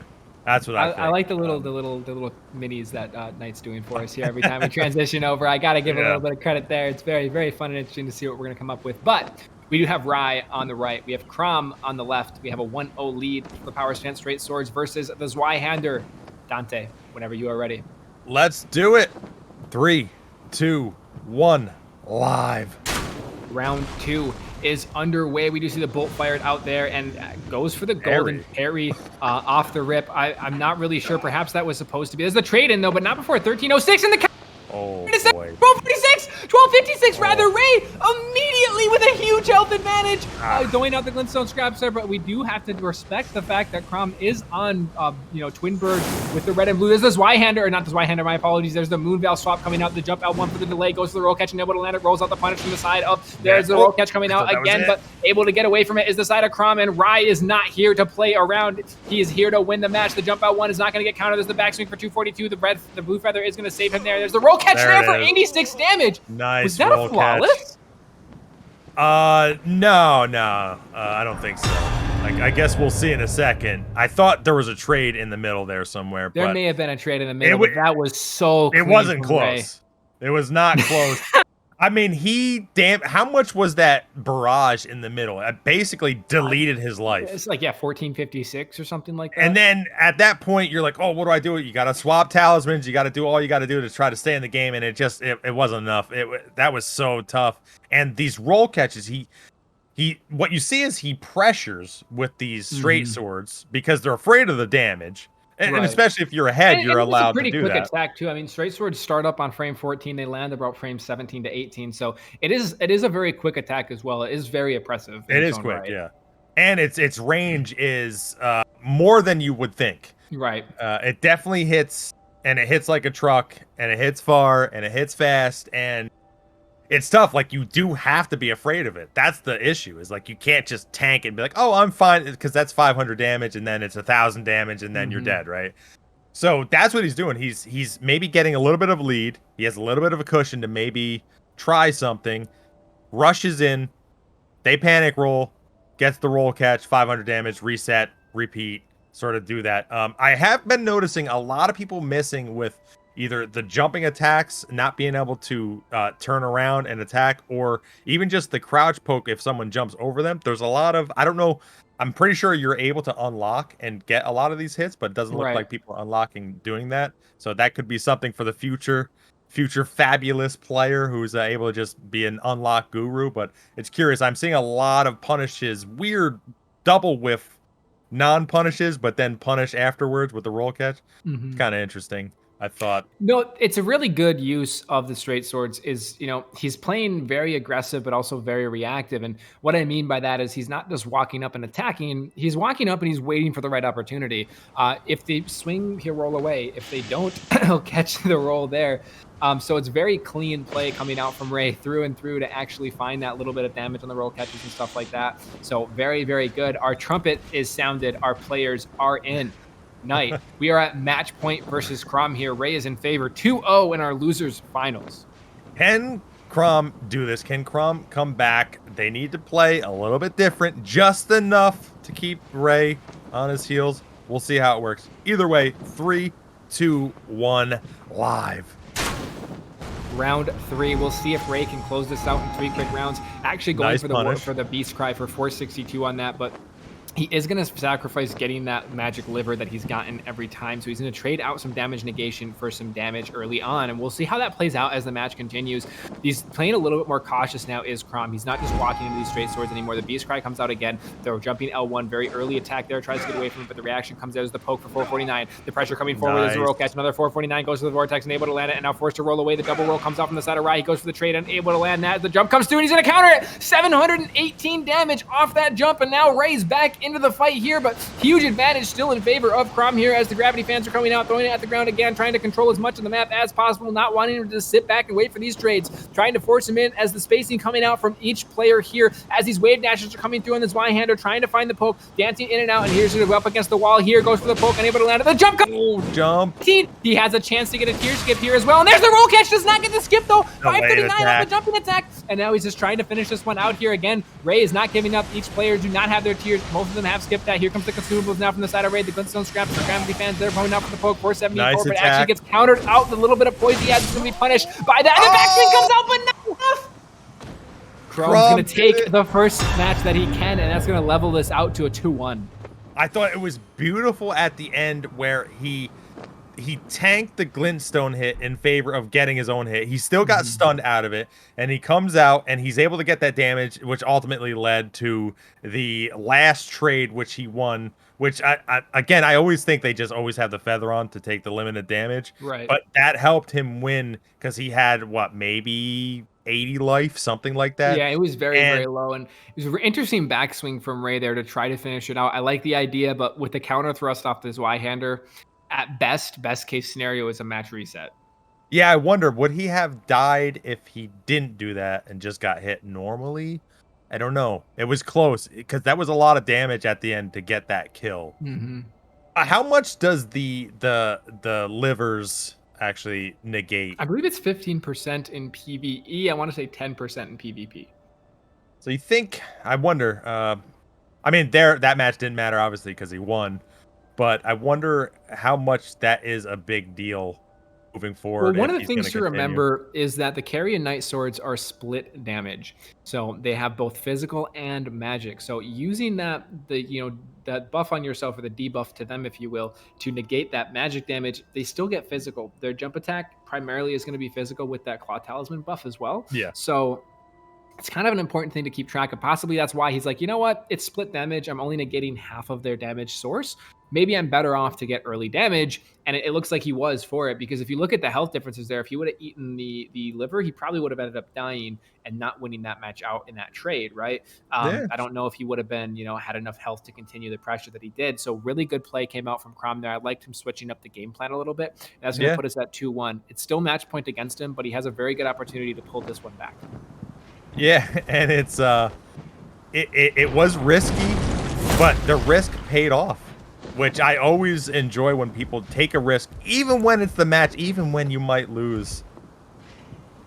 But here we are. Can Crom do it again? Can Crom make it a best of 5? Hey, you called it best of 5. Let's see if it actually comes. Let's see. Let's true. see. All right, so here we go. 3, 2, 1, live. And round 4, we do see the bolt in. The match is underway. Actually knowing that he's going to go for that buff and actually get away from it entirely. There's the punish. The backswing comes out 269 off those straight swords, but able to get away from the poke there. Rai early on, early aggression, gets the first little bit of damage, does take the first blood here. Now we're back to neutral. Wave dashing in and out is going to be the side of Crom here. Crom trying to find a way to aggress it. There's the jump attack, comes in, goes for the delay. Phenomenal roll from the side of Crom, able to get away from that. Actually goes for the counter aggression himself, but Ray now is going to take these chances to get some of these glintstone scraps up and actually lands it for 90 damage, 150 into the jump attack, goes for the roll catch, lands it for another 260 on top of that. So Ray just keeps throwing out the attacks, waiting for him to come in, rolls out without a problem, but the trade's going to be there in favor of the side of Crom. But there's the jump, 718, and goes for it again, does get anti-air, but not before doing 1,077 damage. And now that pressure, Crom is not backing up. He doesn't care that he has a health deficit. He knows he has the damage increase, and he's there to punish it. And there's going to be the glintstone scraps again, forcing him back. The strafe comes out, actually gets a bad pivot there, forced to take 60 damage from the glintstone scraps itself. That's all damage that is relevant and important here, as now we see Ray trying to find a way to secure this one out. Ray dashing in and out. The jump attack comes in. Good delay there as the roll comes out from the side of Crom, decides not to take advantage of it and simply just keeps the pressure that he has going. And now they're back to neutral here. The running attack comes out, not able to land the straight 539, but the jump comes out, and that's going to be a trade. Double? They're going to reset. Oh my goodness. And it's going to stay 2-1, so we will see a round 5, but we might very well see a round 6. How close was... I wonder who did more damage at the end. Who was the closest there to not dying? Probably Ray, I would guess. He had a health advantage the whole time, but again, that counter damage is just so strong. But again, that jump comes out so heavily with again, I mean, that claw talisman, it does a lot on power stance straight swords. It adds a lot of damage to what you're doing. I mean, you see a tier skip as well, mind you. 700 damage plus a tier skip to just get the reset. So a really good delay from Ray to wait for the jump, because if he hadn't done that, he would have just ended up dying and losing. So very good call to delay that. Unfortunate that it forces a reset, but it's the nature of the game. What are you going to do? We'll see the reset, a 2-1 lead in favor of Ray. It's exciting. You saw there the play by Crom to not get hit by the delayed jumping attack, and that's what I like about this. This is less to do with sort of a mismatch, even though I would say, I mean, what would you say the percentage is that the Colossal should win this matchup? To me, this is a 70-30. So a 70-30. 70 in favor of Colossal, 30 in favor of straight swords. And I think it's 70-30 because there is outplay, as we've seen Ray show. You have to play tedious. You have to play careful. You can only take the damage that you're guaranteed to get. But you have a good jump attack. You have good backswings. You have good roll catch. And you have poise break. So as long as they don't take hyper armor, then you can. I mean, it's just, they aren't Yeah. in hyper armor frames. You can take advantage of all those things. However, you get counter thrust, you get range, you get a frame 13 attack, you get a lot of things on this Y-hander that makes that 70-30 difference up, right? But there's a lot of options that you have from the side of the power stance straight swords, and I'm liking to see. I like seeing a lot of these options, showed out there. Hey, this is what you actually can do. This is how it Yep. actually can play out. It's not as one-sided as you might think. So, and Ray's doing a great job of showing that. It looks like both of our contestants are back in world. We are cleaned up and ready to go. We have Rye on the right. We have Crom on the left. Dante. I'm excited. Let's see what happens here. I mean, technically this is round 5, but either way, let's go 3, 2, 1, live. And round 5 is underway as we do see the Beast Roar coming out again. Actually does manage to punish the fight stick, but right there with the jump attack is the side of Ray. Actually spaces that out, goes for the roll catch, able to land it, but the power drain is there. He's gonna find it, but there's the jump. 713 into 987 is the backswing. He has a chance to actually skip tiers here, but there's the L1 that's gonna reset them. 494, huge health advantage for the side of Ray. We tend to see this balance coming out where Ray gets early on, gets the aggression, gets the first blood, gets a health advantage, and then Crom is left to try to piece it back together. As we do see the gravity fans coming out here again, throws 2 of them out for the backswing to 538. Now this is it. We're going to see the feathers coming out from the side of Crom, and there they are. The Moonveil swap tries to get the punish on it. Very good swap, actually, to try to punish that out. The jump attack. Nice. There's 639, and there's the jump. He's going to take it, and Ray is going to end up in the finals versus Whitn. Ray did it. Ray did it. The redemption. Ray dead redemption, ladies and gentlemen. He did it. He's in the grand finals against Whitn. And very impressive. He gets at least 100 bones. And yeah, congratulations really quick to Crom. He is going to be our 3rd place exactly here and played very well to get to that position. So really, really good job there coming out from the side of Crom. So again, it's going to have us, we're going to see Ray versus Whitn in these grand finals. And again, they've both secured themselves at least 2nd place. Yeah, it's awesome. The one thing I found interesting there is these jumps are it's crushing a lot of the colossal swords. However, we've seen one person not really fall victim to that, and that's who Ray is about to fight in the finals. The grand finals. Whitn has not been biting on those jump attacks. Whitn has been very reserved with how they play. They've been very calculated, and that's what we're about to see. Can Ray do something against Whitney's superb play? I mean, honestly, brilliant play throughout the whole entire tournament. I mean, it's possible. Obviously, anything's possible. But the straight swords, how do the straight swords that do that damage, that are maybe a little bit different than what Whitn has been playing throughout this tournament, how much will that be a factor in this? Very curious. What's going to happen? It all depends on Whitney's knowledge against the setup. And I know Whitn has played the setup a little bit. I don't know if he's played it much into Uggs, but I'm sure he understands it, right? Again, straight swords are kind of like the bread and butter fundamentals of Elden Ring. You have a really good jump. You have really good whiff punishes. They require you to have good spacing. They give you clean aggression. You get a little bit of a neutral skip with that jump. You get the ability to trade things out with that jump. They are really just the bread and butter fundamentals. And most higher tier, good top tier Elden Ring players, like someone like Whitn, like someone like Ray, have put hours into these weapons and they know how they work. So it's going to come down to Whitn able to be patient against those jumps.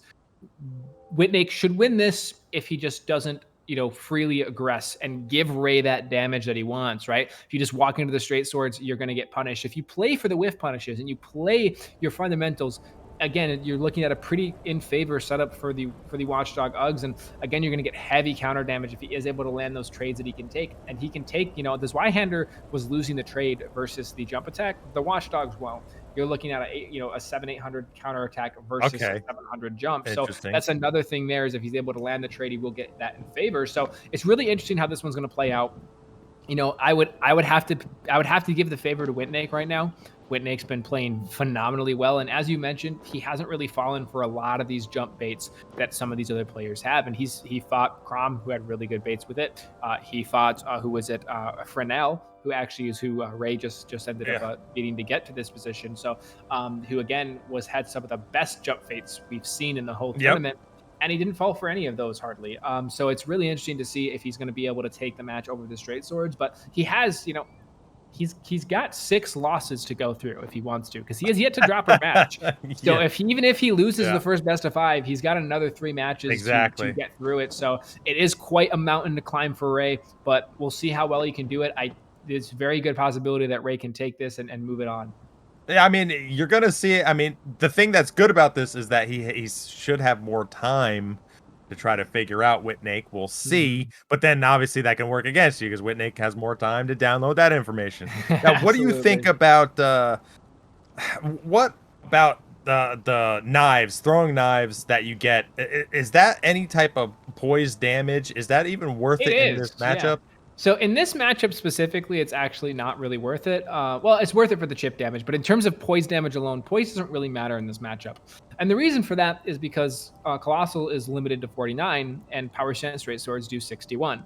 What that means is that they will always get poise broke unless they're in hyper armor. And hyper armor, to some extent, will also reset part of your poise. So it doesn't really, if you hit them with the fan daggers, the poise damage doesn't really matter that much. And it's the same versus the straight swords. The Watchdog will always poise break 65 poise. Always. Doesn't matter what attack they do, it will poise break it. So it's one of those situations where it's like, okay, the fan daggers that you're going to see are going to be there for chip damage, and they're very good chip damage. They're very hard to react. If you're close to them, you get hit by a lot of them, and it can actually, if you get hit by all of them, I believe will break the poise of the 49 poise user. So it can be useful in that term as well. But the big thing is it's going to give you a lot of, little bit of chip damage to move forward. Ray is a player that does very much enjoy and like to use the consumables. It's going to be up to Whitnake to punish those. So it looks like we are all set to go. Both of our players are in the world and ready.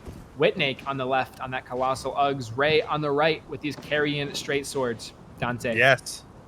The grand finals are here. Whitnake versus Raidriar. This is best 3 out of 5. It's Whitnake's match to lose. If Whitnake drops 3, that means they play again because they're both technically in the losers super finals or whatever you want to call it. Right, the grands. Yeah, so Raidriar has a lot of work ahead of him. Can he do it? We shall see. 3, 2, 1, live.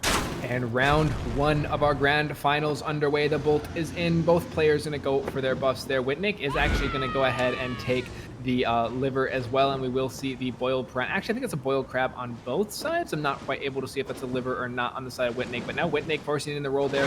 The L1's going to come out. Whitnake going to get the hyper armor trade there. He's going to get the punish for 478. He's going to wait for the jump, as you called there. He gets the roll catch for 478. Goes for it again, unable to land it. The jump attack's going to come in from the side of Ray now as the poke's going to come through. Unable to land that. The L1, the block comes through from Whitnake to negate as much of that damage as possible. Whitnake now huge advantage in terms of health as Ray's trying to figure out a way in. We do see the glintstone scrap, not the glintstone scrap, sorry, the gravity fan daggers coming through there to get a little bit of situational control. Whitnake walks around it without a problem and now is forcing it back. But however, the zoning's coming through in favor of Ray as Whitnake. The reaction rolls on point there as he's able to get away. Great roll from the side of Ray as the jump comes through. Whitnake forced to roll that. Does get back the dead angle on the R1 to force him away as well there. And now Whitnake's trying to find the pressure forward. Great bait comes out. The jump attack comes through and there's the roll catch. 431.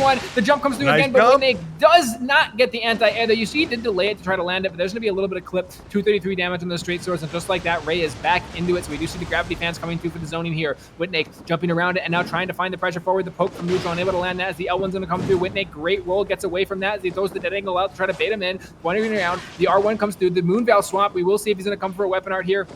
Is ready to go for that, and actually back over to the straight sword now is going to be the side of Ray. So Reynold really is trying to find the pressure forward. There's a jumping attack, 524 in the anti-air for Whitnake, and Whitnake takes the first round in a 1-0 lead.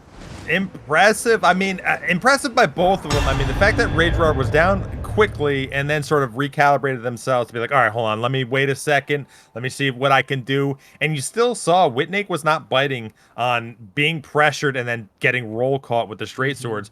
He was just walking right into him and doing regular L1s. And usually when you do that, when you get to a certain distance, he's learned over, hours of playing, people will roll because they get afraid. Whitnake didn't do that. Whitnake is not biting on most of these. And then I think he even tried to switch up his game plan where he thought maybe his opponent will think that he won't go for it and he'll stagger his attack. And then he attacked right away. And that's how you do it. You always keep your opponent guessing. You always make things just a little bit different, a little bit awkward, and stay ahead of the curve. And Whitnake, again, showed it again that his sort of more proper play was the better play in this specific instance. Yeah.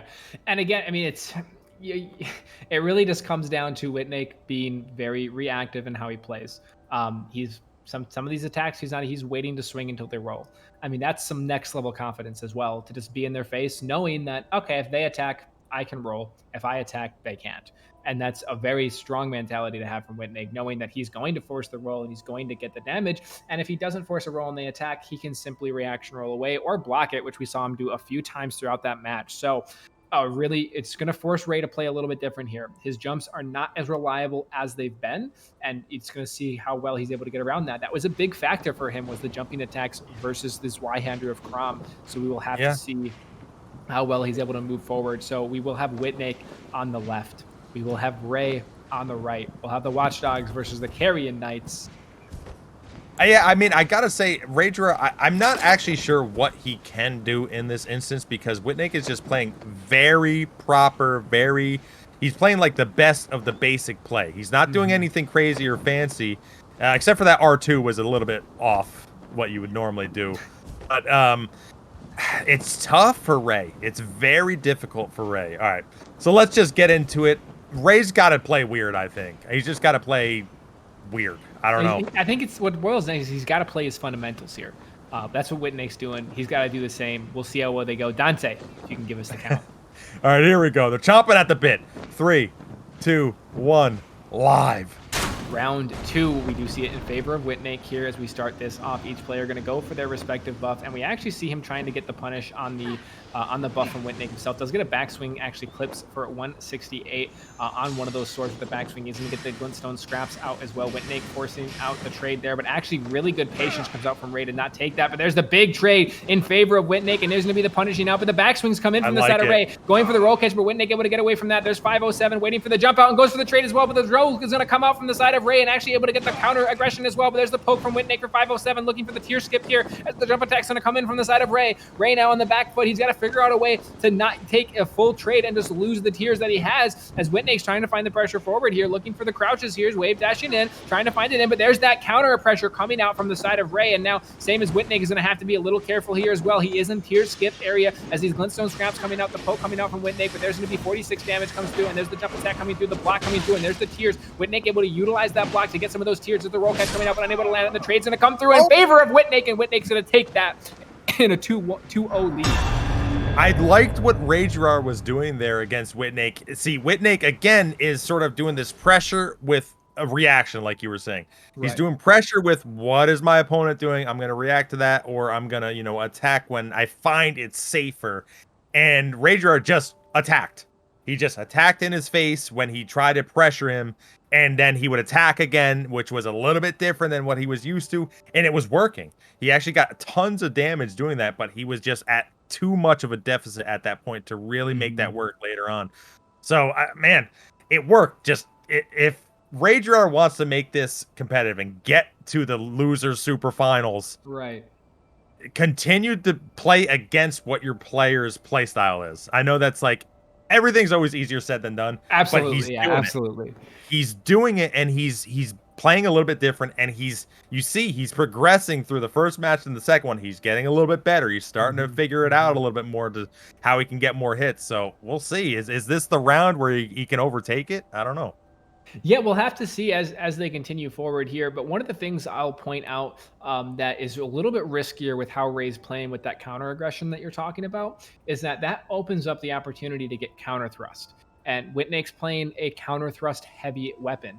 And you see that damage comes through. That's why he ends up at such a health deficit, is he takes a bad trade, and that gives Whitn a huge health advantage. So it's the right idea. 100% I agree. It is the right idea. He just has to be a little bit more safer and fundamental with that to make sure that he's not taking trades into that hyper armor. That hyper armor will be the deciding factor of whether or not he's able to win those trades outright because of the poise limitations and things that the Ultra Great Sword has. So very interesting to see how this is going to play out. I do think Ray has the opportunity to take a match off Whitn here and perhaps put Whitn in a back foot.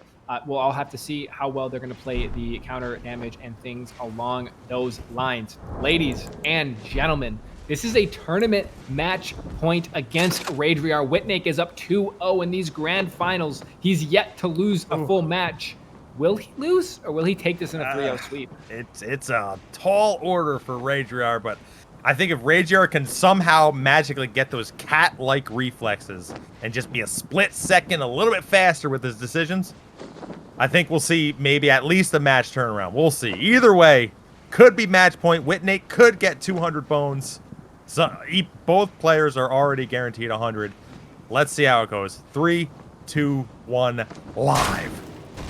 And the revolt is in for round 3. Again, we're going to see Whitn actually foregoing the buff there, but immediately gets an early roll catch for 507, and the jump's going to come out. Forces Whitn to roll, though, but unable to take advantage of that as a side array. Whitn now dancing back and forth with the wave dash, is trying to find the pressure forward. The fan dagger's going to come through for a little bit of damage. 168 chip through the block, as we do see a little bit of wave dashing coming through here. Whitn actually just backs up a little bit, gives Raidriar the center of the map, and decides to aggress from there. So now we do see Raidriar just trying to back and forth. Actually, a little bit of talisman swaps coming through from the side of Whitn, able to get that health back through a little bit of regeneration as he continues putting the pressure forwards. He goes for the jump there, actually loses the trade outright as the side of Raidriar, and that's going to put him in a very bad health deficit there. Whitn now has a huge advantage to try to close this one out. The poke comes out from neutral. There's the L1. Whitn with the reaction roll. Absolutely zero problems there as he continues phasing forward here. We do see Raidriar trying to find a way in, thinking about the Moonveil swap. Actually goes back to the straight sword here as he's trying to find the pressure forward. Whitn just kind of jumping in and out, and there's the poke. Great roll comes off from the side of Ray, but there's the roll right there. Whitn goes for the trade, and he's going to find it, and that's going to be Whitn, our regional champion for EU. Wow, Russia, Whitn. and the Middle East. What did we see Whitn earlier cleaning himself with soap? Because he played so damn clean. Holy crap. I mean, Whitn, the whole, almost every single fight except for maybe one against Franel, he played so clean. Very minimal mistakes. I mean, it almost seemed like that this was the mistake game. You make a mistake, that's it. You're punished. It's essentially over for you. Whitn was the king of no mistakes. Again, no mistake, Whitn. $200. The grand finals champion. We see it happen right before your eyes, live. Yeah, I gotta say, I mean, hats off to Whitn. He played so clean, so fundamental throughout the whole tournament. He came out on the Uggs and he just walked over pretty much everybody that he fought. So he did drop, I believe, what was it, one match throughout the whole set there. He lost a single match, and that was against Franel. So hands off to Franel, our third place player for that, for taking that one match off Whitn. But other than that, Whitn was clean throughout the entire tournament, 3-0s, 2-0s, all the way through. Clean. Very, very good play. And again, Ray played phenomenally well. He drops the match in the semifinals to Crom. He comes back then and beats Crom in the losers to get his shot at the final match and still takes home second place. So very, very good, clean play. Dante, any final thoughts on the day? I gotta say, you know, that there's a lot of sour stuff in the community about Elden Ring, and I understand some of it.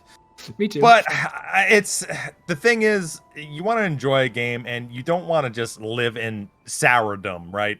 You want to enjoy what you have going on here, and to me, this is fun. People are following the rules. People are here together, you know, fighting each other, trying to do this cool thing, and it's you guys in the community that are doing it. You guys brought this up. I mean, I believe that's where the prize pool comes from, is the community. This is all community based. Obviously, we'd have no players if the community didn't play. Right. We'd have no KH Knight. We wouldn't have him doing all the OBS awesome stuff. We wouldn't have Zonic doing the passwords and all this stuff. Like, we have people doing all this stuff because we enjoy the fights. We love the fights. We love the competition. We love the game. I mean, Elden Ring is a spectacular game. Doesn't matter what you say. Whether or not the PvP is where we want it to be yet, I think everyone would probably agree that's not really the case yet. But again, if you put in certain rules, however annoying it might be, I think it's very fun. So far right now, you're seeing high-level play. Whitn did it, and it wasn't like Whitn used super cheap stuff or whatever, something that is, it's a one-shot or you can't do anything to get around it. That's why we have rules in place.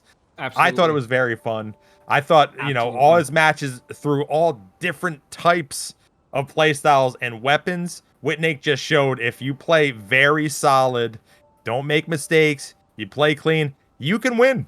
That's anyone. Anyone can win with super clean play, and that goes for, I think, most weapons. Now, obviously, Colossal Swords are probably still one of the top tier. Very, very good, yes.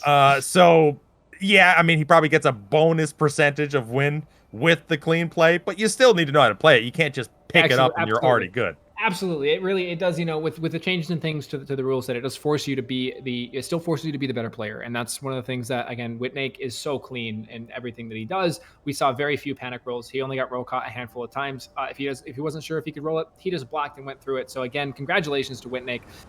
Again, a huge thank you to KH Knight, who we can see now keeping himself very clean. He's giving us the trumpet for send-off there. Huge thank you to KH Knight for running that. We will have KH Knight next to me doing the commentary tomorrow for the North America PlayStation events. Huge thank you to Dante sitting next to me for actually taking the time to run through the whole set with me. I appreciate you, good sir. And a huge thank you to the folks at ERPVP for putting this together. Again, if you want to play in a tournament, one of the things you can do is you can go to ERPVP, you can join a leaderboard, and you can start playing through and ranking up and getting the chance. Exclamation point donate will tell you how to fund future tournaments. So again, huge thank you to the whole community for allowing us the opportunity to get through this and everything else. Folks, we are going to go ahead and raid Gopher P. Gopher P is a very good friend of mine. The ledge! He has done nothing but awesome promotion for this channel, so we're going to give back a little bit. If you do not follow Gopher, hit the follow button when you're there. Say hi. He's a great guy. Folks, thank you very much, and congratulations to all of our contestants. Yeah, congratulations, Whitn. Congratulations, Raidriar, and congratulations, Crom. Everyone else, obviously, you're awesome. Thank you for being here. Thank you guys for being here, being punctual, getting all of your passwords, setting up. You guys made this go as fast as it went. This is the way we need to do it, is like how it happened today, like how it happened last stream. That's the way we do it. This is just happy and great for everyone. I think this was like perfect. I agree. So, folks, we will see you tomorrow at 1 p.m. Eastern Standard Time. Have a great night, everybody.